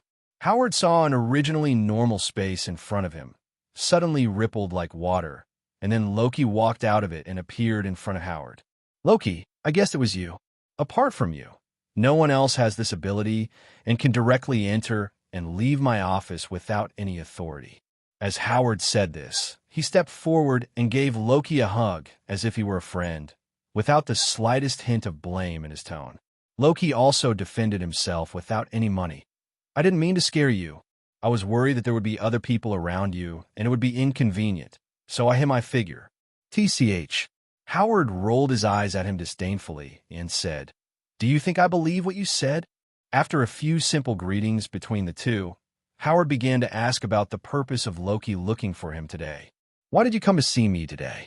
Didn't you just say that you have set up a test for your 2 daughters, and they will be very busy later? Why is it all over now?" Loki waved his hand towards him and said, "Not yet. If it ends so soon, the effect will not be profound enough. I came to you today to ask about the thing I asked you to do before. That thing, I think, you should have finished it, right?" Even though Howard and Loki are getting along so harmoniously now, we first learned from Elsa that the Loki family he had known for more than 10 years were all aliens. He was not as calm as he is now. That day, Elsa and Fury appeared in front of him together to report about the Skrulls, the Kree Empire, and the like. Howard initially thought that the 2 people were teaming up to prank him. But if you think about it carefully, it's not right. That day is not April Fool's Day, right? Then in order to prove that what she said was true, Aisha made ice out of thin air directly in front of Howard, and directly suppressed Howard, who had always believed in science. Then, before Howard could fully accept this fact, Elsa opened a portal in front of him, and finally she disappeared from his office. From then on, until today, Howard has not been able to see Elsa and Anna again. But after Elsa left that day, Loki quickly appeared in front of Howard again. That day, Luigi and Howard chatted for a long time. But Howard didn't ask Loki anything about the origin and background of their family. All the conversations always revolved around one theme: whether the friendship between them for more than 10 years was true or false. Although Loki likes to play pranks and is good at conspiracy, he has always been very serious about relationships. In the end, Loki regained the trust of Howard as a friend through his sincerity. At the same time, he also told Howard some of the situations about himself and the Nine Realms, asking him to make various preparations in advance for the dangers that the Earth may face in the future. After all was said and done, Loki also made a request to Howard. He summoned the Millennium Building block from the King's treasure and handed it to Howard's hand and said, "You can use the experimental equipment here to check this thing 10 times. When Howard heard this, although he felt a little strange, he still did what Loki said. Then he was surprised to find that the thing Loki took out actually had the same gamma-ray radiation frequency as the Tesseract. Don't be surprised. The core of the Tesseract and the Millennium Building blocks I just handed you are actually a kind of rare cosmic treasure called infinite gems. And there are a total of such treasures in the universe we live in. 6. I now know the approximate location of one of them. But if I want to confirm it accurately, I need your help, Howard. The 6 infinite gems all have one thing in common. That is, they all have the same gamma-ray radiation frequency. So I would like to ask you to help me build a machine that can lock on to the infinite gems in the widest possible range. S position. 0. Please give me flowers. Now that the Tesseract has been swallowed by the element-devouring beast into the extra-dimensional space in its belly, the 1,000-year building block in your hand is the only research sample that can be used at present. Howard, who was asked by Loki, agreed without any hesitation. On the one hand, it's because as Loki's friend, Howard was originally very willing to help. On the other hand, as an inventor, Howard had serious curiosity about the 1,000-year brick, a treasure as magical as the Tesseract. How could he resist not conducting some research on it? It was precisely because Howard agreed to Loki's request that day that Loki asked Howard today. Don't worry, I have already made a device that can accurately lock the frequency of infinite gems gamma-ray radiation. After actual testing, the effect should be quite good. But because it was only tested on the Millennium brick you gave me, even I, the maker, can't say for sure how effective it will actually be. As he spoke, Howard found something that looked like an old-fashioned pocket watch from the laboratory and handed it into Loki's hands. I call this thing Infinite Gems Radar. It can determine the distance to infinite gems almost within the range of a planet based on the intensity of gamma radiation of a specific wave frequency it receives. I think it should be able to meet the requirements. It's your request. Loki looked at the Infinite Gems Radar, made of silver metal in his hand, with a switch button similar to a watch crown installed on the top and a green grid screen on the front. Some childhood memories before the time travel suddenly came to life in his mind. A satisfied smile appeared on Loki's face, and he said to Howard, "Thank you, Howard. Until I find the target infinite gems, the Millennium Gemstones will continue to be left for you to study, as my reward for you." Dark World, what Alheium? This is the original birthplace of the Dark Elves, but it is also the final place of the decline of the Dark Elves. Once upon a time, the Dark Elves holding TIE particles were the most popular among the Nine Realms. Malekith, the leader of the Dark Elves at the time, even attempted to use the power of TIE particles to plunge the Nine Realms into eternal darkness in order to unify the Nine Kingdoms. But under the leadership of King Bol, the God King of Asgard, the Dark Elves' ambitions finally ended in failure. The remaining active forces of the Dark Elves, under the leadership of Malekith, escaped from what Alheium in advance. The artifact TIE particles was sealed deep underground by King Bor, because it was too dangerous. The remnant, 923, of the Dark Elves that Loki encountered before was the one that Malekith escaped with. It was precisely because he happened to meet them that Loki remembered that there was an infinite gems hidden on what Alheium. TIE particles, like the Tesseract, the Cosmic Spirit Ball, and the Eye of Agamotto, are all artifacts built with infinite gems as the core. The infinite gems hidden among the TIE particles are the reality gems known as the Universal Wishing Machine. Through Reality Gem, all scientific codes and natural laws can be modified, and events that occur in reality can also be modified and erased. However, it is very difficult to use such a powerful power. Without the assistance of the other 5 infinite gems, using the power of reality gem will bring serious backlash to the user. So for Loki, who already has thousands of building blocks, whether he can find type particles actually doesn't mean much. The only meaning may be that Loki is worried that someone will really take the risk of backlash and use the power of the reality gem to erase him. In order to avoid such a situation from happening, Loki thought it would be better to put the type particles into the king's treasure first. As a dead man, Loki did not use the Bifrost, but reached the destination of his journey through the spatial intersection between Asgard and Vat Allium. Facts have proved that the infinite gems radar manufactured by Howard is very effective in actual use. After Loki came to Wat Allium, it took less than an hour to locate the location where the TIE particles were sealed by King Bull. After thousands of years of erosion and consumption, even the seal set by King Boar has become fragile. Loki easily broke the seal's magic and obtained the TIE particles in a fluid state. After successfully acquiring the TIE particles, Loki did not observe it too much. He directly opened the treasure and took the TIE particles in. Now that TIE particles have been obtained by him, he no longer has to worry about enemies using the power of the reality gem to directly erase the reality of his existence at all costs.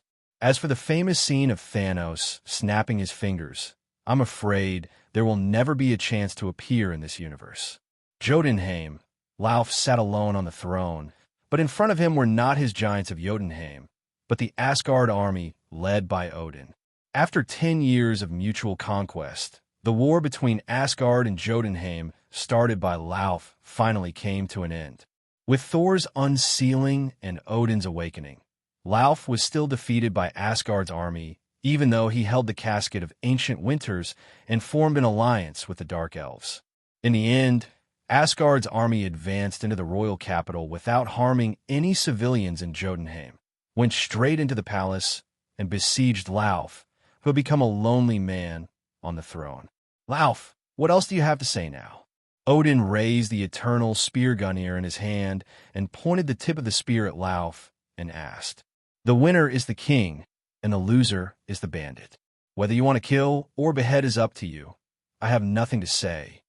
Faced with the threat from the eternal spear, Lauf remained calm and said in a calm tone, "Since you were reluctant to part with this throne, why did you give it up to Loki in the first place? He is your own flesh and blood," he continued to question. Biological flesh and blood? He has never admitted this matter. When introducing himself in front of everyone, he always said Loki Odin, not Loki Lauf. Lauf said with contempt and disdain, "The reason why I want to pass the throne to him is because of some kind of blood relationship? No, I've been planning for 1,000 years and have been waiting for an opportunity. I want to take my revenge on you when you relax your vigilance, when Asgard is at its weakest. Why do you, Odin, stand so high in front of me, arrogantly forcing me to sign the so-called peace agreement? Why do you want to put the casket of ancient winters, the treasure of my Frost Lord clan, into your Odin's treasure trove? Why would my good-for-nothing son willingly recognize you, Odin, as his father? I, Lauf, refuse to accept it. I will let the flame of hatred in my heart burn everything you cherish and love to ashes. This is my, Lauf, revenge on you, Odin." Looking at Lauf, who was getting more and more crazy on the throne, Odin had an indescribable look of loneliness on his face. And Thor, who was behind him, could not help but want to knock off Lauf's head with a hammer to avenge his brother Loki. "Father, please give me the task of ending him. I promise that I will never let him die too happily." As he said that, Thor couldn't wait to start spinning Mjolnir in his hand. But what Thor didn't expect was that Odin reached out to stop him. "Stop, Thor. Lauf can't die yet." "Why, father?" "He killed Loki with his own hands and started a war between Jotunheim and Asgard." Thor's anger surged, and he even yelled at Odin uncontrollably. But what Thor received was not Odin's scolding, but a disappointed shake of his head. "Thor, when will you be able to figure out the answer to this question? Will you truly be qualified to become the heir of Asgard?" After saying that, Odin waved and had Thor taken out. Then he turned to Lauf and said to him, Lauf, now it's time to renegotiate the peace agreement between. The casket of ancient winters was taken away by Odin, and Jotunheim once again became the loser and signed the peace agreement given by Odin. The Nine Realms once again ushered in a new round of peace. The result can be said to be a happy one, and everyone is happy. As for Lauf, Odin did not put him on trial, but handed him over to the new king of Jotunheim, Elsa, to deal with him personally. Lauf is Elsa's father-killing enemy. Logically speaking, Elsa's first thing after taking the throne should be to execute Lauf to vent her hatred. But Elsa did not do this, and instead sentenced Lauf to life imprisonment without the possibility of release based on the laws Loki had previously established for Jotunheim. After 10 years of training and growth, Elsa has understood that as the king of a country, she cannot change the outcome of a thing just based on her likes and dislikes. Otherwise, the consequences of such arbitrary will eventually come back to bite her. Itself. Sif as a mother and Odin as a grandfather are both very satisfied with Elsa's performance.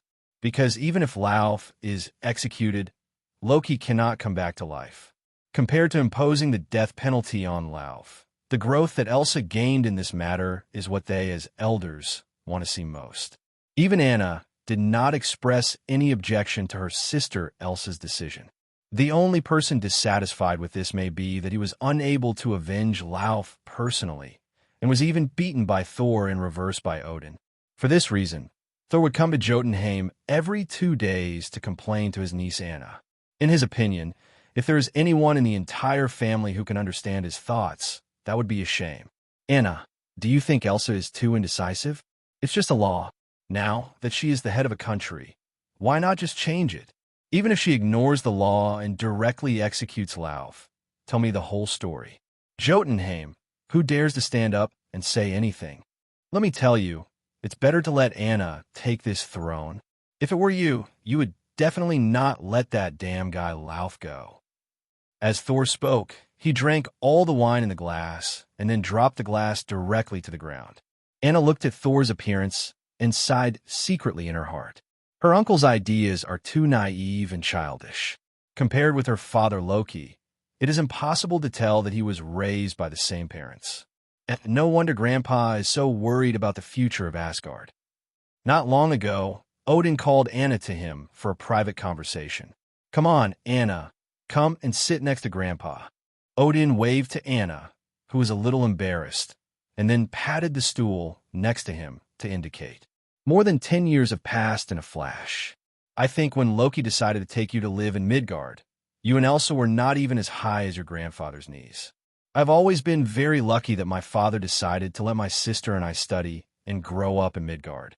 We made many friends there and learned a lot of things that we might never learn in Jotunheim and Asgard. Regarding Anna's words, Odin nodded in agreement. Yeah, I remember when I first heard Loki say this idea, I was firmly opposed to it. Because your family has moved to Midgard, it's not easy for your grandma and you to see you and Aisha. But it turns out that your father is more far-sighted and more successful than me when it comes to educating future generations. You and Elsa are now grown girls who can stand on their own, unlike that guy Thor. Thousands of years have not taught him how to behave in the world. Grandpa, don't be too anxious. Uncle is just a late bloomer. I believe that as long as you give him more time, in 10 days, Uncle, you will come up with a performance that satisfies you. Of Anna, a caring little cotton-padded jacket, while comforting Odin, also did not forget to say a kind word to Thor, an incompetent uncle. Odin waved his hand. You girl, you don't have to comfort me. I still don't know what Thor looks like. Thor does still have a lot of time to grow up, but I don't have much time to look at him, old man. Got it. Originally, I was counting on your father, Loki. Oh, forget it. Just don't mention this matter. I called you here today because I have something to ask you, Anna. After hearing this, Anna quickly stood up in fear and said, Grandpa, please don't say that. I am your granddaughter. If you have any requests, just tell me. As long as I can do it, I will definitely give it to you. Grandpa, you are beautiful. After Odin heard this, his old face smiled like a wrinkled bun. Then Anna, you can't go back on your word. Come on, we, grandson and grandson, we'll high-five each other. Odin said, extending the palm of his right hand to Anna. Snapped. Anna didn't give a hesitation and directly high-fived Odin. Grandpa, you can always tell me what exactly you need me to do for you, right? Hey, don't worry, Anna. You can definitely complete this matter. If Thor cannot become a qualified heir to the throne before my life comes to an end, then I hope, Anna, that you can take over the responsibility of Asgard. Become the new ruler of Asgard. 497. After hearing Odin's request, Anna froze on the spot, her mind going blank. When she came back to her senses, she saw Odin there with a successful expression on his face, very much like her impression of Loki, who succeeded in his prank. No, Grandpa, you can't make fun of me. This, the ruler of Asgard. I can't do it. I have never thought of trying such a thing. Elsa, haven't you inherited Dad's throne now? Otherwise, you might as well let Elsa take over the throne as well. After Anna regained consciousness, her first reaction was to refuse Odin's request. For her, who yearns for freedom and adventure, there is nothing worse than becoming the king of a country and then living a repetitive life every day. But Odin had an impassive expression. No matter what Anna said, Odin insisted that she had already agreed. Let's do this, Grandpa. If that doesn't work, how about sealing the divine power on my uncle and then exile him to Midgard to live for a while? Upon hearing Anna's suggestion, Odin's eyes suddenly lit up. Your suggestion is feasible. Hello, everyone. As we wrap up this video, I want to share a quick note. I have a Patreon account. If you'd like to support me and enjoy on-demand audiobooks, you can become a Patreon member. Alternatively, you can check out my Google Drive link, which has 500-plus novel audiobooks available through my Ko-fi or Patreon shop. I appreciate your support.